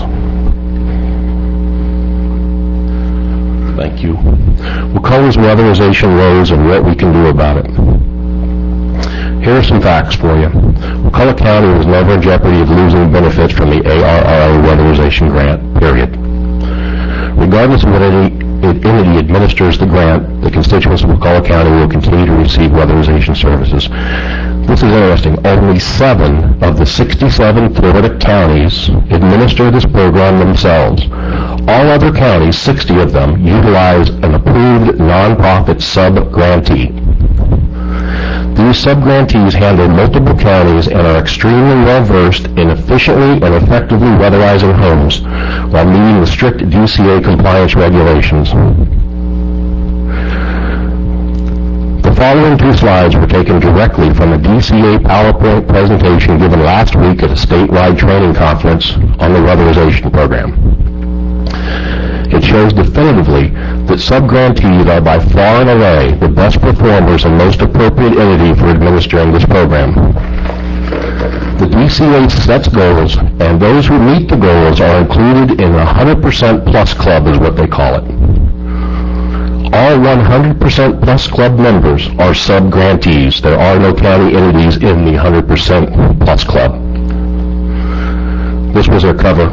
You can go on their website and download this PowerPoint. But effectively, if you look at the bottom, right through here, there is 100%. All of these are in the 100% club. These are all 8 of these are nonprofit sub-grantee organizations that handle multiple counties, 60 of them. Again, the top 8 performers statewide are all sub-grantees, not county governments. The constituents of Wakulla County would be much better served if this program were to be administered by a sub-grantee, just as 90% of other Florida counties do. The total value of this program is based on performance. That's why the range is 1.3 to over $3 million. Again, when your plate gets empty, they'll refill it. The more you do, the more work you get. The higher the production rate, the higher the grant award. We cannot afford to continue floundering with the administration's learning curve at the expense of low-income Wakulla County constituents. This grant is not given to the county as a lump sum. The county only collects an administrative fee of $1,500 per home approximately after completion and final inspection. This program, by the way, is upside down like you wouldn't believe it. We've got an annex, we've got a ton of other things going on, expenditures that haven't been covered. This fee is to cover the administrative cost of this program and this program only. The DCA condemnation letter of April 29 clearly states the department may be forced to seek additional or replacement providers for Wakulla County. The administration never offered the BoCC an option to augment weatherization production partially by seeking a sub-grantee. The administration also never offered BoC an option to augment weatherization production totally by seeking a sub-grantee. Please direct staff to seek a sub-grantee for the benefit of our county, especially for our low-income constituents. Thank you. Thank you.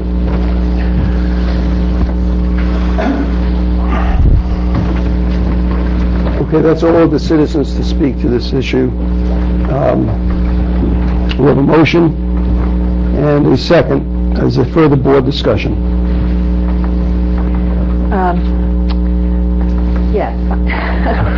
I think it's pretty clear that everybody agrees we need to do some investigation. And I view it positively that the county administrator, despite everything that's been said, initiated that very quickly after the last meeting. I didn't suggest it to him. He rolled this out. He has removed himself from it. Some things I like about it are it's headed by Ms. Stevens, who has my, absolute respect. It is not just an inside group. It's, it is a pretty diverse group in terms of involving, DCA and equivalents from other counties and this private group. I think it's a pretty impressive group of people, of expertise that's been pulled together to really study what's happened, what we need to fix, not just in weatherization, but in LIHEAP. And it's my understanding they've started work. They have a June 24th deadline. And, I'd like to see them finish and see what they come up with. And I hope they will be, they already have some of them have an advantage in that they're familiar with the program, but others will be coming at it with different perspectives and from other programs and reviewing it, with objective eyes, I think. So I'd like to see that effort proceed. Now, I guess if they come back with what looks like a whitewash or something, which I don't think they will, but, then I guess I would have more conviction for identifying some outside consultant to come in and at what cost. And so I guess what I maybe would lean toward is to let this group work. Our next meeting is June 21st. And I don't know if they can bump up their work a little bit to have a report for us by the 21st, or at least an interim. And if they can't, they can't. But, that we get some feedback from that group.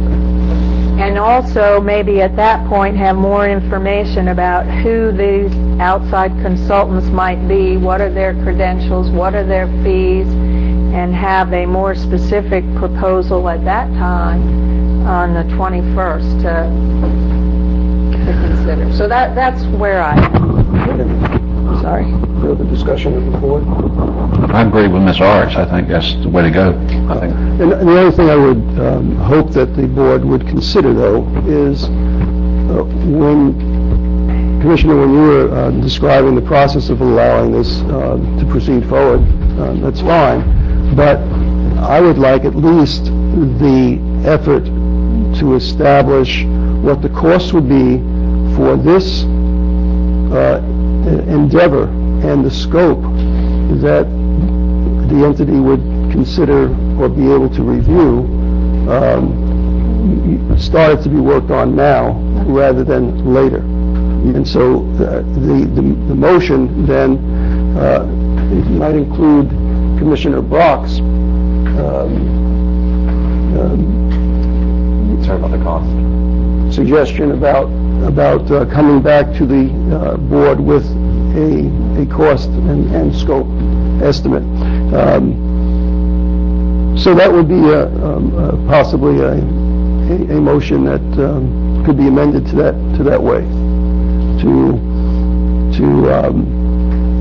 to explore. Yes, I can withdraw my second and let Commissioner Breen amend his. Or just make a friendly motion to Commissioner Breen's. Okay. however. Mr. Chairman? Yes. If it's helpful, I think that's excellent. If it's appropriate, or if this is what you want, just noting that this review team includes, frankly, a firm that may benefit from that work. It includes the involvement of the DCA. Do you want your motion to just be that to be part of this study that's going to come directly? I've directed that this study come directly to you and me. I'm not filtering it. It's going out to everybody. This is going to find its way back to you, is what I'm saying. Do you want them to let that just be an additional tasking of what they do? And part of what they do is, hey, come up with a cost estimate and have them define some needs for you there? Or, Well, the only thing, I guess Commissioner Kessler had suggested maybe that the county attorney had already identified some possible people. I think one of them we have co-opted to do the work at no cost, as far as a potential private firm. But I'm a little reluctant, since I've been asking this group to maybe even speed up a little bit to give them another task. Okay, but fair enough. That's just my thinking. I think I would find it helpful to know what firms are out there with the expertise to do this, and an estimate, I don't know how that legally gets done. If you say, hey, if you're looking at this is what our budget is over here, what do you expect or anticipate that this would be? Well, I have no problem, when you're in the middle of a proctological exam, you don't mind another session. I have no problem if you want to direct the county attorney directly to come up with this. That's fine. It really is. Okay, so I think we have a motion on the floor for an independent group. Please restate the motion. Yeah, I think Commissioner Arts was... Move to direct the county attorney as a friendly amendment to the motion to identify potential consultants and scope of work and fees for an independent review of housing department procedures or whatever, but to bring back to the next meeting for consideration. Good. Do you accept that, Commissioner Green? Yes. Okay, thank you. So there's a motion and a second. Is the motion what Commissioner Arch just said? Yes. Okay. I wasn't sure if that was an amendment or is this, because I didn't. No, it was a friendly amendment, and it got rolled into one. Okay. Okay. Did you have any further comments, or? How long is the attorney going to have to spend on this? We pay her by the hour, and I don't want to waste county money chasing something that we may not even approve to start with. It just don't make any sense to me. My goodness.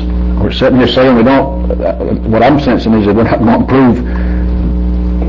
We got a committee that's going to look at it. Let's let that happen, and then if we see that it's, I just don't see wasting this money to go after this other thing that this other rabbit trail we're going down. I don't get it. I'm sorry, I just don't get it. Okay. I'm not going to vote for the motion because that's hung on it. I was fine with what you had originally, but that's a waste of time and money. She's got a lot more important things to do for us than chase that. I'm sorry, what you were fine with? I was fine with Mr. Green's original motion without the amendment. No. I'm going to vote against it. I'm still, this even confuses it further, this amendment you put on it. So I'm still going to vote against it. I'm just saying, it sounds like it's going to get approved. If it does, it's just going to be a waste of money. Does it need to be the county attorney who does this research? Well, there's been significant discussion. I don't think you want it to be me at this point. I'm happy to do it. Or I'm happy to allow this team that includes more than half outside parties to do the work. That was my suggestion. But, I'm fine with Heather. I'm fine with, anyone. I would not expect this to be a large expense, and it may be included in part of the monthly. Yeah, I don't think that this would be something we would separately charge for just to sort of tried to identify It's firms work. who could It's use. time consumed by her that we pay for. He can call it whatever he wants. It's just like these silly workshops we do all the time cost us $2,000-3,000 a piece to sit here and do, and most of the time get nothing done on them. I'm tired of throwing good money after bad. May I ask Ms. Stevens a question? Or, I don't know if I got an answer, but I'll try. well, I guess the proposal that the administrator made was to roll that in with what your group is working on. Do you have a... Do you think... I mean, is that something that would be easy for your group to do, or you think it would be better done by the... I think the taskings that the MRT have are sizable.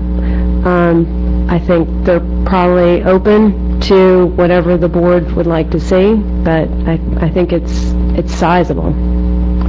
If I might, there's also a problem that Mr. Pingree also identified, that on that committee is one of the entities that might be one of the recommended entities. So how do you have that committee with that one entity recommending other firms?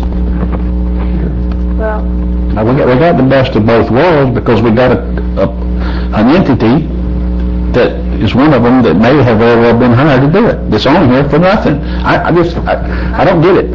I agree. I like the group that's been assembled to do their study, and I'm hoping we won't need... I agree. But I also am trying to be, responsive to, Commissioner Kessler's concerns, and that if, when we get the report back, if there's still, a lot of controversy or... Then we're going to have to come back here, and we're going to come back here, Ms. Arts, whether we do it tonight, we're going to still come back here and argue it out if we want to have another committee, or hire somebody to come do it. Well, but we would know the price. This is what Alan had asked. Okay. That's what we're asking. And I don't think this is a really big task. That's before the county attorney to do this. We'll move for the motion. Yeah, one last question. Right. Is in the committee's charge of having this all done in the next 2 weeks? No, I don't think so. By June 21st? No, I don't think that was that wasn't That's what I heard stated. Commissioner Arts say. No, she was trying to get an earlier report or an earlier answer. Is that correct? Right, at least they were charged with the June 24th date. And I was just asking if maybe we could get some kind of an interim report or something. And I don't know. Well, I'd rather give them adequate time to do a thorough look at it. Because I think we're going to get a good look by this committee, and let's leave them alone and let them bring it when they bring it. That was going to be my only comment, is I think, at least to the meeting in July, we all want it as quick as possible, but we don't want something that's inadequate because it was rushed, and then that'd be my only comment. Okay, I think that's a good point. On these citizens, cards, we'd like them to be handed in when the citizens are speaking, at least during that time frame or before. But please come up and speak, Ms. Sonia Nelson.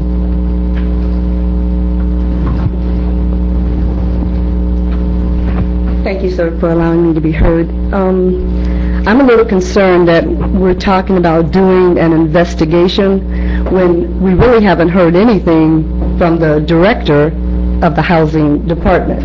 So it seems that we're kind of putting, the cart before the wheel or something. It seems like you're accepting the word of a group of people, but not really having the whole picture. So I'd like to at least hear what housing has to say for themselves, if that's okay. Sure. Mr. Alfred Nelson.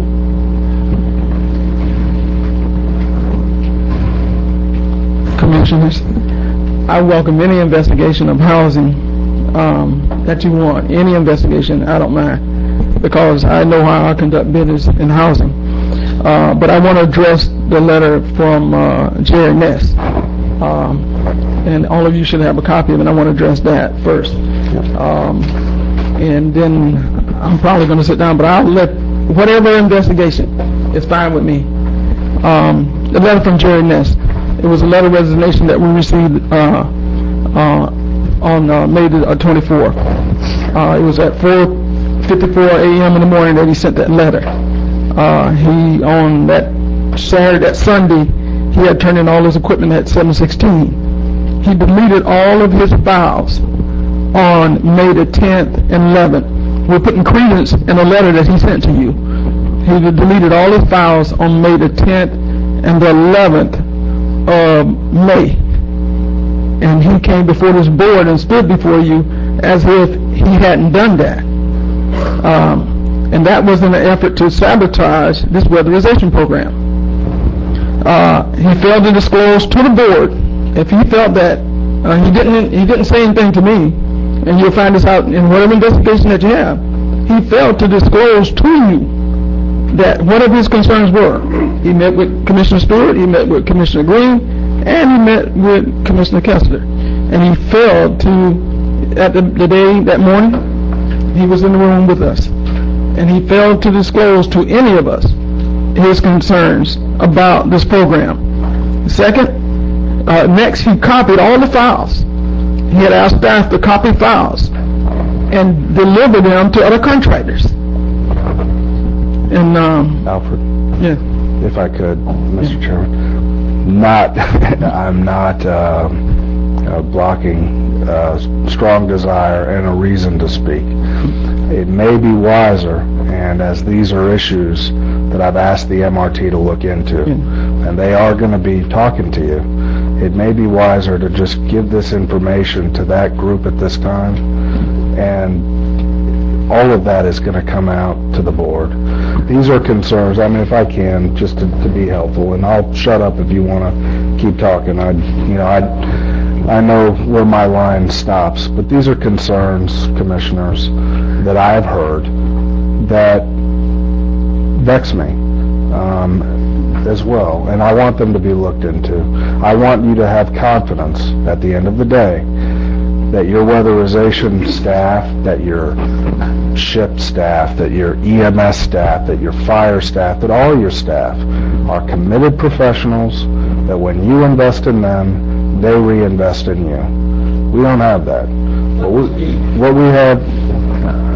Please. Sorry. Please. Anyhow, Alfred, I just want you to know that I think you will be heard if you're not speaking tonight.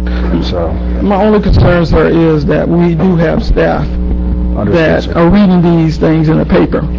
I wouldn't be so concerned if they wasn't reading these, and their morale, when the majority of the staff is, if anything is wrong in housing, it's not majority of the staff in housing, but the morale of the people. I have to say something. If they're watching TV now, and I go back to work tomorrow, they'll feel like I let them down if I didn't say something, because the morale of the staff members is low when it's put in the paper, when it's a one-sided story. And that's my point for standing before you now. We have staff members that work very hard. It's a very difficult job working in housing. We deal with over 20% of the population in Wakulla County a year. We get very few complaints for the number of population that we deal with. But what I'm trying to say is that the morale, I have to be concerned about their morale. And the reason I mention these things is I'm cautioning folks to make sure that you're going to see a lot of stuff that comes out after these investigations that you may not ever taken a look at, but make sure that we are concerned about our staff, that our morale is not killed, even if the investigation is good. When you beat people down, you just beat them down. And that's my concern. That's why I have to say something. And that's why I'm up here now, to make sure that they know that, hey, I'm still there and I'm speaking on their behalf. That's all. I hope you'll reassure your staff that I think all of us are seeking information. We want to get the whole picture. Like Commissioner Stewart says, there's two sides and then there's the truth. You hear some things, but you can't just stop with one or two things you hear that come to light. You need to look at everything, and that, I think the committee that's been formed is going to do that. So, it's a painful process to go through, but I think we want a fair thorough investigation, and it'll all come out. It's not painful for me in a sense because I know what happened and what the situations are.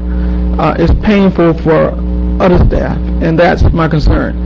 It's not painful for me because I know how I conduct business and I know what we've done in housing, and I know that at the end of the day you're going to see if there's anything wrong, where it started from. But my concern from standing before you now is my staff. And I have to say something to make sure that they know. Some of them are watching TV right now. And when we talk about a program that they work very hard at every day, it's demoralizing, even if the investigation takes 6 months. So that's the reason I'm standing up now, and the reason I mentioned those things that I had to mention, because of that, because of staff. Mr. Chairman, I just want to clarify one item, the very serious issues we've all heard about, and the issue on the missing files and potentially sabotage and deleting files. We don't know we know that occurred. We don't know the cause of it and who did it at this point. I just want to be very clear on the record so that we're not slinging dispersion. And I know that wasn't Alfred's intent at all, but those are big issues. They are being looked at, but I just wanted to clarify that IT hasn't yet at least reported to me the cause of that and if they can pin down who did it. Thank you for that input. Okay, so we have a motion that I'll try to basically recap. Okay, which is a motion to have our county attorney explore some and recommend some firms that would have the capability of addressing this issue with scope and cost analysis. And that the team that's been formed complete their work. Yes. So is George's original motion off the floor now? Yes. I mean, it's still on the floor. You got 2 or 3 motions floating around here. Okay. So what we've done, let's have George, if you insist on doing it that way, George is, I think... The motion, I understood. Right, and there was a friendly amendment to that motion, and that's how it occurred. So there's only one motion that's floating around, if you want to call it floating around. What do you think is the motion that George made, or that's... I don't think I know what he said. It was to appoint or to hire an outside firm, like Mr. Jesser suggested, an independent firm, pay them. I withdrew my second. Okay. So so that motion died. That's gone. Okay, right. All right, now, that's what I'm clarifying. So the motion on the floor now is simply just to have the attorney find out how much it'll cost. Okay. And recommend firms. Okay. Right. And scope of work. That's the motion. Right? Okay. So the motion, to recap it again, is to have the county attorney come forth with recommendations of firms that would have the expertise to do this review or investigation, whatever you want to call it, and include there the scope of work and associated fees. Okay. Right? Okay. So let's call for a motion. All those in favor signify by saying aye. Aye. And opposed? Aye. It passes 4-1. Thank you. Last of my items is, since we're on litigation, this item requests the board to direct the county attorney to explore the possibility of suing BP, British Petroleum, over the issues that the company's damages to Wakulla County's commercial and sport fishing, real estate economy, tourist economy, land values, environment, and other areas and industries negatively impacted by the oil volcano or spill that BP created and is still ongoing in the Gulf. On April 20th, 2010, BP oil rig Deepwater Horizon exploded in the Gulf of Mexico and started spewing large quantities of oil into our Gulf waters. Estimated now that the accident has resulted in a daily release of at least 500,000 gallons of oil by BP estimates. The oil spill has already resulted in a 37% portion of the Gulf closed to fishing. 88,500 square miles. Although this situation continues to be referred as an incident, as a tragedy of enormous proportion, many of our residents will be profoundly affected by this BP incident. And it will economically impact many and profoundly our fishing, our real estate, our building, our tourists, and other industries. And it will damage our environment. Wakulla County may choose to take legal action against BP individually or in conjunction with other counties and governmental agencies. I'm asking that the board consider to direct the county attorney to explore this issue of Wakulla County suing BP and report back to the board in a timely manner. So moved. Motion by Commissioner Brock, second by Commissioner Green to approve option 1. Okay. Now, just for clarification, are we looking for Wakulla County individually or to join with one of the several class actions that are going on? I've left that open for the county attorney to make recommendations to us. Okay. Any citizens to speak on this item? There are none. Commissioner Otts? I have a question. And I appreciate Commissioner Kessler bringing this forward, but this is something you would also propose at an appropriate time or whatever. Am I not? Certainly, I mean, but there's no harm in starting to look at it now. Okay, so there's a motion by Commissioner Brock, second by Commissioner Green to support option 1. All those in favor signify by saying aye. Aye. Opposed? It passes unanimously. Commissioner Otts? Okay, my first item is a follow-up to a discussion we had a couple meetings ago, and it's simply to direct staff to do an analysis looking at the gas tax revenue that is collected from City of Sopchoppy residents and the cost of the road and swale maintenance services that are currently being provided. There seems to be a perception that Sopchoppy is not getting their fair share, and I think there are some other discussions that could benefit from this analysis. I don't think I have this item. No, either. So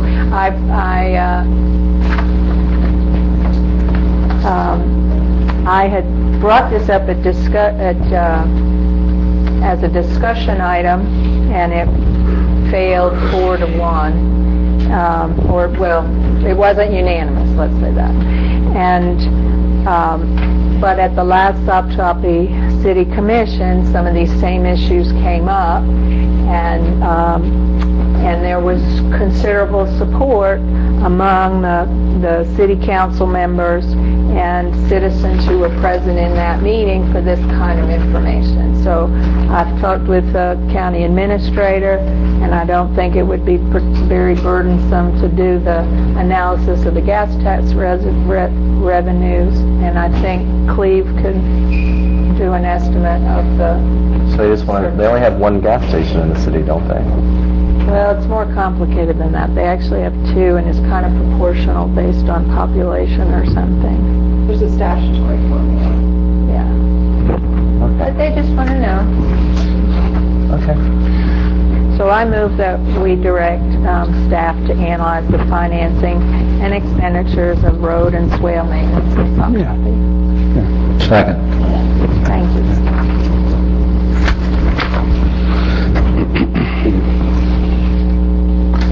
Call for the vote. There's a motion and a second. There are no citizens to speak on this item, and vote for the motion. All those in favor signify by saying aye. Aye. Opposed? It passes unanimously. Okay, my second item is to direct direct the county attorney and planning staff to review our current tree and landscape ordinance. Now that we've had some experience with it, I know staff has some suggestions. I think the county attorney has identified some possible gaps.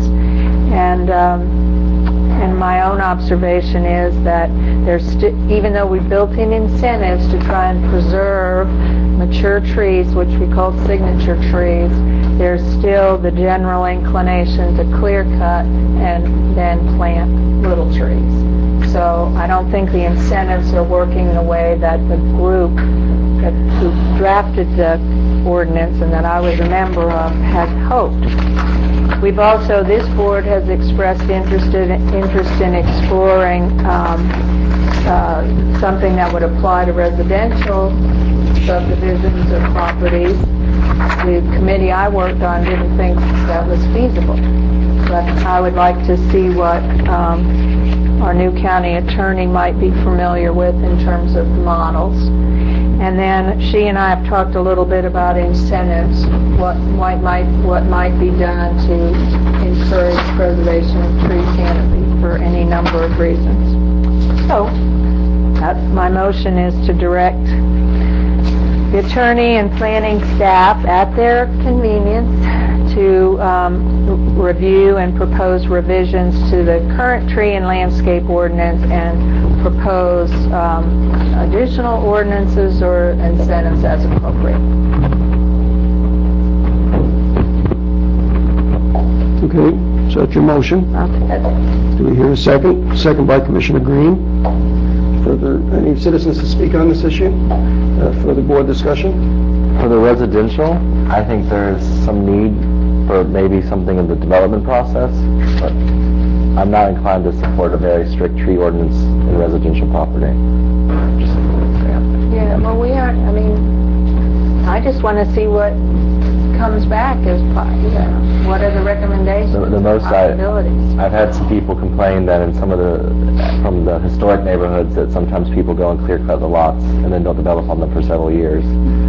How you prevent that, I don't know.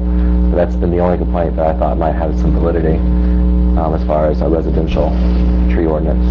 And it may be that it's just for subdivisions, you know, as not for individual lots or whatever. I mean, I haven't done the research on that, so I would like to see what the county attorney and our planning staff recommend.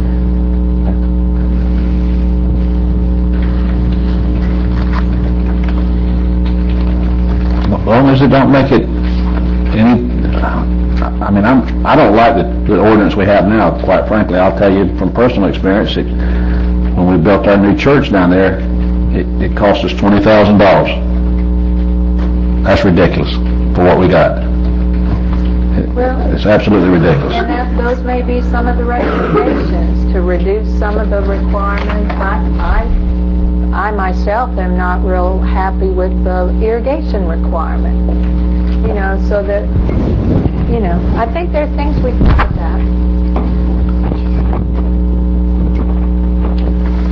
at. Okay, so there's a motion and a second by Commissioner Green. Commissioner Green, let's call the motion. All those in favor signify by saying aye. Aye. Opposed? Aye. It passes 4-1. Commissioner Stewart? Thank you. The item is requesting the board to approval to consider and approve rezoning request on the Heron property. I think most of you know about this already, hopefully. But the bottom line is these folks bought this property. We, the county, somewhere along the line improperly, there's 7 acres, there's 5 acres to the back that are ag. The 2 front acres are now in commercial zoning. We allowed a house, I say we, the board somewhere back in time allowed a home to be put on that, one of those acres that's zoned commercial. And the quandary the folks are in now is that they have an old family home that they want, a stick-built home that they want to pick up and move and put on that commercial property, and they can't because zoning doesn't allow homes on commercial. But the quandary is that there's already one there. So I'm just asking that we consider letting these folks, Lindsay and her team, and we've worked this every way with the attorney trying to figure out a way to do it. The best way to do it is let's just give them a waiver and allow them to bring that stick-built house, move it onto the property in front of the existing mobile home. They can't live in it, they understand that, and then they'll have to go through the process. They understand they'll have to go to planning and zoning, it'll come to the county commission and hopefully be approved. I can't imagine it wouldn't be, because it's going to be a better home replacing a mobile home, and it'll sit there temporarily while that happens, and once that process is done, they'll have to move the old home off, and then we will give them a CO to move in, and only then, and they understand that. I'm not sure, is the owners here? Did I get all that right? Okay. So we're just trying to help somebody that where we fouled up somewhere back in the past to fix a wrong, and this is about the only way to do it is to get it rezoned. But this home they have, we talked about moving it temporarily, but that cost them 2 moves, and they don't have the money to do that, nor should they have to spend that much money. So anyway, I'm asking you all to... Second. There's a motion by Commissioner Stewart to approve to waive the rezoning fees and allow temporary replacement of the family home on the site with occupancy after the rezoning has occurred. And if we could add to that, that we'll pay the fee for the rezoning. That was the other part of the agreement. It's approved to waive the rezoning. Okay. That's the first few words. Okay. Okay. Okay, so there's a motion and a second. Does Christopher and Catherine Herron want to say anything? Okay, fine. Any further board discussion? I want to thank Commissioner Stewart for bringing this before the board. Yeah, I think... You're welcome. Glad that we could help you. So I think we'll call the motion. All those in favor signify by saying aye. Aye. Opposed? It passes unanimously. Good job. Thank you. Okay. That's all my items. Right. Before we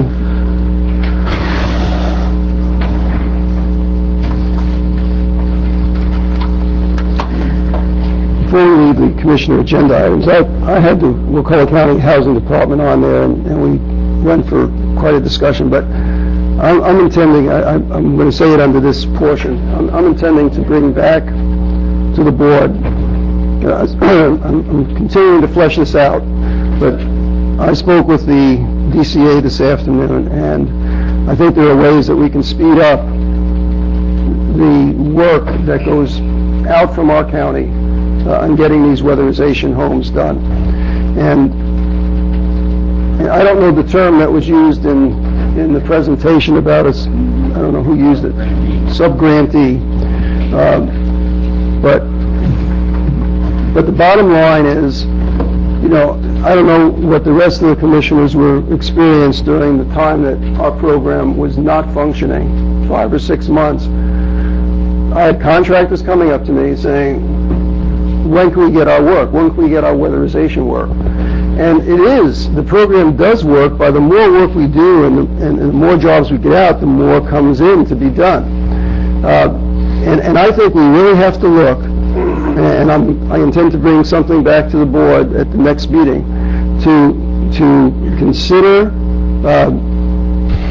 whatever is called a sub-grantee or contractor, or whatever they are, and apparently DCA says that we can do that, just to augment this processing and get this work in our tradesmen in our county working. I mean, we got to get this moving, and that's part of the frustration I guess I had when we're setting up and we're saying, well, let's wait for this or wait for that, and I understand, but there's a frustration level out there in the county, and these are economically hard times. And if there's a way of increasing the jobs for our citizens out there through this weatherization program, I intend to bring back an item at the next meeting. So I just wanted to make that clear. Yes? Just a couple points. One, you pushed through 20 homes, which is double the allotment. you have a new process in place, and I do want to take this opportunity. I think it was Robert Taylor tried to make a note. He had a concern about a couple of points. One was how quick do we turn it around, and then how quick do they get paid. Know that I'll work on that. We're actually trying to finalize with the county attorney and with the DCA the steps that we have to start pushing 20 a month through, if not more. So know that that's going on. I don't see what you're talking about, Commissioner, as a problem. If it's to augment, heck, do 40 a month or whatever, I don't think anyone really does. The only problem I have, and I will say this now, I'll probably say this through the rest of my career, the only thing that's unsustainable is if we continue to train sub-grantees workers. And that is a huge issue. There is, and that's what we've been doing, and that's been putting us behind the 8 ball. And let me, if I can, I get the sense from at least one contractor that they've gotten the impression that I have blamed them for slowness.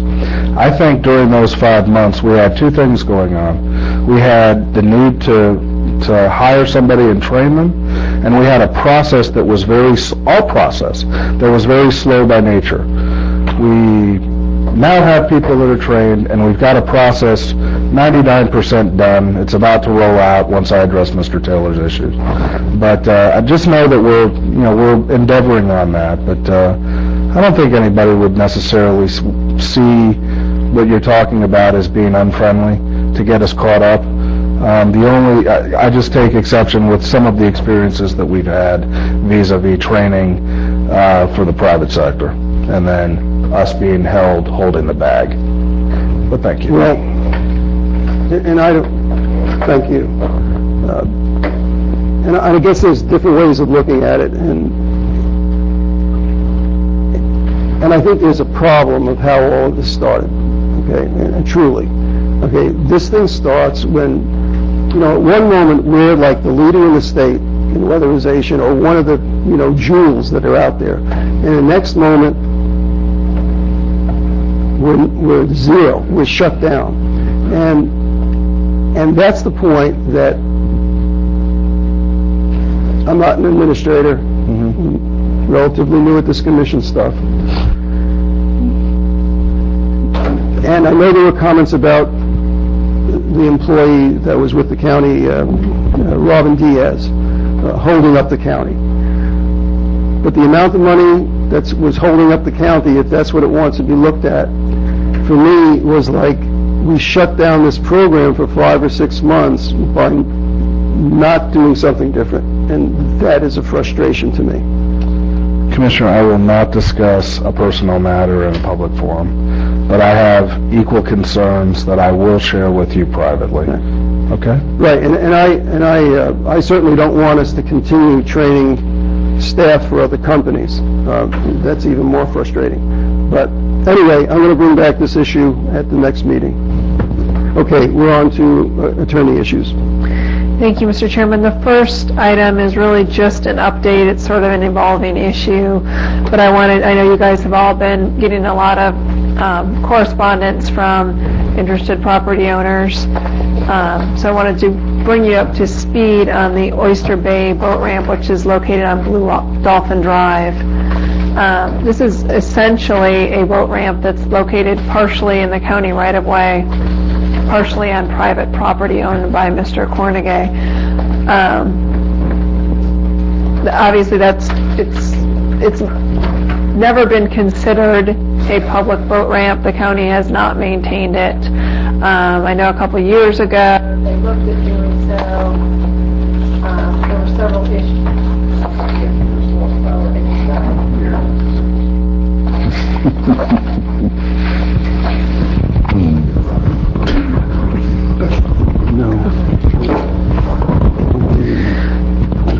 I believe a couple of years ago they looked at whether to open this up as a public boat ramp. There were several issues identified at that time about the shallowness of the water access, adequate parking, and things like that. This agenda item goes through a few options to in an attempt to just explore some things that could be done to resolve the issue of the partially private, partially public boat ramp. We're not recommending one or two in this item. We're actually recommending that, because we have had discussions with Mr. Cornegay and Mr. Cornegay's representative, and I believe that we could come to a resolution where we could potentially open this as a public boat ramp. Obviously, Parks and Rec and administration needs to be involved in that process because there's going to be costs. We need to have them intricately involved to identify those costs and bring that back to you all. But I just wanted to bring this to you as an update, because I know you've been getting a lot of correspondence on it, and we have been working on it and looking at it for quite some time. Unfortunately, Mr. Cornegay he's out of town, so we couldn't really bring these issues to fruition for this meeting, but I do anticipate bringing a firm plan for direction back at a later date. I move to accept the update regarding Oyster Bay boat ramp, and I appreciate all the work you've done. Second. Motion by Commissioner Ott, second by Commissioner Green. Citizens to speak on this? Right here. Okay, thank you. Attorney Bob Ruda.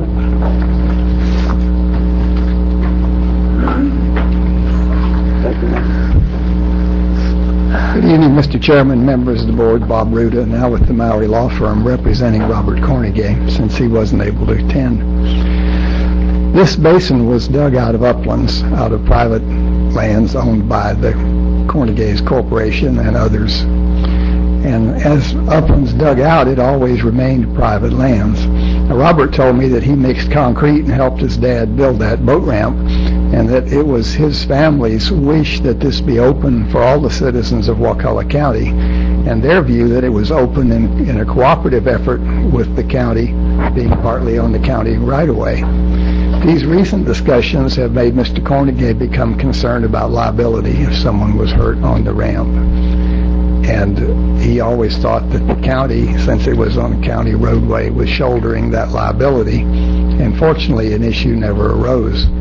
So he and his family would like to see this remain open for all of the citizens of Wakulla County. But now they do have concerns about liability, so hopefully this can be resolved. Thank you. Mr. Chairman, if I may, if you guys wouldn't mind turning over and looking at the depiction of the property there. If you'll recall, I had come before the board not long ago to maybe buy lot 28 and 29 and make this a nice facility. I mean, we can't afford to lose another boat ramp, especially over there. Anyway, I'm back to lot 28 and 29 are vacant and at a good price, and we can make a very nice facility there for parking and have a nice boat ramp. That's just something to think about. I'm not going to do a lot of work on it until y'all tell me that you might be agreeable to something like that, and then I'll go back after it again. But maybe could we hear from Parks and Rec? I thought the assessment was that it wasn't deep enough. Well, people launch their boats here every day. I have. It's navigable all the way out. There's nothing wrong with that boat ramp. And it's in a much needed area. And that's why I say we ought to look at paragraph 3 that she said here's an option, the final option. And anyway. I think we are looking at 3. Okay. I'm just saying, but we're not looking at buying lots 28 and 29. Mr. Gray? Yes, sir. The question, there's like 3 questions. Which Let's one? start with Commissioner Rotz. Yeah, I just wanted you to comment on the potential of this for a public boat ramp, given I thought that had all been kind of explored and that the determination was made that it wasn't. I know there's some neighborhood objections to that as well. I mean, I understand that, but I also thought that it was not a suitable facility. I'm just asking. I believe the attorney suggested earlier There's going to be some options that would be brought back to you based on some discussions with Mr. Cornegay that have not taken place yet as he's out of town. Mr. Ruda had some very good points. This is one of those situations where it's really not a county boat ramp, but there's a question about, does the public use it? Yes. Is it the local residents? Probably more so than anyone else. Do they want someone outside? I mean, it's just going back and forth. You got a housing association that's going to be upset. Whichever way you go at this point, without us doing more investigation, we need to bring back some legitimate options for you, including the one Commissioner Stewart recommended about purchasing the land and allowing for parking. So I think if we could just get that opportunity. Rule it out that it's not deep enough. Let me leave it at that. I'll just wait till you bring out the recommendation. Finished objective is what's the boat draw? You know, what are you looking? So, yes, ma'am. And then also channel markers. So there's some more things to be done. Okay.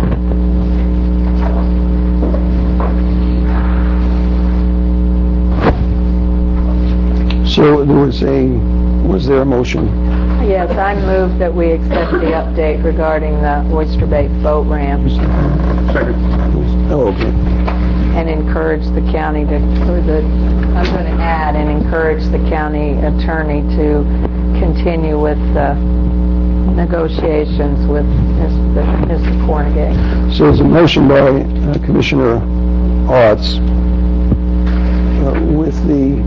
accept the update regarding Oyster Bay boat ramp and continue negotiations with Mr. Cornegay, and second by Commissioner Green.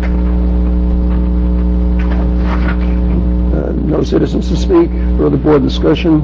And call for the motion. All those in favor signify by saying aye. Aye. Opposed? It passes unanimously.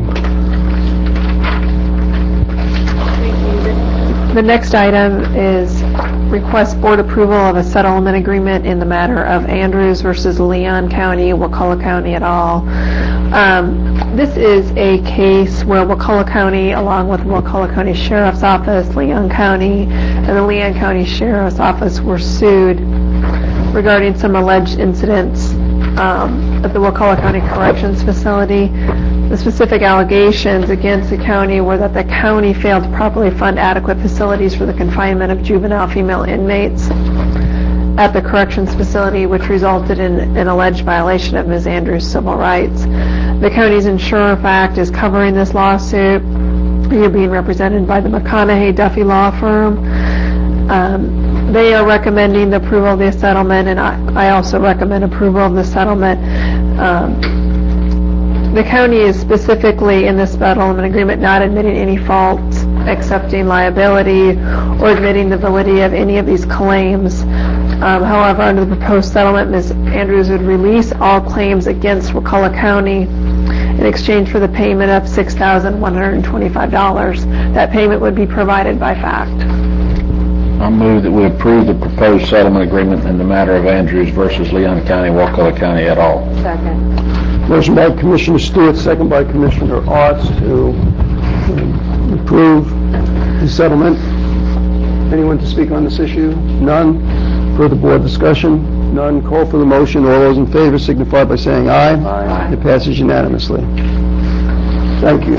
Then I have one more. Okay. additional item. Pursuant to Section 286.011 Florida statutes, we are requesting advice concerning settlement negotiations and or strategy relating to litigation expenditures in the matter of Leon County et al. Versus the Northwest Florida Water Management District, which is still case number 10-1688. I know you guys had a special meeting and a session last Thursday on this issue, and if possible, we would like to have another one before this Friday, a special meeting with an executive session. The reason this Friday is, one, city would really like to get it resolved. We have a few more issues we want to discuss with you all in that session that I don't want to go into here. And two, on Friday, there are depositions scheduled, and we would really like to avoid having to go through the time and expense of preparing for those if we can settle it. The two dates that I propose are either this Wednesday at 4 or this Thursday at 4. Wednesday's preferable because if we get beyond Wednesday, we've already have to start prepping witnesses for Friday's depo. But if it has to be Thursday, that it is what it is. I request that this session be appropriately noticed. It will be attended by the commissioners, Mr. Pingree, myself, and Greg Stewart from my office, and a certified court reporter. I can't attend on Wednesday. If it works for everybody else, that's okay. I can't attend on Thursday, though. You can on Thursday. I will be pushing to get back here by 4 on Wednesday. I mean, it could be 4:30, 5. I mean, I just threw a time out. Okay, so if the time was later, can you make I it? could do 7, maybe 6:30, maybe 6, 7 for sure. Thursday, we've got to meet with St. Mark's. Yeah. Is it this Thursday? Thursday. Yeah, at Thursday 5:30. at 5:30. But Wednesday, can we do it later Whatever on time works for Wednesday you all. without getting into church time? I could, Okay, but 15 minutes probably, will it? 10. I can't do Wednesday. I can do it in the morning Wednesday also. Infrastructure. No, I can't do it. In Tallahassee. I can't, I have clinic. Yeah, I could do, I'm coming back. We've got the North Florida Regional Broadband meeting on the second Wednesday every month, so I've got to go to Live Oak, which usually gets out around 4 or 5, so then it's driving back. And that's why I say 6 o'clock. Sometimes if it gets out at 4, 6 o'clock I can do. If it gets out at 5, I couldn't get here till 7. It's Wednesday. That's Wednesday. That's trying to get broadband in Wakulla.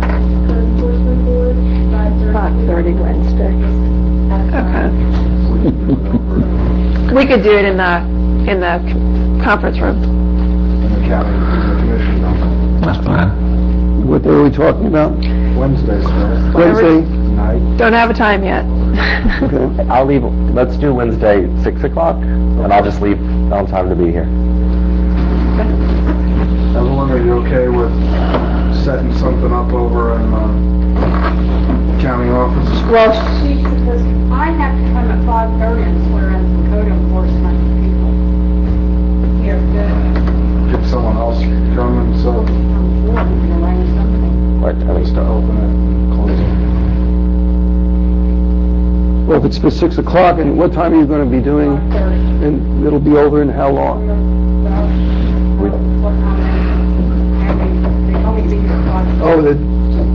Code enforcement's having the meeting here. I got you. It's not just a swearing in. Okay. swear the people in and then be back over there. So there's a motion to get Evelyn a set of roller skates? Okay. Doable? Okay.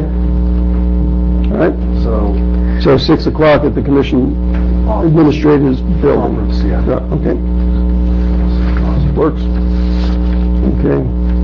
Ed nods. Got it. Okay. Good. Now we're into Commission discussion items. Commissioner Stewart, you had something? Just real quick, the park subdivision.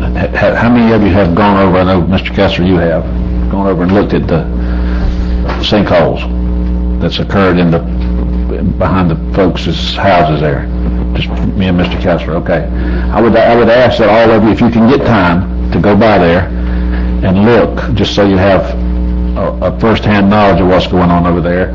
I've asked the attorney and Ms. Stevens, Ms. Stevens don't know that we've changed the date yet, but Friday at 10 o'clock, we're going to try to meet. You can't do that day either? Well, if you can get Melissa to go, that would be great. And Heather's going to go, and we're going to get a building official.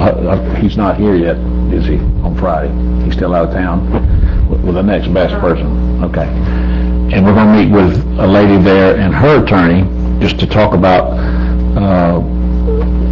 what's going on, but there's some other issues that I just want to bring to your attention that we can, hopefully I'll bring back later.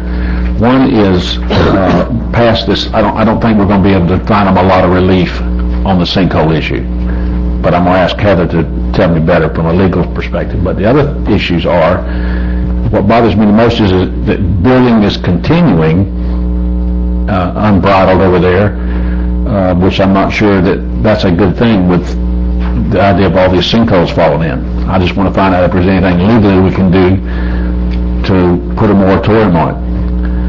The bigger issue to me, though, is, and I understand this is happening all over the county now, is that these folks went in with the expectation in their covenants and bylaws when they bought over there that they were going to have these houses with minimum square footage, certain facades on the homes, certain types of fences and outbuildings and all that.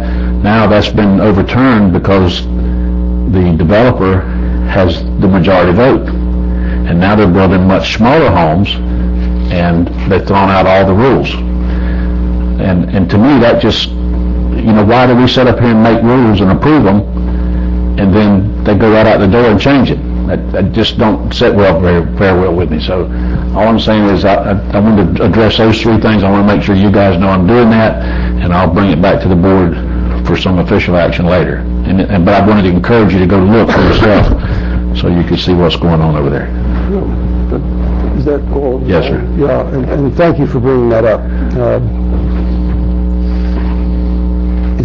It's not just that subdivision that is experiencing exactly what you're portraying. The dilemma, and I've tried to look into it as far as not the sinkholes, but the other issue about we go and pass all these rules, but it's a homeowners association that is turned over to the neighborhood when it reaches a certain level of occupancy. And before that happens, the board is controlled by the developer. Exactly. And so we go into neighborhoods and we see where there were supposed to be parks, they're not, and there's supposed to be square footage of houses or garages that don't face the road, and it goes on and on, porches or whatever. Also see through the county at the same time, there's many occupied homes. There's homes that are empty without for sale signs on them. There's no foreclosures going on. There's just some of these subdivisions are in horrible shape throughout the county as far as the economy's effect on what's going on here. The issue is huge. I wish there was a way, and I don't think that we as a board have a way of helping those homeowners in that situation that are in these subdivisions, and now the rules are being changed. And it's all in that homeowners agreement, and we lost authority there. And that's why I want us to try to fix that, what's broke, so that in the future we'll have more leverage with the, and I don't know how to do that. There needs to be something between Lindsay and legal to tell us how to do that, but We can look at, homeowners associations are set up under state statutes, so I'll have to see what kind of leeway is there. I'm not intimately familiar with those statutes, I just know they exist. I'd love that to be, something that we could accomplish, and leave it at that, but, it's good. There was other items that were added to discussion. Yes, there's a grant opportunity, so rural business opportunity grant, USDA, $250,000. And normally this item would come to the board through the grants people. And we started working on it over a month ago, but our focus was on ecotourism with some partners who have since decided that they probably couldn't keep up with this timeline and would rather apply next year. So I've developed an alternative proposal, and I'm in the process of recruiting some other partners, and it would be due on the 28th, June 28th. So what I would like is head nods that you at least support continuing to move forward and see what we can pull together. If it's not feasible, we'll stop. We won't submit a bad application. But if there's no support here for this general concept, then I don't want to spend a lot more time trying to line up partners. And basically, it would be, if you go down to the proposal, it would be to simultaneously try and increase the supply and the demand for energy-efficient building practices as a way to help some of our unemployed workers in the construction trades learn how to do some of the newer, more energy improvements, including some of the solar technologies. And then it would also mean developing the energy district that you propose, a revolving green fund, publicizing rebates and tax, credits. And I've got some partners. I think Progress Energy is eager to work with us. I've been talking to a bank. I need to talk to Heather. She wasn't here last week to talk about the energy district. And so anyway, if it seems like a reasonable idea to you, then I'll keep working on it. We would have an item to you on the 14th. The next 21st. Is there any match to it? Is it? No match. So it's purely grant. Right. It's a very competitive program, though, so I'm a little worried that we can put together a strong enough application in this time. But I'm willing to try How much staff time would it take?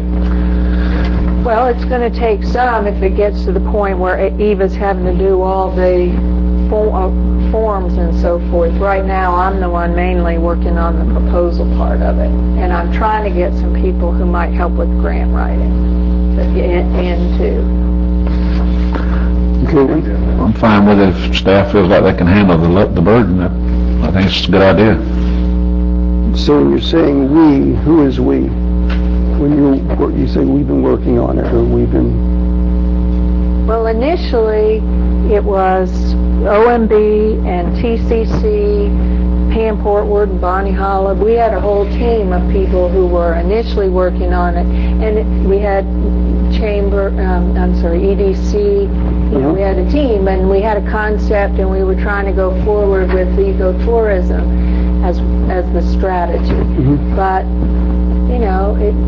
it just, people got concerned about how much needed to be done in the time remaining, and so they elected to wait till next year. But I've got another idea, and I'm willing to run with it if I can pull it together. Ideally, we were going to bring the proposal to the board this time to have approval to seek these grant funds, and we don't have anything right now. I'm hoping to come back in 2 weeks with something much more fleshed out, or else say it's not doable. So this budget here that's sort of roughed out, it says personnel $150,000, revolving green fund $100,000. So how does this work? Well,